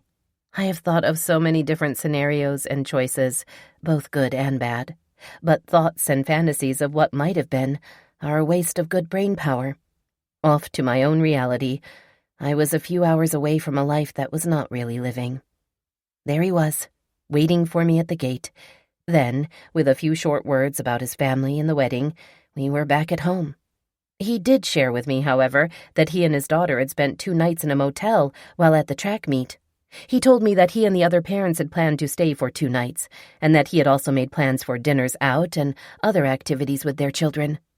My suspicions of him gaining something from sending me away returned. Not only had he, most likely, spent hundreds of dollars on his little getaway, but I could not help feeling that something nefarious had occurred. He said that he had let his daughter stay with some of her friends in a separate room, leaving him alone for both nights and his. Nothing about this story makes any sense to me. I have held on to my suspicions, but I will never know the truth about any of it. Chapter 16. The Fire is Stoked. Since returning from my trip, things between us were tense and uncomfortable, more so than usual. His sexual demands and ideas were increasing once again, and he brought forward some very unusual and creepy fantasies. He had stopped wearing the plastic chastity device because it was so tight that it gave him bruises, but he informed me that he had ordered another in a larger size. Then he wanted to build a small room downstairs, some type of dungeon or torture chamber for me to keep him in. The room was an empty spot directly beneath the staircase, about 10 feet long and 3 or 4 feet wide. I do not know the details of his plan, but I know part of it consisted of chains, handcuffs, and leg irons. There would be locks on the door, too, so he could not get out. Just listening to his sadistic fantasies made me sick. I did not know how to respond to him anymore. One night, when we were in the kitchen and he was sitting at the counter with his dog collar around his neck, he described another fantasy that he wanted me involved in. He said he wanted to masturbate on a plate of food that would be his dinner, and then he wanted me to set it on the floor. I would lead him over to the plate on his hands and knees, wearing his collar and the leash, so that he could then eat the plate of food like a dog, licking the plate clean. I was horrified and sickened when he explained this to me. I get the same awful feelings as I recall the incident to write it down. At the time, I had no words to speak. I began crying and asked him why he would ever want to do such a thing. I told him that I did not understand him. I said I refused to be involved in any way with such a demeaning, disgusting act. What would be next? How was I going to handle this? More importantly, why did I have to handle this? I felt like I could not breathe. What would he demand next? What was he capable of? That was a thought that scared me more than anything. I will never forget an odd thing that happened on a weekday night, sometime in the last few weeks of this story. It was something that my daughter and I still discuss to this day, because it was so odd and inexplicable. We were all sitting around in the kitchen living room area watching television, myself, my daughter, and Paul's youngest daughter. Paul was sitting on one of the bar stools in the kitchen playing his guitar. He rarely played anywhere other than in the bedroom, so this fact alone was weird. All of us girls kept insisting he go to the bedroom to play because it was disruptive, and we could not hear the television. Suddenly the doorbell rang, and although his daughter and I both jumped up, he jumped up even quicker, saying, "I'll get it." We complied with his request, and he went to the door and opened it. As soon as he opened the door, he turned around, walked back to his seat, and began playing his guitar. Meanwhile, a man entered the house. He closed the door behind him, took several steps into the living room, then just stood there. This man was a complete stranger to me. No one else recognized him either. The man just stood there and said nothing. Nobody said anything. Paul had opened the door and let this man into our house without speaking to him. The girls and I were shocked. We looked at each other, back and forth, then at this strange man. We were all speechless. Then we looked at Paul, as the man of the house, as if to say, "Who is this guy, and why is he just standing there? Do something." Paul never spoke a word, never moved. He just continued playing his guitar. It was the strangest thing, and the silence was eerie. It was like we were all frozen in time. It was an extremely uncomfortable feeling. Several minutes passed, then the man simply turned around and went back out the door. How strange, how weird. As soon as the door shut behind him, the three of us girls all began saying things like, "Who the hell was that? What just happened? Did you know that man?" Paul just laughed out loud, saying he did not know who he was and not to worry about it. I was very confused. I asked him why he did not confront the man. Why had he not asked him any questions about what he wanted or why he was there? Paul had no response to my inquiries. Later, after we had gone to bed, I asked him again about the strange incident. I almost accused him of knowing exactly who the stranger was, because it seemed as if he had expected him to show up. He denied that accusation. But it did feel like he knew the man, and it felt like he knew exactly why the man showed up. It was so odd and unusual, and my daughter agrees with me. Don't you think that a man would be much more protective of his family and his home? Doesn't it make sense that the man of the house would be more inquisitive of a stranger at the door and not let him wander into the house? Don't you think the man of the house would question a strange man in his house about who he was, what he wanted, and why he was here? Even the normal, "Hi, can I help you with something?" would have been appropriate. Then, when you consider that the man of the house is a police officer as well, something was off about this entire incident. Scarily so. Protect and serve, right? A very strange occurrence, for sure. I do not have answers to so many of my questions, but as usual, I probably do not want to know. I suddenly had a whole new dimension of fear, mostly for myself, but partly for him as well. He seemed to be slipping into some sort of deep, dark, evil pit, somewhere that I wanted no part of. He had already taken me farther down into that deep, dark, evil pit than I had ever wanted to go. He took me unwillingly, forcefully. But that day I refused to concede. I refused to let it swallow me up. I would not give in. I would hold on tightly to my core values. I was bigger than the evil, sexual beast that seemed to be consuming him and possessing his very being. But he was all in. He did not seem to care about the possible consequences or collateral damage. He was willing to eat from a plate drenched in his own sperm on the floor like an animal. He was inviting strange men into our home.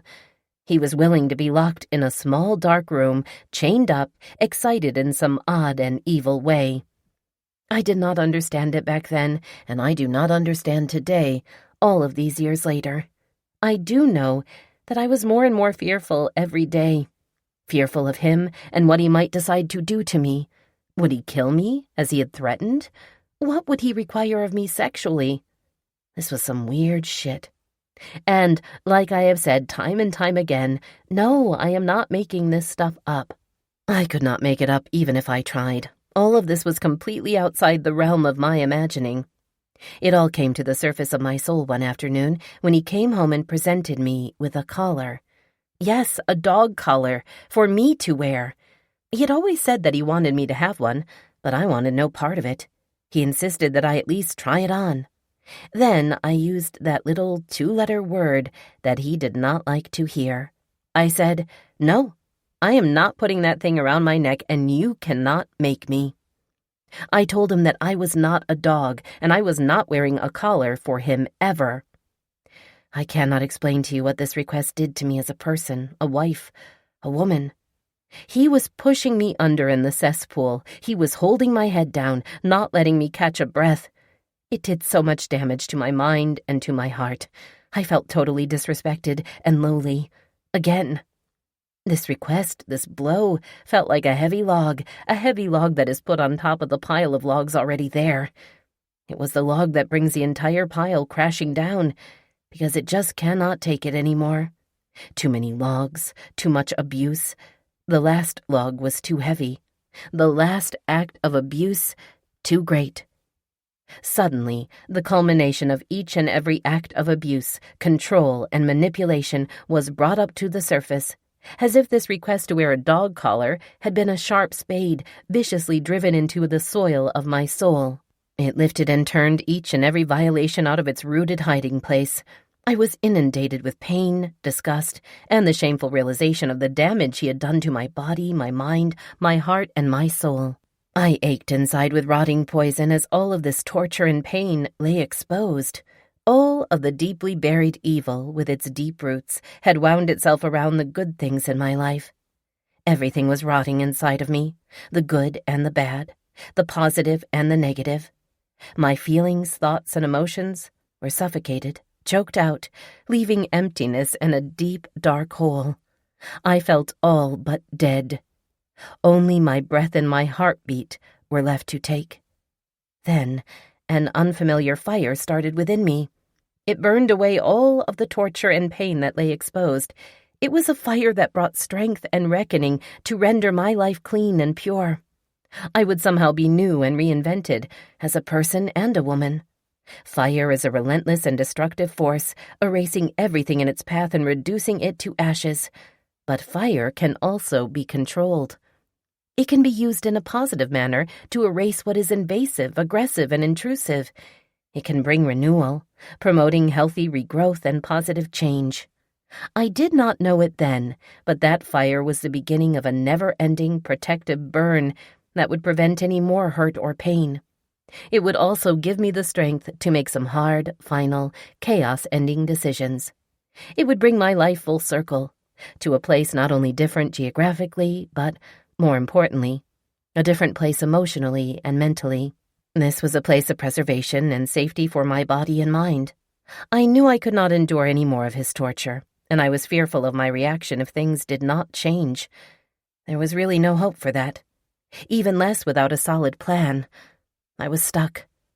There was a new specific tension and eerie feeling in the air between us, almost as if we were engaged in a silent war. I was so afraid of him in every sense, and I am certain he was disgusted with my denial of his new demands and my refusal to concede to his wishes. With things so volatile in the house, I was having trouble sleeping at night. I remember lying in our bed next to him, feeling uncomfortable about getting too close or touching him in any way. He seemed to have this evil aura coming off of his body, an aura that felt wrong and negative and poisonous. The bad vibes he emitted would almost push me out of bed, they felt so strong and awful. I did not want to be next to him. He was scaring me with his body, his words, his eye contact, his demands, and his mere presence. Then it happened.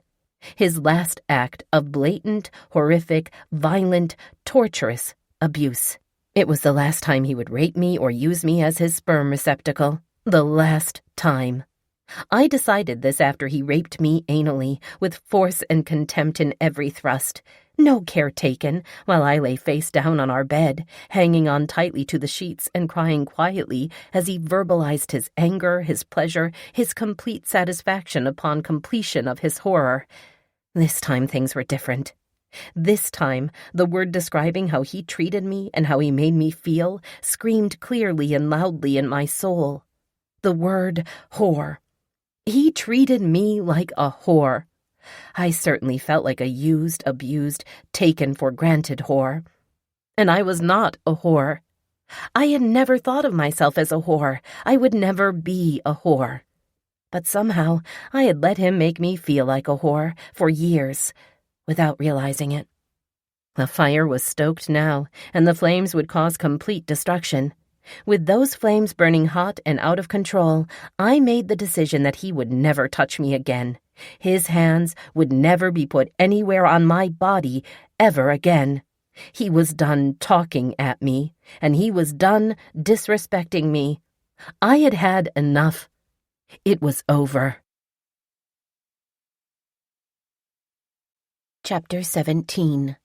The fire is burning hot. And it was over. Just 2 days after his last violent act. Over for him because he lay bleeding and dead in our bed. Over for me because I had put 3 bullets in his body from his very own gun. It was the same gun that he so proudly said was ready to go, just point and shoot. Indeed, it had worked exactly like he promised. I pointed it at him as he lay asleep, and I shot him. Obviously, I knew better than to ever even think about taking a life, but that was before him, before he so blatantly and purposefully decided to use me, control me, dominate me, demean me, target me, intimidate me, shame me, guilt me, belittle me, isolate me, manipulate me, diminish me, disrespect me, degrade me, stalk me, rape me, scar and bruise me as a person, make me live in fear, and insist I become a whore and feel like a whore. Worthless and insignificant I was not. Arrested and charged with first-degree open murder, I was. I knew all too well that that was exactly what would happen, but I was ready to face it. Just as he had so blatantly and purposefully wrecked me, I had blatantly and purposefully killed him to put an end to it.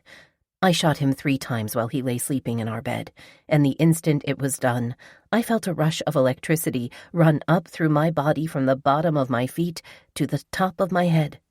It almost felt as though I had been cleansed inside. I left the bedroom and went out to the kitchen to call 911 to confess to what I had just done.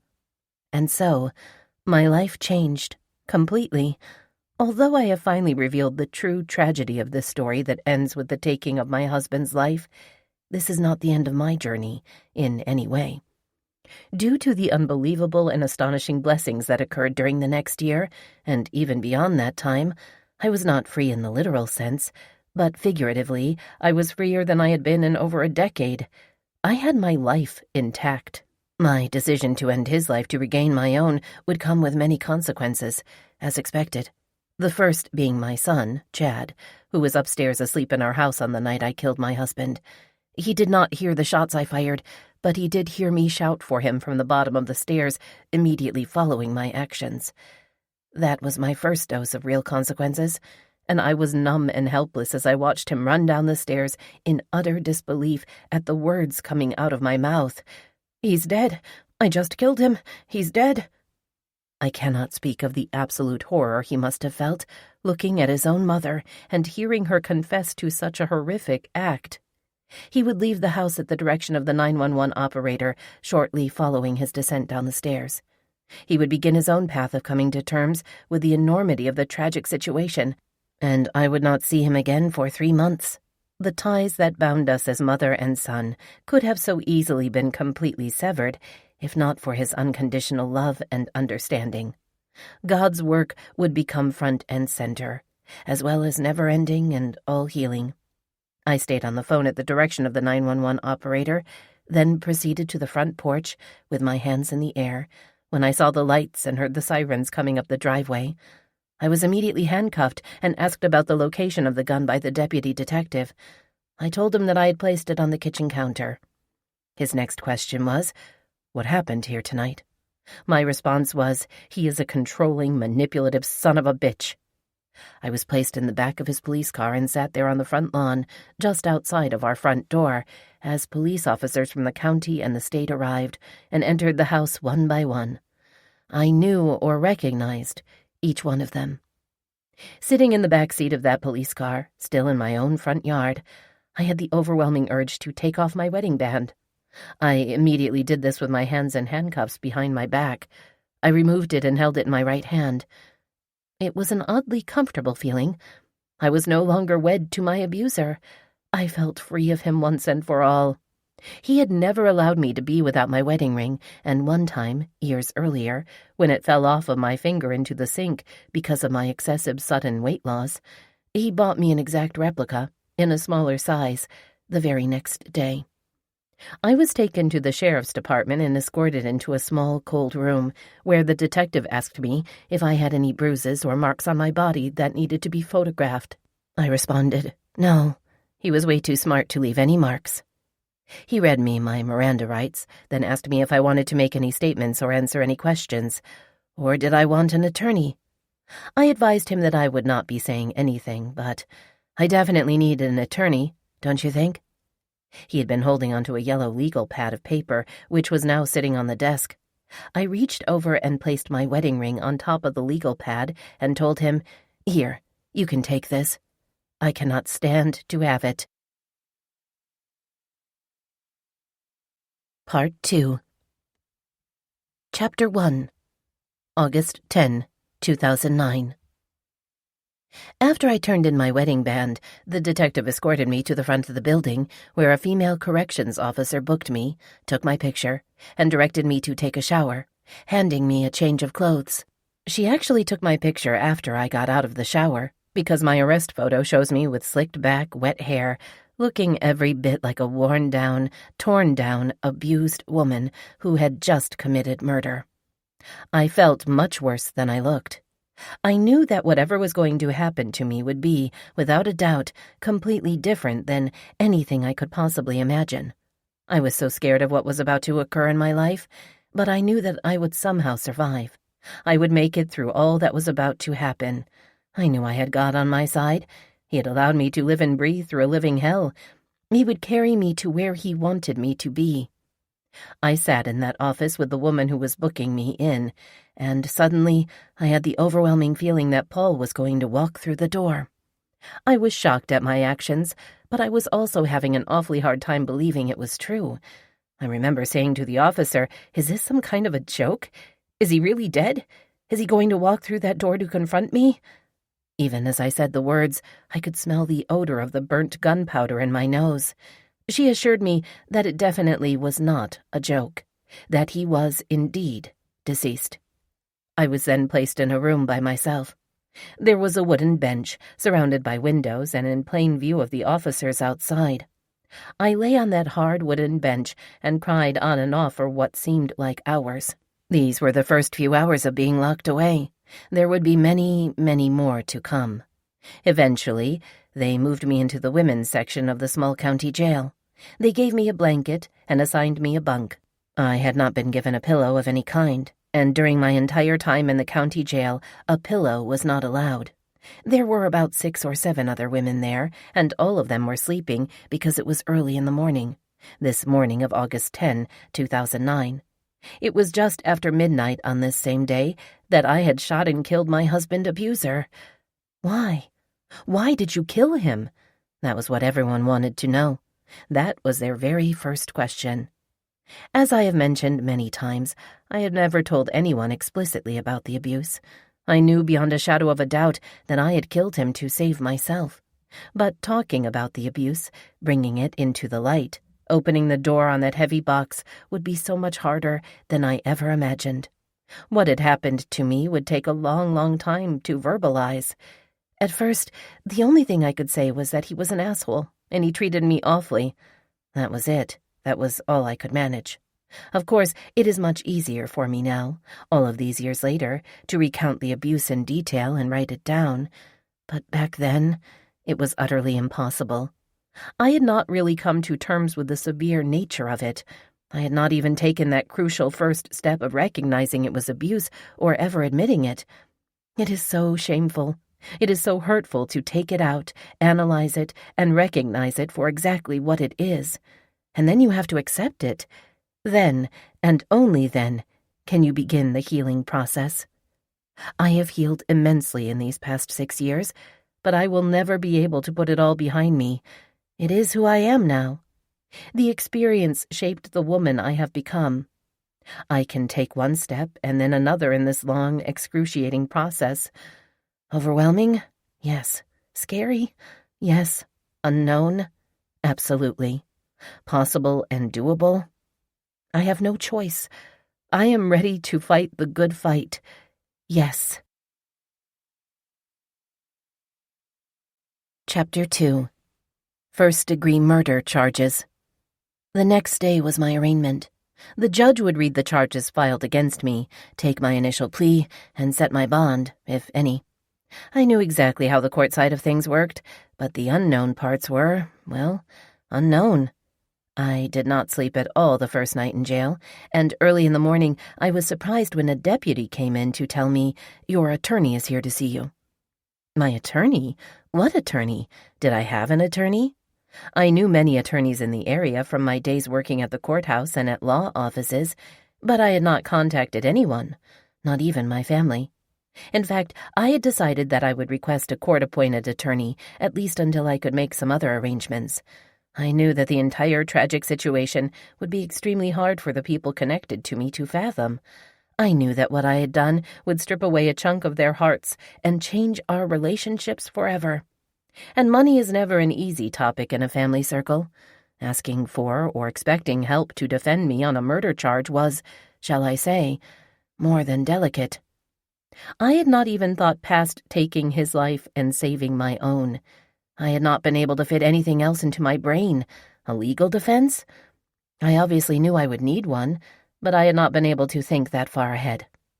So there I was, being escorted to the jail library room to meet an unknown attorney, just a few short hours before I would face a judge. I walked in to find a tall, dark-haired man reaching out to shake my hand. He introduced himself as Jesse Williams, and I did know him. We had never met, but I had spoken to him on the phone once. He had called to speak with a woman attorney I was working for, and, as she was out of the office, he left a message. He had been genuinely nice and chatty, and we had had a conversation about how he was looking for a legal secretary to work in his office. When I told him that I had worked in the field for 28 years, he jokingly asked me if I wanted to come to work for him. I laughed and said no, that I had a job, but I did know of someone currently searching for a job, my friend Sandy. As it turned out, she got the job with him almost immediately, and they were both happy.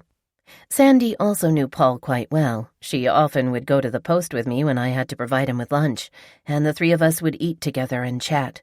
She knew he was extremely controlling, but she looked at him as I did, as my family did, seeing the police officer persona first and foremost. That is what almost everyone saw when they met Paul. They gave him the benefit of the doubt by default because of his profession. And it was Sandy who had urged Jesse Williams to the jail to see me on that early Monday morning. The news of Paul's death and its tragic nature had funneled down quickly from person to person, stunning Sandy beyond belief. According to Jesse, Sandy had been beside herself, crying all morning, and somehow, through the grief and disbelief, she had inspired Jesse to offer to represent me on a pro bono basis in the interest of justice. I was shocked. I remember saying to him, "Do you have any idea how much work goes into a murder case?" Like I knew anything about it, which I really did not. But I could not help but feel that it would be time-consuming, draining, and expensive. Costs alone would be in the thousands of dollars. What I did know was how much attorneys charge by the hour, and what a statement for services rendered looked like. Every phone call, every letter sent and received, detailed in dollars. The fee for such a huge case was unimaginable. But Jesse insisted he was not doing it for money. He was genuinely interested in the pursuit of justice. While Sandy did not specifically know about the abuse, she'd been around us together as a couple, enough to be aware of his controlling nature, his awkward presence, and his extremely short leash on my activities. I am certain that when she was told that I had shot and killed him, all of her fears, doubts, and beliefs came together to confirm what she had already assumed. I still, to this very day, do not know exactly what she said to Jesse to prompt him to take such a huge leap, but there he was, standing in front of me, offering his services in my time of need. We agreed that he would appear with me at the arraignment and enter his appearance on the record as my defense attorney. Still in shock from the entire event, all 10 years of it, I did not think twice about his offer. I felt a sense of protection while with him, this man whom I had just met. At the arraignment, the charges were read by the judge, and I entered a plea of not guilty. The bond was denied, outright. That had been assumed, and nothing could be done about the fact that I was automatically considered a threat to the community when charged with open murder. That the victim was a police officer no doubt made the bond consideration even more unlikely. My entire family was at the arraignment, along with extended family and many friends. I was not allowed to speak to or get close to anyone sitting behind me in the gallery, but I was able to see the pain on their faces and the tears running from their eyes. The feelings of pain, remorse, and confusion were thick in the air. No one could believe what was happening.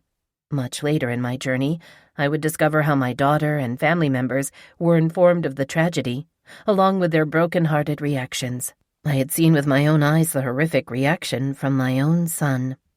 But I would have so many blessings given to me, the first of which was Jesse Williams and his unwavering desire to step up, believe in me, and believe in my case. The next amazing blessing came 2 or 3 days after my arraignment and would prove to be the most amazing, unexpected godsend of all. Another attorney came forward, also willing to work towards the best outcome possible in the interest of justice. This attorney had been practicing law for over 50 years, and at the time of my case was 85 years old. I had met this awesome man a few times over the years and knew that he was one of the most respected attorneys in the state of Michigan. Dean Robb was a renowned civil rights hero and true fighter for equality, something of a celebrity. He had also represented other women in the state who had killed their abusive husbands. When the corrections officer informed me that Dean Robb was in the conference room waiting to meet with me, I was speechless. I found him in the small room, sitting with a smile on his face and an outstretched hand. He introduced himself, and I looked at him in shock. "I know who you are, Mr. Robb," I said. Then I sat down in disbelief and astonishment and asked him the obvious question, "Why are you here?" He explained that he had been in the hospital for a minor procedure, and that he and his wife had watched the local news while resting in his hospital room. My arraignment brought many reporters and the local television stations to the courthouse for details about the wife who had killed her police officer husband. "We saw you on the television," he said, then told his wife, "That woman has been abused." He said that he saw the abuse by the look on my face and the way I carried myself. He continued by saying that he had already been in contact with Jesse Williams, and the two of them would work closely together.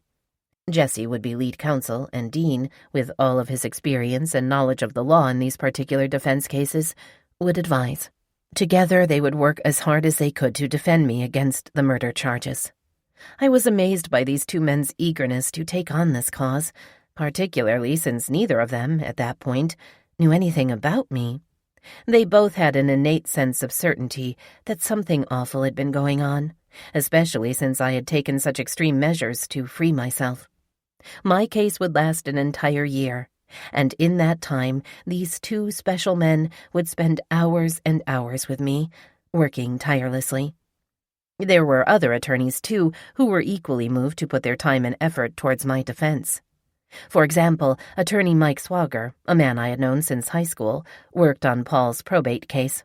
The distribution of his pension, life insurance, and deferred compensation funds was completely separate from the criminal case.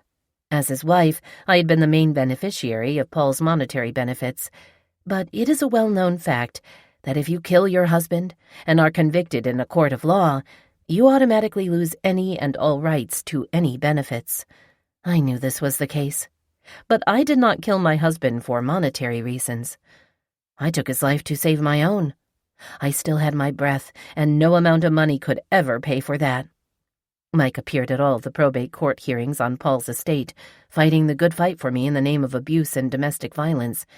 In the end, and rightly so, his 3 children benefited equally from his estate. Then there was Jim Amberg, a young, aggressive attorney who was kind and compassionate towards me.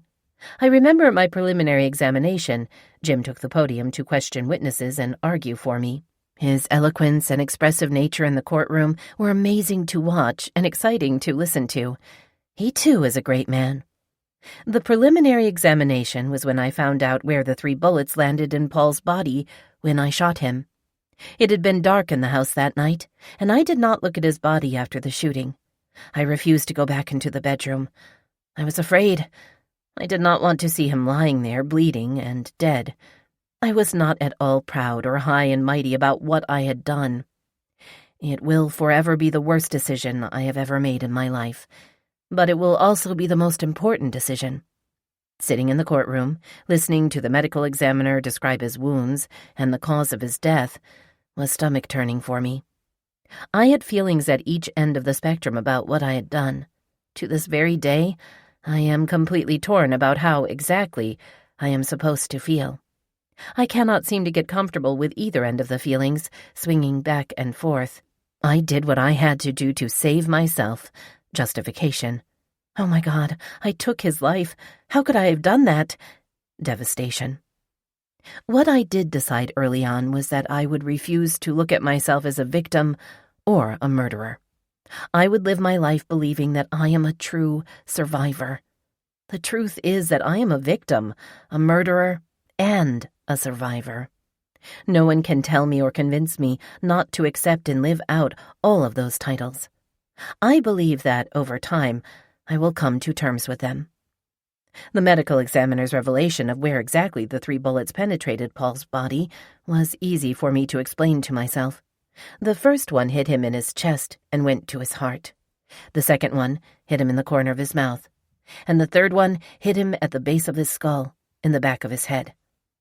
To me, those bullets were on target, his dark, deceitful heart, the demeaning words coming from his mouth, and the maniacal, sadistic thoughts buried deep in his mind. justification, and devastation. Back and forth, it is a constant emotional struggle that has caused high blood pressure, extreme anxiety, sleep deprivation, and an ongoing ulcer in my stomach. Is feeling justified right or wrong? Is feeling devastated right or wrong? This will forever be my dilemma and my rightful punishment. However, no one else but me has to carry this burden for the remainder of my life. At the conclusion of the preliminary examination, my case was bound over from district court to circuit court for purposes of a trial, as was expected. Chapter 3. Out on Bond. As you can imagine, I was not doing well emotionally or physically, although I had consciously, with forethought, made the decision to end my husband's life. Actually killing him and living with that decision was way more difficult than I could have ever tried to imagine. Not that I had ever truly imagined it, but I had carried out that decision, justified or not, and now I had to face the consequences. Apart from the devastation I had caused his family and my own, the immediate consequences to my body and emotions were needing attention. I could barely concentrate on living minute to minute. I lay on my bunk, in the jail, in the fetal position, covered up under my blanket, breathing in my own stale air. I needed to hide myself from the world, and being under that blanket, in my own little cocoon, made me feel invisible and untouchable. I needed time to look deep within myself, to assess the damage done not only by him, but by myself, through my own actions.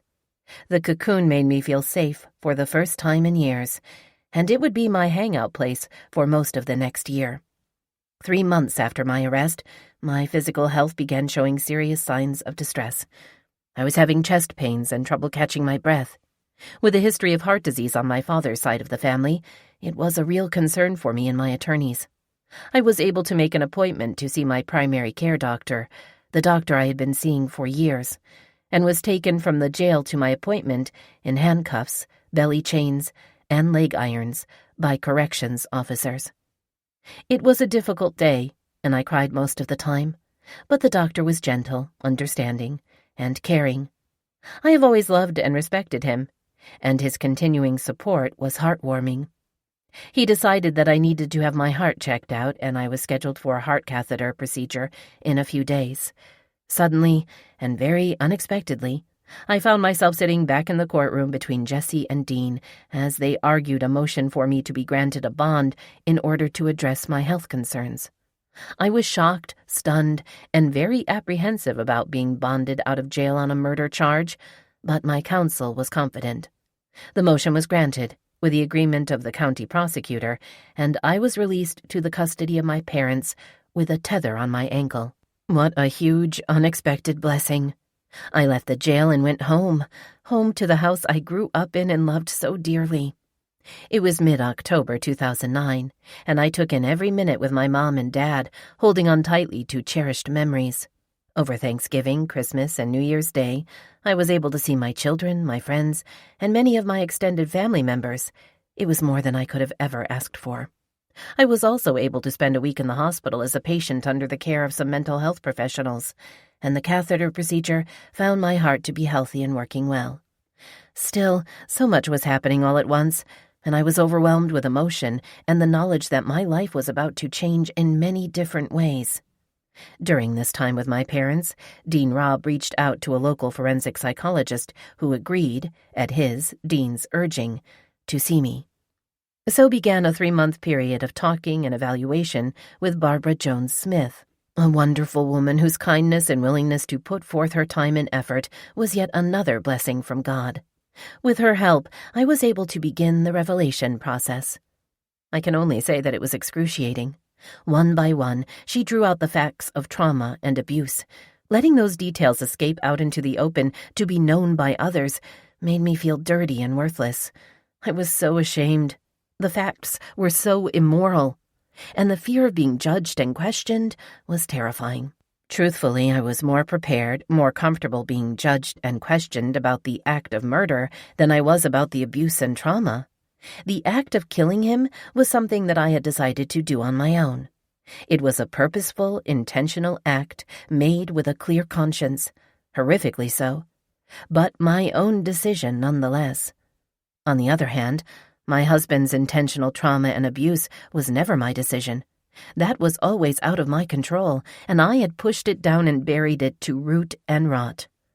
In so many ways, the process was like revealing a big lie. Like admitting something that you never wanted anyone to know about. Like describing, out loud, something very bad that you had done and always wished you could take back. I was so ashamed, and the fact that the truth was not a lie and was definitely not something that I had chosen for myself did not cushion that shameful feeling. I also knew that the truth would add yet another layer of pain, disbelief, and guilt to the lives of so many people. How were my children and family to come to terms with the truth, the awful truth of what had occurred in my relationship with Paul? At least they would have some answers and a reason for their concerns and questions. Although the answers do not make the reality of how I handled the situation any easier. I also met with that forensic psychologist 2 times a week for a period of 3 months, and she administered multiple psychological and behavioral tests. I was happy when her final report concluded that I was not considered to have psychopathological traits. Thank God I am really not a psychopath. That did not mean that I do not suffer from other mental disorders, but the affirmation that I was not crazy or that far off the scope of normalcy was a huge relief. Being diagnosed with depression, anxiety, bipolar disorder, and PTSD is enough to live with on a daily basis. Knowing that I am still intelligent enough to form whole sentences with proper language is a blessing. After New Year's, the prosecuting attorney filed a motion with the court to revoke my bond, based on the fact that my health issues were cleared up. More importantly, from their perspective, I was a threat to the community because I was a suspect in a murder case. They wanted me back in jail. I returned to the same bottom bunk in the county jail and the safety of my under-blanket cocoon. I felt so at peace there, all alone. No one could touch, use, or abuse me. I was thankful that God had sent an army of angels to be with me in that small corner of the world, and I found solace in my invisibility. Chapter 4. True Evil. After my arrest, there were investigations pending on behalf of both the prosecutor's office and my defense team, and many began at our house. Some of my family members, including my children and my 2 sisters, went to the house to retrieve personal belongings and small items that were meaningful to me. Both of my sister's spouses accompanied them but refused to go inside. Everyone there on that day spoke of the evil aura that surrounded the house. Inside, in every room, it was even more present and palpable. My sister, Lori, told me that the air was thick, almost as if there were forces pushing and resisting in the environment. I am sure that some of these feelings were brought on by the circumstances of what had happened there. But I also believe that my children and my sisters, who were all Christians and hold Jesus close in their hearts, could feel the good and the bad, the positive and the negative, warring with each other in the air. My sister told me that they prayed on the front porch before they went in, for extra protection. Each one of them took items of mine for safekeeping, but all of the furniture and other household items were auctioned off as part of Paul's estate. The house itself was foreclosed on and sold at a minimal price, due to the fact that someone had been killed there. My sister, Lori, took a small 2-tiered wooden plant stand to use in her house. Months later, during a conversation that we had on the phone, I was shocked at what she told me.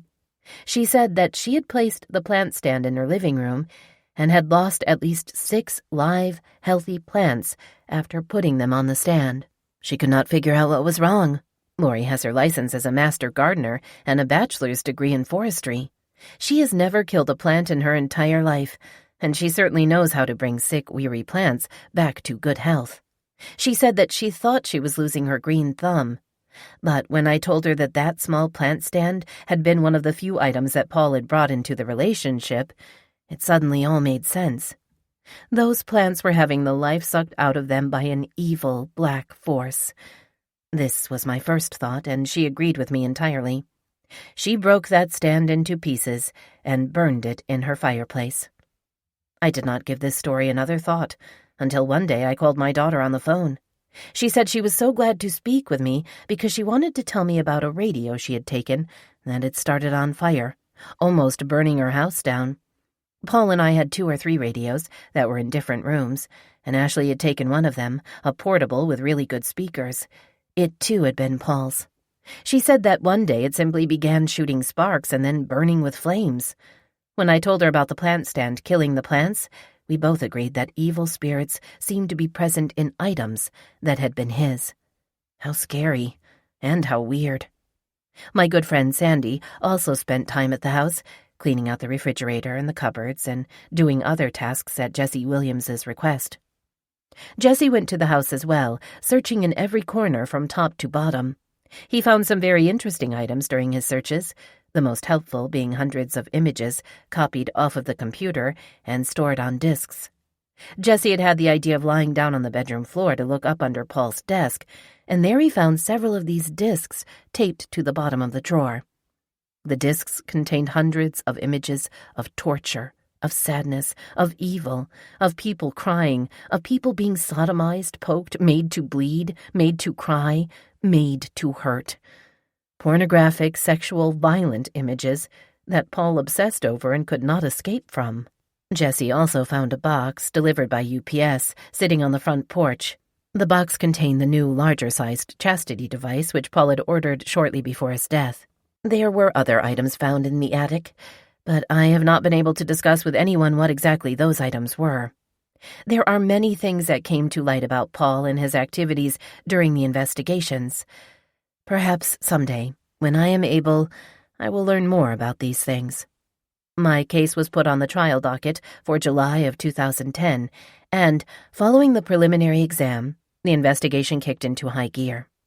Jesse retained the help of a computer forensics expert to analyze the computer, and he also received help from a private investigator to interview witnesses. That investigator, Michael Neihart, worked many hours on my case, pro bono, and various facts came to light as a result of his work. For instance, a man who worked at the local Home Depot had this story to tell. Statement prepared by Mr. Neihart. The witness explained that his contact with Melvin Paul Holbrook was about 6 years ago. For about a week, Paul Holbrook was coming into Home Depot looking to purchase floor covering. The witness and Paul had a lot of conversations about building materials, floor covering, etc. Paul came in wearing shorts, and he had some type of brace on his knees. It was during those conversations that the witness learned that Paul was a state trooper, and that he was off on leave because of injuries to his knee. Later in the week, Paul came into Home Depot with his wife, Joni. The witness explained that this incident stuck with him, and he remembered every detail concerning this. All of this information came back to him when there were news stories about Joni's arrest. The witness commented that Joni stayed so far behind Paul, creating such a distance between the two of them, it was almost like he led her on a leash. Joni stayed in the background during this entire time. The witness explained that during the time Paul was not making any decisions about floor covering, the witness was trying to engage Joni in conversations. The witness noted that Joni had a black eye and what he described as a broken nose. He said that the black eye was very obvious. Her nose appeared to be broken because he could see the twist and the wrinkles, therefore making it look like a broken nose. These things were very obvious. The conversation then began to continue concerning some floor covering. Some item had been picked out. Joni was asked something about it, and she disagreed with the decision regarding the flooring. Paul Holbrook turned to Joni and screamed at her, "You just shut the fuck up." This incident has bothered the witness since it occurred. When he saw the news reports, he felt like he needed to come forward and explain what he saw. End of statement. Mr. Neihart was also able to interview Paul's first wife, Star, who I mentioned earlier in this story. Star was forthcoming and helpful in the defense of my case, and she would have surely been one of the most compelling witnesses in the trial. In an interview, Mr. Neihart found out that Star, too, had shot at Paul one night, with every intention of killing him. They had been having many problems, and Paul was engaged in multiple affairs with other women and lying to her about many things.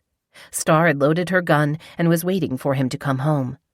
Just before he arrived, though, one of the children began fussing upstairs. Star realized that if she killed Paul, someone else would be taking care of her children, and she did not want that. She was mad, but instead of killing him, she walked outside when he drove in and shot in the ground next to his foot. When he got back in his car to leave, she shot again in the direction of his car. A state police sergeant called Star that night, and later came to her house to speak to her in person. He commented to her about how they all understood the problems that Paul had been putting her through. Interestingly, no charges were filed, and the entire incident was simply swept under the rug. Star did write a letter to the judge sitting on my case, and it is part of the court file at the county courthouse. These are her words, in part. I feel that Joni and I have similar parallels in our lives with Paul. I felt the pain of which we both knew from Paul, emotional, mentally, and physically. I took a shot at Paul towards the ground near him, in my case, to get his attention. He had pushed me to the breaking point. I needed answers as to how and why he could treat the one person he loved the way he was with the deception, hurt, and lies that had taken place in our life. He never did answer that question, and now I will never get the closure I needed from him. I so understand why Joni felt there was no other way out of the situation she was in with Paul. I also felt that there was no way out. From every controlling area of my life that Paul controlled. He controlled our money, where I could and could not go, to how much I had to weigh, to the clothes I had to wear. He took call waiting off our phone. I did not know this, so when he was working, he knew when I was on the phone. He would then come home and want to know who I was talking to. He controlled what we did as a family, which was always around his sports from softball in the summer to basketball in the fall and the winter. Our only family vacations were to his parents out of state. When we did visit my parents, I would have to go to the bathroom with him and sit till he was done, and then I could leave. Our home had to be clean at all times also. Paul had had numerous affairs throughout our marriage, none of which I knew who they were with. The only one he told me about was with AC. When he started seeing her, he made me go shopping with him for a new wardrobe for his dates with her. The pain in my heart that day, I can still remember. At that point, he moved out of our home. When he did this, he took my name off our bank account, leaving me with no money. I was not working at the time. This was his way of controlling where I could go. He would pay our bills and take me grocery shopping. He came home one day and told the kids and I that he was moving us to my parents that weekend, and I needed to start packing. I had to call my parents while he was there and tell them that the kids and I were moving back. Paul gave me everything in our home but our bed. He said he did this to show AC how much he was giving up for her. I got a job and moved out of their home, and at that point, I told him to stay away from us. I was at work one day and a neighbor called me and said Paul was climbing in my bedroom window. He always seemed to know where I was at. The kids and I went to a hotel for the weekend to just get away, and he showed up there. How he found us, I still do not know. The kids and I went to a friend's house for the weekend, and Paul came in the night and took my car and left his car. This was done so I would know he was there and knew where I was at all times. I didn't know he had a key to my car. Shortly after that, AC ended the affair with Paul. He came to my home and told me it was over, and he wanted the kids and I back as a family. For whatever reason, I moved the kids and I back to Coldwater with him. I was back a short time, and women started calling. I finally got tired of it and asked one of the women what she wanted. She told me that she was seeing Paul. I told her I was his wife, and she said no, he was divorced. He told her I was his cleaning lady. Shortly after, with the grace of God, I found the strength to leave Paul and file for divorce. I moved out to the house and took my things with me. I was at my parents' house one weekend when the kids and I came home. Paul had gotten into my home and moved everything, even the kids' beds and dressers, to his house. I knew I had to leave the area to try and get away from him, which I did. Our divorce became final 6 months later, but it was a few years before he totally left me alone. Paul's relationship was good in the beginning of our divorce with our children. When he started seeing other women, my children never knew where or with who they would be spending their weekends with. They stopped going for weekends with their dad shortly after that. Our daughter tried to keep in touch and see her dad, but that was short-lived. Our son had not seen or spoken to his dad since he graduated from high school. Our son, to this day, does not understand why his dad just walked out of his life. Our daughter was married in 2008. She had been talking to her dad about it, and he told her he, Joni, and his youngest daughter would be at her wedding. They never came to her wedding. Do you know how hard it was to look my daughter in the eyes and tell her that her dad is not there? The hurt in her eyes was so painful to me. How could a dad do that to his daughter is unforgivable. They never spoke after that. Paul was a strong and strange sexual being. With that said, I feel very uncomfortable talking about this, but it was who he was and how he abused and used control in his life. I will just name a few points, and if you have any questions or need more information, you can contact me. Paul was into bondage to the point of it being scary to me, to the point of it hurting me. He loved to dress in women's underwear and enjoyed wearing it daily. He made me do his makeup and nails. He had many piercings that he did himself, and I had to watch when he did this. His piercing did cause me pain when we had intercourse. I was told I had to do these things, or he would find someone who would. And I knew he would do that, so I did as I was told. When he wanted sex, I had to do as he said, even if I did not want to, or if our children were home, it did not matter. He was into pain. He enjoyed this very much. I hope you understand him a little better. Paul was good at being who or what he needed to be with different people and situations. At work, he was a totally different person than at home. Like I stated, my parents knew nothing of our problems. I was told by him that I could not talk to them about it. As for Joni, I have said I truly understand her feeling of being pushed to the point she felt her only way out was to kill Paul. I know how he would have stalked her had she left. I am saddened that she could not break free from his control. She took my children's dad. Yes, their relationship was not exciting, but they held hope that someday he would reach out to them, and that will never happen due to Joni's actions. Paul was a very evil man and hurt many people when he was on this earth. My thought is, and what helps me to deal with this situation, is he cannot hurt anyone ever again. End of letter from Star. I was in prison when I received the first letter from Star. It was a beautiful card with a photograph of some delicate lavender flowers on the front. The inside was blank, and Star filled that blank space with kind words and the verification that she had experienced the very same sexual abuse, the same control, manipulation, and mental and emotional anguish at Paul's hands as I. She told me how sorry she was, and made me feel almost justified in my own horrific actions. Feeling justified in the intentional killing of a human being is beyond what is right and what is just. I certainly never imagined that I would put the words murder and justification into the same sentence and have it applied so directly to me and my life. Coming to terms with the fact that these two things were carried out by me, with a knowing and accepting conscience, is even more unbelievable and inconceivable. Going back and forth every day for the last 6+ years between feeling both justification and devastation for what I have done has caused great turmoil in my heart and soul. I do not know if I will ever resolve this constant stirring within me. According to Webster, the definition of justification is as follows. 1. A justifying or being justified. 2. A fact that justifies or vindicates. 3. The state or condition necessary for salvation, of being blameless or absolved of the guilt of sin. The word justify as defined by Webster is 1. To show to be just, right, or in accord with reason. Vindicate. 2. To supply good or lawful grounds for, to warrant. 3. To free from blame, declare guiltless, absolve. The definition of the other opposite feeling I experience on a daily basis, devastation, is defined as devastating or being devastated, destruction, desolation. In kind, the word devastate is defined by Webster as 1. To lay waste, make desolate, ravage, destroy. 2. To make helpless, overwhelm. As I look at each description, I feel that they both describe exactly where I find myself emotionally and mentally, but I also try to apply the words and meanings to Paul. And I feel that they fit into his side of the tragedy as well, but in an entirely different way.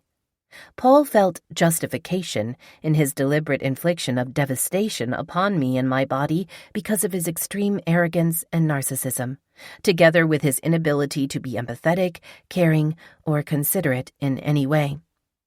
Star and I corresponded back and forth about 4 different times while I was here in prison. I believe that someday the two of us will be able to sit down together to share our experiences and strength in our shared trauma. If that experience does not come to pass, I am comfortable with the kind words and conversations we were able to share through letters.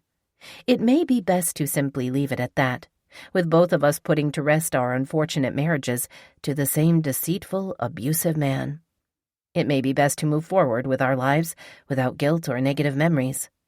Michael Neihart spent many hours investigating the facts of my case, and I will be forever indebted to him. I was able to obtain a copy of his post-conviction confidential memo, which is also a part of the court file. It states, verbatim, as follows. It is my hope that you found the Holbrook investigation comprehensive and thorough. Based on witness interviews, client information, and physical evidence, the Holbrook investigation was singular in terms of the extensive, extreme, and accelerating abuse that was involved in this relationship.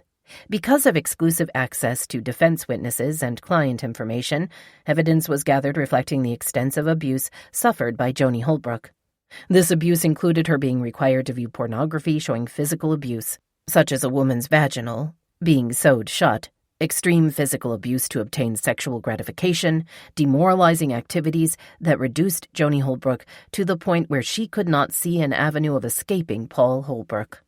The demoralizing activity included having to wear the same matching underwear as Paul Holbrook, the requirement to strap on a dildo and give Paul Holbrook anal sex for his gratification, and playing the rape game so extensively that she was repeatedly raped by Paul Holbrook. Paul Holbrook lived every minute of his days thinking about sex and how to satisfy his sexual desires. Evidence was obtained which included pornography, restraints, and women's clothing. These items helped substantiate Joni Holbrook's abuse. It should also be noted that a retired state police officer who had had contact with Paul Holbrook many years ago made the statement to the Michigan State Police that if Paul Holbrook continued in his position, someone would get hurt. Joni Holbrook found it impossible to leave Paul Holbrook and to obtain authoritative assistance because of her husband's position as a sergeant with the Michigan State Police. Several witnesses had asked if they could call the police. Joni repeatedly responded that she could not call the police because her husband was the police. End of confidential memo by Michael Neihart, investigator.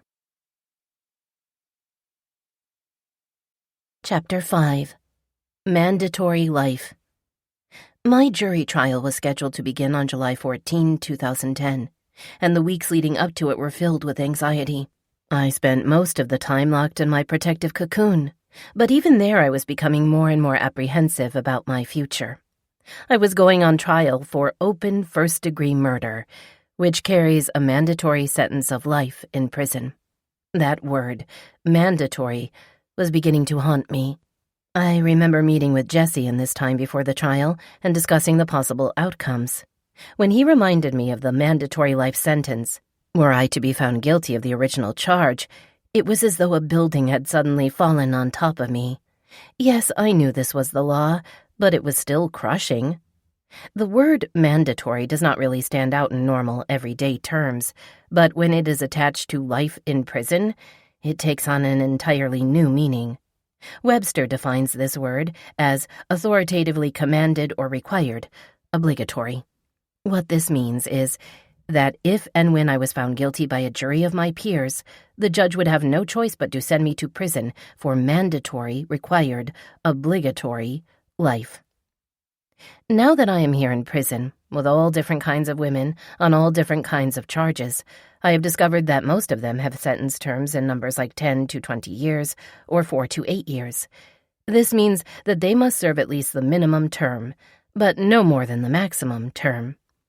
Being sentenced to letters that spell life is much different and causes emotions and feelings unimaginable to most of us.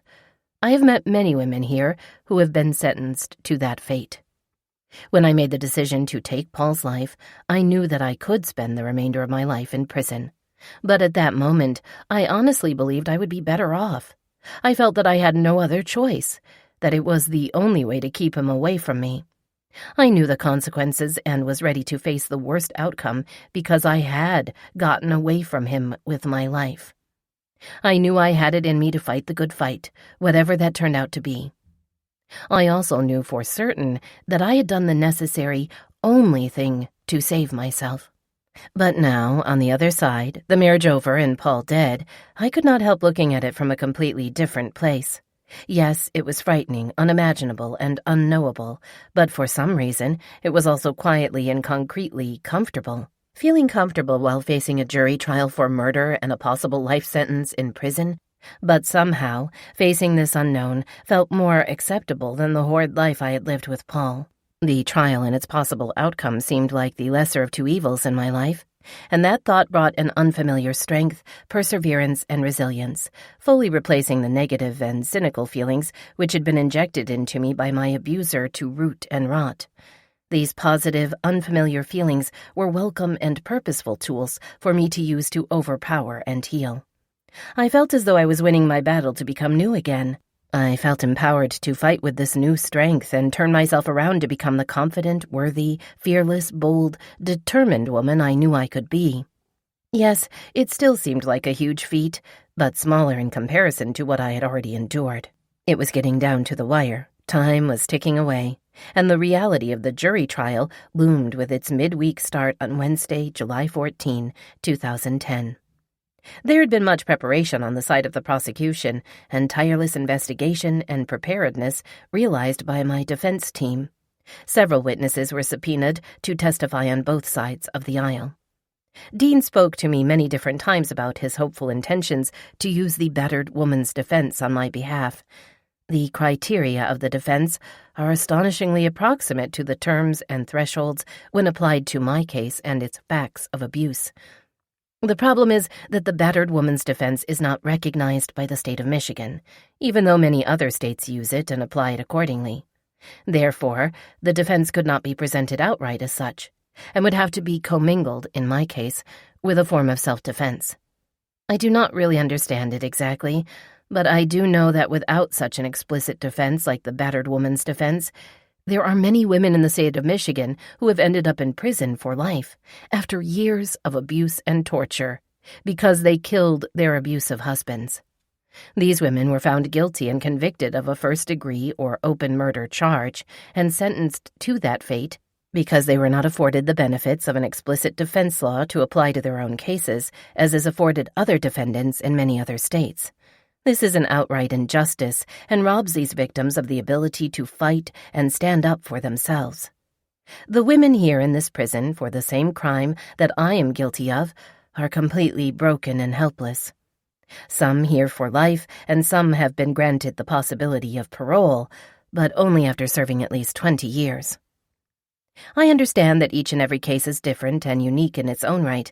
However, each and every woman who endured horrific abuse and who took the life of their abuser to escape has, without question, lived in and experienced the same helplessness and fear that I did, and should be entitled to use and apply the specific terms of a proper defense. I trust and believe that most of the women living life in prison for killing their abusers are good, honest mothers and daughters who found themselves in impossible, unimaginable, inescapable situations.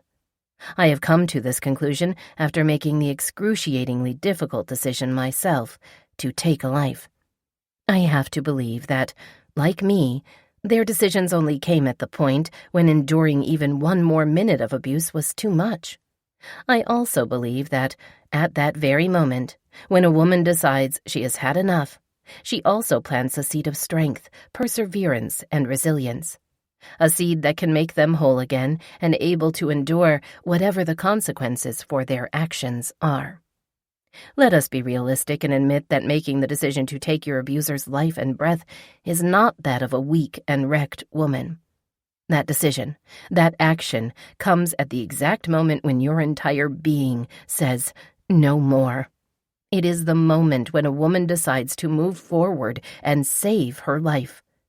Women who have killed their abusers are not murderers. They are simply women who want to live. Unfortunately, these women are placed on the same playing field as people who have killed for money, for drugs, for revenge, for gain. Outright evil, criminally minded, uncaring people. Victims of horrific abuse are none of these. Their only consideration at the moment they commit the decided act is for the preservation for their own life. For this reason, I will be one of the biggest, loudest advocates for victims of abuse when I am released from prison. I will attempt to move Michigan forward towards a clear and concise understanding of the traumatic effects such abuse has on women who act out in desperation to stay alive.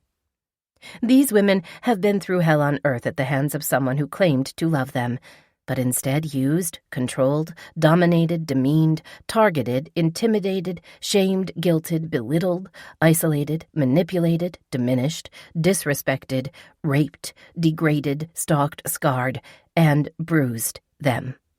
They lived in fear and terror. This experience brings them directly to the decision to kill, to stop the threat, to get out, period. No compassionate, caring, thoughtful woman would ever dream of committing murder without being pushed past the line of common sense.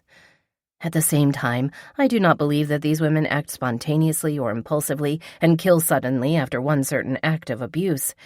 The murderous action is brewed and stirred and seasoned over years of purposeful abuse. The act occurs when appointed by their own body's definition of enough, no more, and the time is now.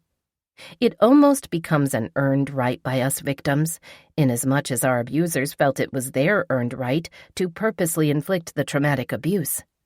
I realize this explanation is way out of the realm of acceptance for most people, yet for me, it is the awful truth.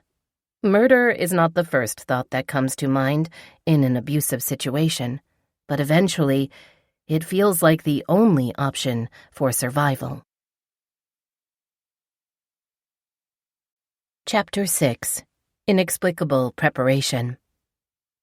On the Friday before the scheduled jury trial, Jesse showed up at the jail early in the day to meet with me. He had my friend Sandy with him as his legal assistant, and they were there to begin the preparation process for my testimony before the jury. There was really no doubt that I would have to take the stand in my own defense, given the nature and tragedy of the events. After all, I was the only person who had experienced and lived through all of it, and I needed to be ready to tell my story. The three of us sat in the same room for several hours that Friday, then all day Saturday and all day Sunday, until extremely late in the evening. I still had not, at this point, spoken about most of the abuse, and very little of it in any detail. It was extremely difficult, all that shame, guilt, and pain coming to the surface for the first time in 10 years, to be spoken aloud and acknowledged. With it came immeasurable grief, anxiety, discomfort, disgrace, and humiliation. There were times when I became truly angry at Jesse for asking hard questions and pushing me for answers.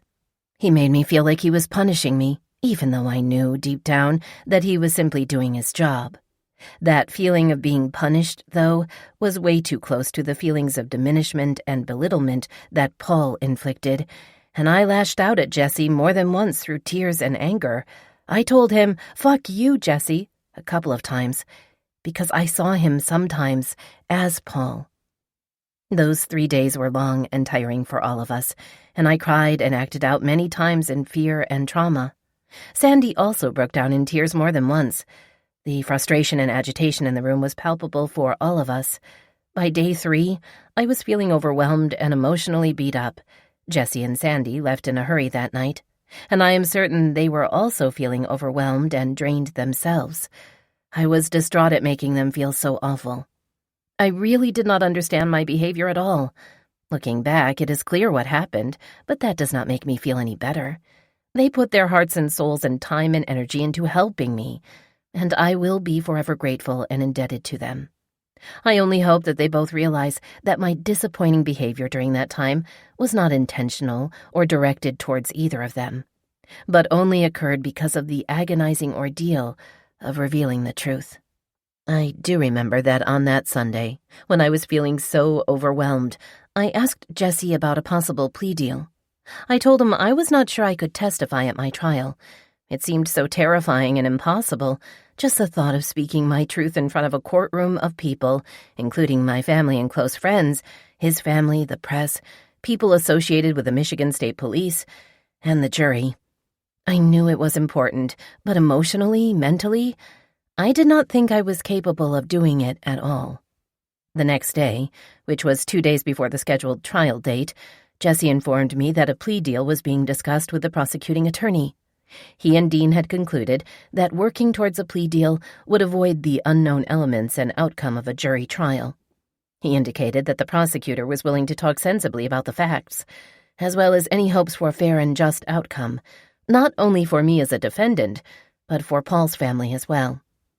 The plea deal was reached based on the extreme extent of the abuse and other facts realized during the investigations, facts pertaining to Paul.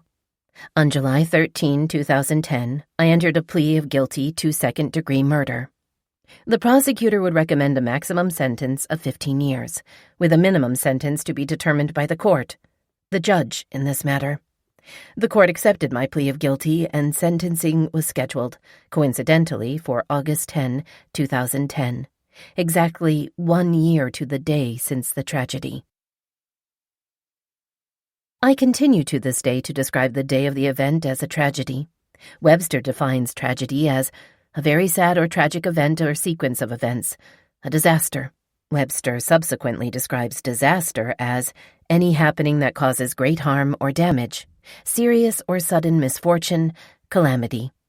I believe the entire term of my relationship with Paul was an extreme misfortune, from the very first minute to the very last minute. I will forever look at what happened as a tragedy, a disastrous tragedy.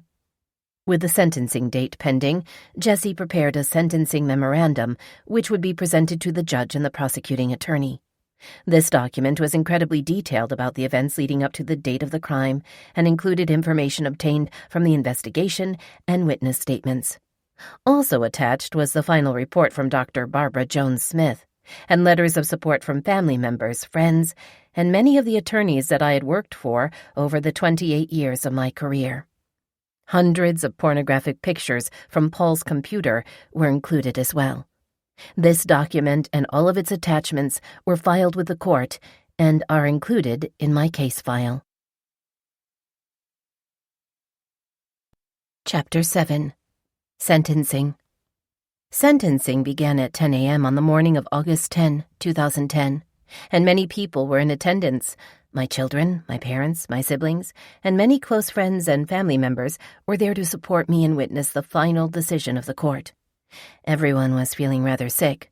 All of my support people sat on one side of the courtroom, behind the defense table, and when there were no more seats available on that side, chairs were lined up in the middle of the aisle. None of the people who loved me wanted to sit on his side of the courtroom, behind the prosecuting attorney, so those seats were left empty. 3 of his immediate family members were in attendance and wanted to speak on the record, which is status quo at any sentencing in which the victim has been killed, but only 4 or 5 other people sat on that side of the aisle. There were press from television stations and newspaper outlets, and although I heard that state police people were there, not one of them was present in the courtroom at any time during the sentencing hearing. Apparently, they listened to the proceedings in an adjacent room.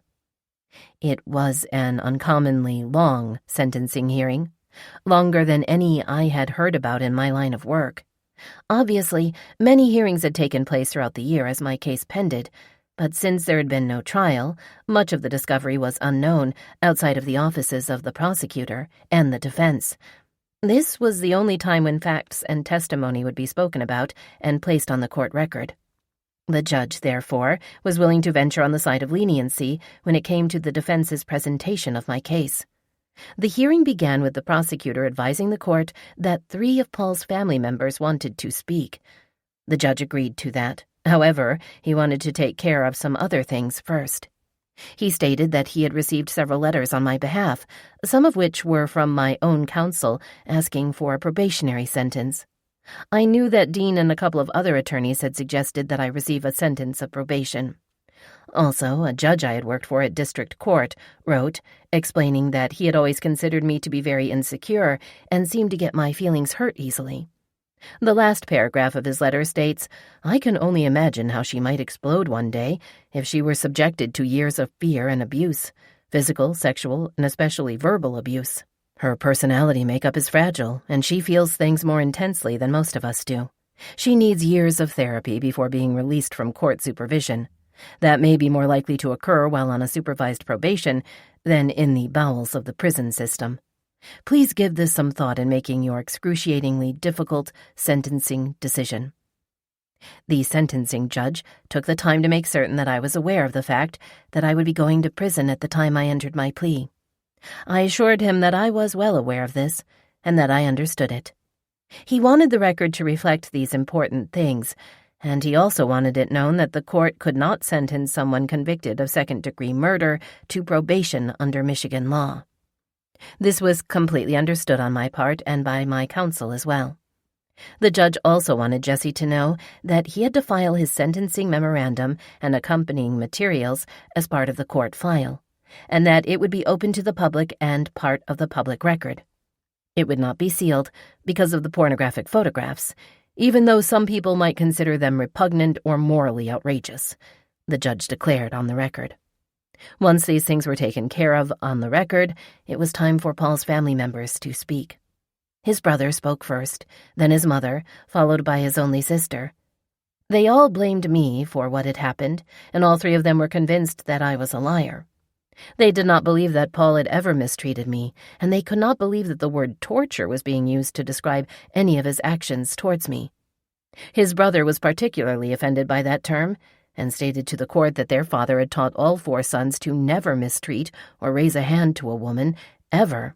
His brother felt certain that Paul's character had been shaped by their father, as his own had been growing up. He did not believe Paul had ever hit me or abused me physically. When Paul's mother stood up and took the podium, it was evident that her hate and contempt for me was overwhelming.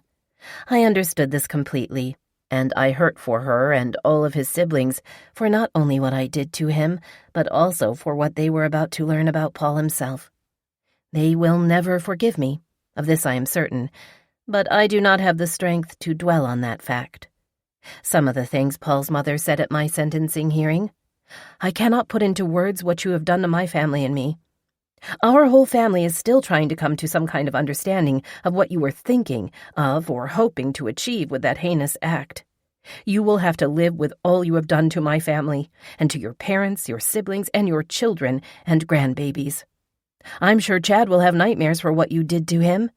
Plus, your daughter and granddaughters will only get to see you through bars. That is, if they come to see you at all. You have brought this on all by yourself. You have smeared my husband's name, my son's name, and my grandson's name. And I am so pleased you will be receiving your dues. Only if I had my way, you would never see the light of day again without bars." End of testimony. This is not the end of what she said, but it is the bulk of her statement. Her comment about the family name being smeared is because her husband was Melvin Paul Holbrook, Jr. My husband was Melvin Paul Holbrook III, and his son was Star's Melvin Paul Holbrook IV.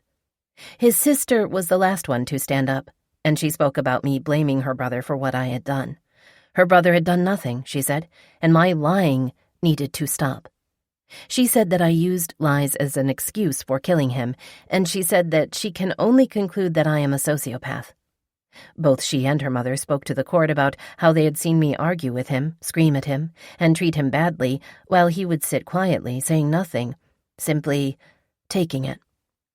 They both also reported that Paul had told them that I had cleaned out our bank accounts, and how he was always having to bail me out financially.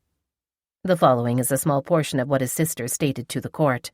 "In my opinion, the only person abused in this relationship was my brother. You abused him financially. You abused him emotionally by jerking him around on a chain going in and out of that house, using that over him to get him to do what you wanted and pay your bills off.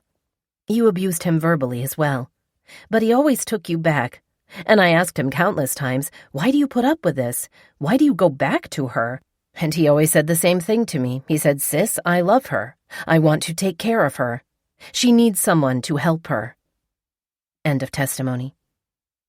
I am not going to address these accusations. I have told my story. But it is absolutely true that I needed help.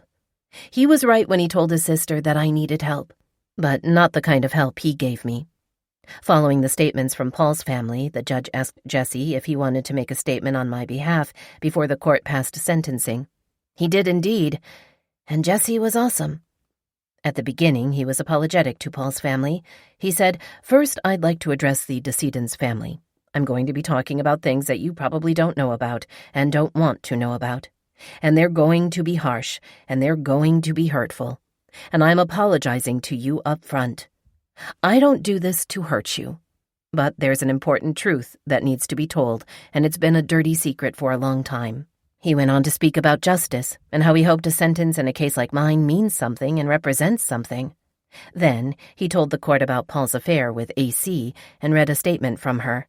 AC described her feeling that Paul was extremely controlling in both his demeanor and physical presence. She stated that he came across as overconfident, possibly to compensate for feeling otherwise in reality. AC also said that when it came to his personality, Paul was like a Dr. Jekyll and Mr. Hyde. She stated that his behavior had begun to affect her emotionally, and described how she went to her supervisor at the state police post where she worked, and that the supervisor had contacted Paul's supervisor, requesting that he cease all contact with AC. Jesse then talked about Starr and read excerpts from her statements into the court record. He also explained the shooting incident, when Starr shot at Paul, initially intending to kill him. He also touched on the fact that there seemed to be a non-investigation into that incident by any police agency, let alone the Michigan State Police. Please believe me when I tell you how often I have thought about that during my time here in prison. Jesse brought forth many important points in his statement to the court. For one, about how everyone who frequented our house knew that Paul's service weapon was not only in reach, but always loaded and ready to go, just point and shoot. He read into the court record most of each of the letters that Paul sent to me the last time I left him, the ones begging and pleading with me to return to him and his promises to stop the abusive behaviors. Then he played an audio tape that he had recorded earlier. It came from a time when he had arrived at the jail extremely late in the evening. It was almost midnight when the officer took me into the library room to meet with him. Jesse explained that he wanted to talk about, and, in a sense, reenact, the first time Paul raped me. I had come to trust Jesse during our time together, and though I did not know anything about his personal life, I felt that he was sincere, caring, kind, and trustworthy, both as a man and as a professional. Jesse explained that he was in no way trying to hurt me. Rather, he wanted to try and bring out some of my hidden feelings. He wanted to get some true emotions from me, if possible. He said he felt that the exercise would invoke real feelings of pain and trauma and may take me back to the actual incident. I had told him in extreme detail about the first time Paul raped me, but talking about it with words was one thing, reliving it in real time was something else. In that moment, though, I trusted him and said I was willing to do what he asked. Jesse held his small dictation recorder and explained that he wanted to get my words and reactions on tape. He began by positioning me on top of a table in the jail library. However, the officers working that night were concerned about what was happening and confronted Jesse, questioning his actions. Jesse managed to convince them that he was simply trying to help me, albeit in a very unconventional sort of way. He convinced them that these actions were necessary and within his scope as my counsel. Although I was also hesitant, I assured the officers that I was okay and asked them to please allow him to continue. After that, Jesse had me lie on the floor. He straddled my body, hovering on top of me. He kept saying, "Then what did he do? Then what? Like this?" I remember directing him with words as this occurred, but I really do not recall much until the end. I remember getting back on my feet, shaking and crying, then hitting him over and over while repeating, "I hate you, I hate you." Not only had the true emotions of horror and fear come to the surface, but the anger that I had felt for Paul, the anger that I had shoved down over and over for so many years, was suddenly palpable. I was able to feel that, see that, and act on it. Jesse had accomplished what he had set out to do, and I thank him for that. I believe that his exercise helped unlock and open the heavy door I had placed on top of that pit of hell. Jesse played the audio tape at my sentencing.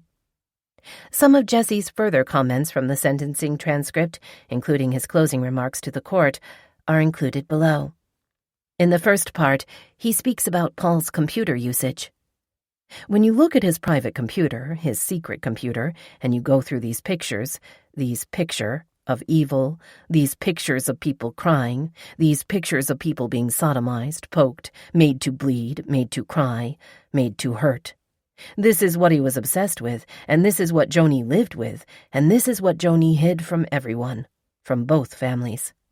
Joni went back to him after he raped her, after he hurt her, because he played on her emotional side with the Lord, and he promised her this would really end. And he knew that she wanted this relationship to work, and he knew she wanted this marriage to work. And he also knew that she did not want to look like a failure again.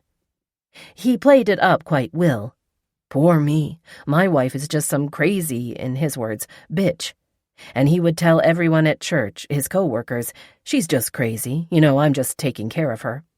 Yet he's the puppet master back at the house, pulling the strings and tormenting her. And we think to ourselves, how could she shoot him, though? Why couldn't she leave? Well, she did leave. She left 3 times. And 3 times he tricked her back into that trap. So here we are today. She shot him in his sleep, shot him in his bed, 3 bullets, shot him with his own gun. Ironically, the gun that he adamantly would tell her, it's loaded, the safety is off, all you gotta do is pull the trigger. Joni never touched a gun in her life until that night. Joni had never fired a gun. Joni wouldn't know how to load a gun. Joni wouldn't know how to put the safety on, take the safety off. Joni wouldn't know how to do any of that. But ironically, she pulled the trigger of the very gun that he always told her, it's loaded, all you got to do is pull the trigger. The very gun that the doctors from Forest View called and told him to keep away from her. The very gun that his own co-workers suggested to him it might be a better idea not to bring it home. Now, here we are. We're Americans, and we're proud to be Americans. And what do we do as Americans? We preemptively strike out. We kill in the name of fear, in the name of terror. We send missiles into Iraq. We send missiles into Afghanistan. Innocent people die. Not so innocent people die. But nonetheless, we're comfortable with the concept. We're very comfortable with preemptively killing to protect ourselves. We all go to bed every night not worrying about it, not thinking about it. And we think our actions as Americans are justified to kill others to protect ourselves.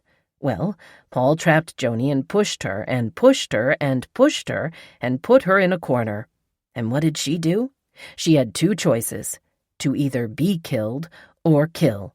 And she killed him because she truly believed that he was going to kill her one day. And when you look at the path of violence and where this was going, she had every right and reason to think that. This man threatened her life. He was a big guy. He was bigger than me. He'd stand in her path, wouldn't let her pass through the door. Sit the fuck down. Sit the fuck down. You're not going anywhere. And he'd make her sit there. Just sit there. And he'd stand there.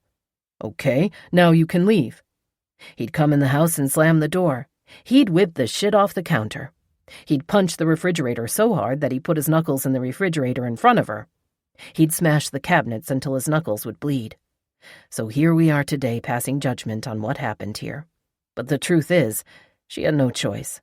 She had to shoot him in his sleep, because he would have killed her if she triggered that anger, if she triggered that rage that he held so close, rarely showed, but held. And if she triggered that, she would have had only one time, one chance to do that. And he would have bludgeoned her to death, as he told her he would. So when we pass sentence on her, let us think about what happened here. This wasn't an innocent victim.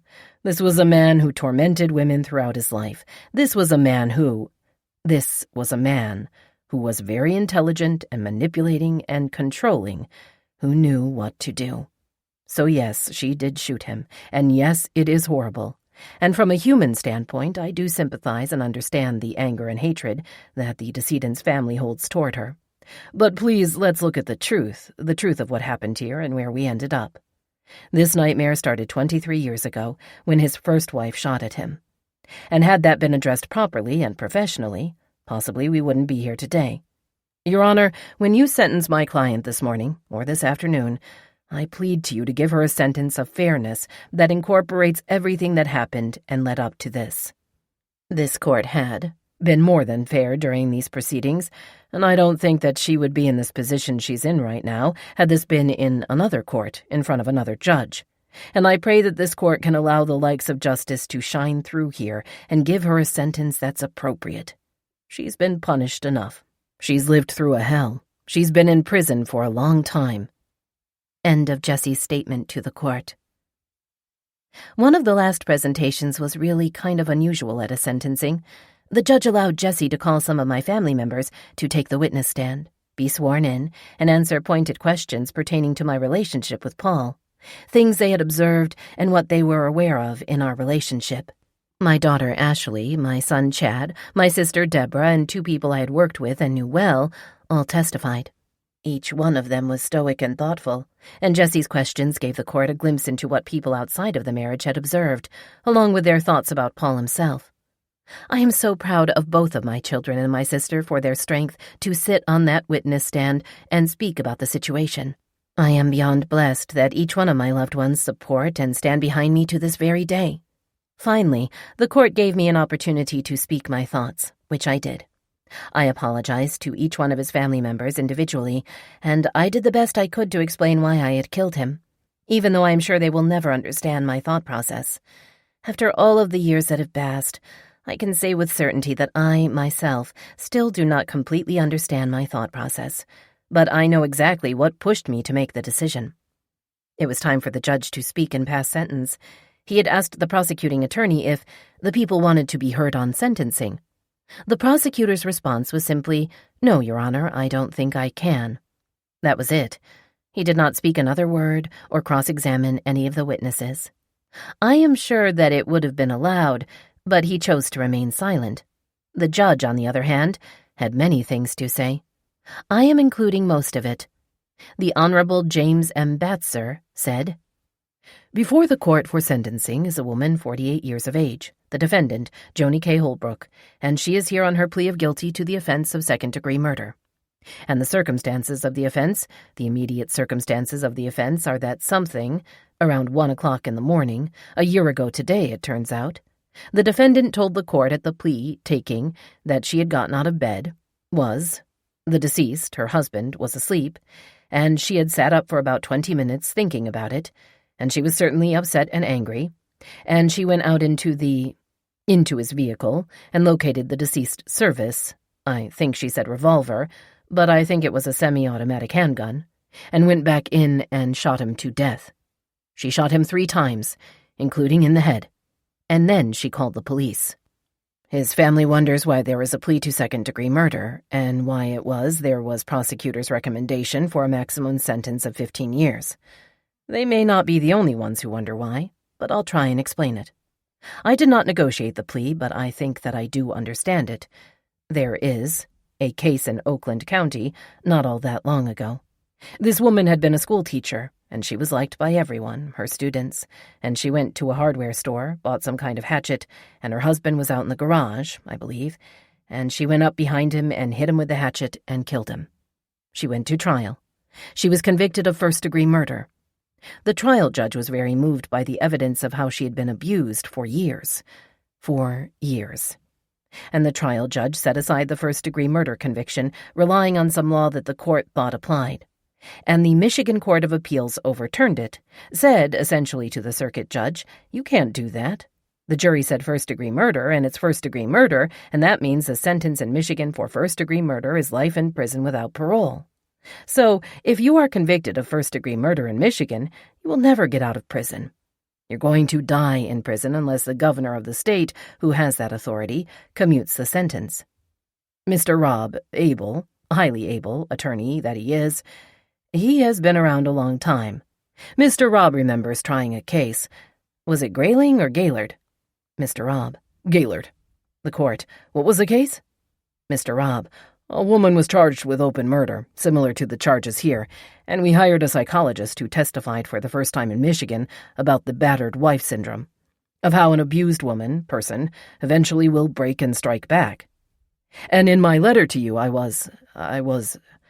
think the abuse that this woman suffered was far greater than what Jeanette Smith suffered, but—" The court: "What was the—" Mr. Rob: "We did not have the law on our side in this case, and what needs to be changed is the law. It is not right." The court: "What was the verdict?" Mr. Rob: "Not guilty." The court: All right. Mr. Robb, she was found not guilty. The court. So there you have it. Oakland County, first-degree murder, never ever get out of prison. Gaylord, a jury verdict of not guilty, acquittal.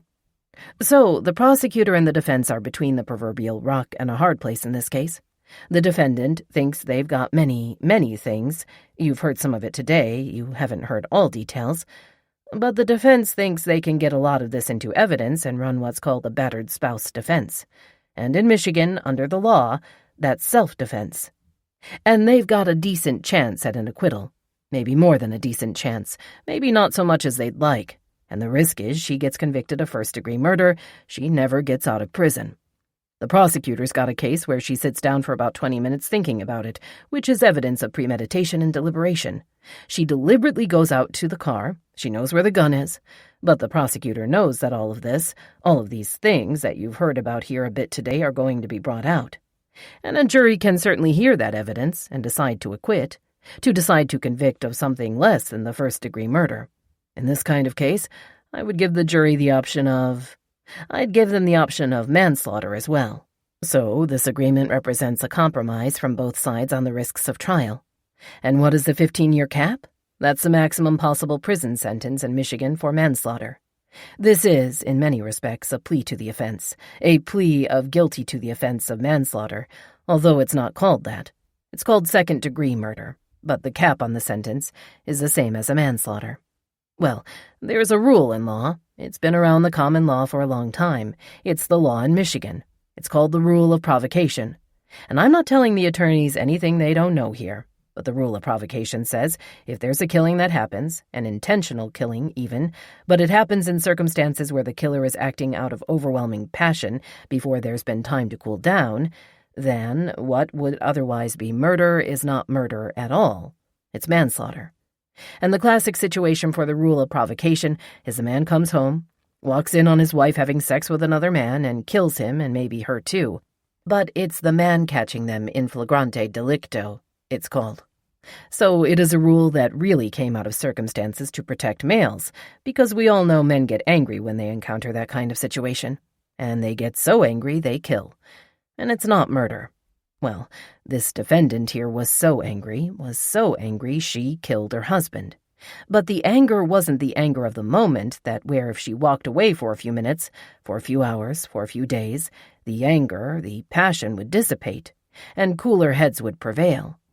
This defendant, this woman, has been seething with anger for years. And whatever it is about her personality, I've gotten all kinds of letters. I've gotten letters from the family of Sergeant Holbrook, who was killed. I've gotten letters from friends and family of people who the defendant worked for. And everyone sees this. Everyone sees the defendant, and uniformly, in a way that says, well, she was nice, we liked her, but she is not assertive. She's not an assertive person. She's someone who isn't self-confident, and so she never had the wherewithal, although I recognize that one of the deceased family members has said she is seen the defendant angry at Sergeant Holbrook and standing up to him. But they say about the defendant, she doesn't have the wherewithal to be assertive. Either that's part of her personality, or she was so ground down she didn't know how anymore. But more likely she never was very assertive. And so she is engaged in, over a number of years, in doing things that were violative of her sense of self, sense of self-worth, sense of dignity, values, whatever. I recognize there's some people in the world who wouldn't be bothered by any of it, most of it, but it wasn't for her. And this just went on and resulted in this horrible, horrible tragedy. There is nothing that this court can do in the way of sentencing that's going to make it satisfactory to the people here who are aligned with one side or the other. There's no answer. There's no answer to Sergeant Holbrook's loss of life in the sentence this court imposes. There's no answer to the pain of the defendant's family in any sentence this court imposes. The law is an imperfect vehicle, but it's what we have. And this defendant on her plea, in the eyes of the law, is guilty of second-degree murder.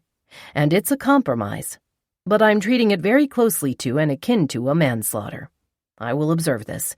If I accept everything that was said here today about the things that happened to Joni Holbrook, the activities of her husband, as true, and it's coming from many sources she had, This defendant had many opportunities to walk away, to get away, to stay away. There were 2 separations, plus there were her suicide attempts. I think there were 2. One, but where she was hospitalized. I think there's something about her personality, maybe something in the relationship. She did not have the wherewithal to do that. Now, there's a school of thought in psychology, people who study in the so-called battered spouse syndrome, and I'm using that loosely, that says victims of this become, in essence, paralyzed and can't act, which is to say, people no longer have a choice. I think there were opportunities for her to act. She didn't. It is a sentence of the court that the defendant be committed to the custody of the Michigan Department of Corrections for a minimum term of not more than 6 years and a maximum term of not more than 15 years. Now, under Michigan's indeterminate sentencing law, the court does not decide when she gets out other than the law is that she has to serve the minimum term. After that, it is up to the parole board, which is part of the Department of Corrections, whether she gets out at the minimum or serves more than that or serves the maximum. I know that this sentence is going to be unsatisfactory to parties aligned on both sides, but I think this plea was a compromised plea. It was a rational compromise. It was a rational compromise by both sides, and the court's sentence recognizes that compromise. And it is itself a compromise between the competing elements of this case that argue for leniency from one point of view and that argue for harshness and severity from, another point of view. End of Judge Batzer's statement. So it was over. I was immediately handcuffed and taken out of the courtroom.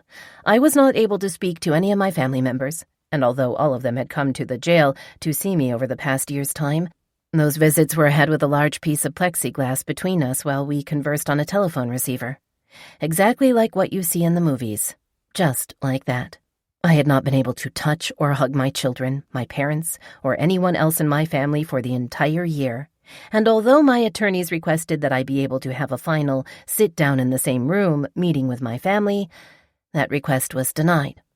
On the evening of the sentencing, at about 8:30 in the evening, Dean and Jesse showed up back at the jail to see me one last time. They had left following the sentencing and joined my family and my friends, at the request of my father, at a local restaurant to have a bite to eat and a cocktail or two. And their spirits were high when they told me how much fun they had spending time with my loved ones. I was jealous, of course, but very happy that they were all able to spend some time together while bringing the entire hard work on my case to an end, with everyone feeling a sense of relief and gratitude with the final outcome. I was transferred to the Women's Huron Valley Correctional Facility on August 12, 2010, to begin my sentence. The judge gave me credit for all 276 days that I had spent in the county jail. My first possible release date would be November 6, 2015. Yes, I am in prison, but in many respects, I am freer now than I was at home in my own house, with my own husband.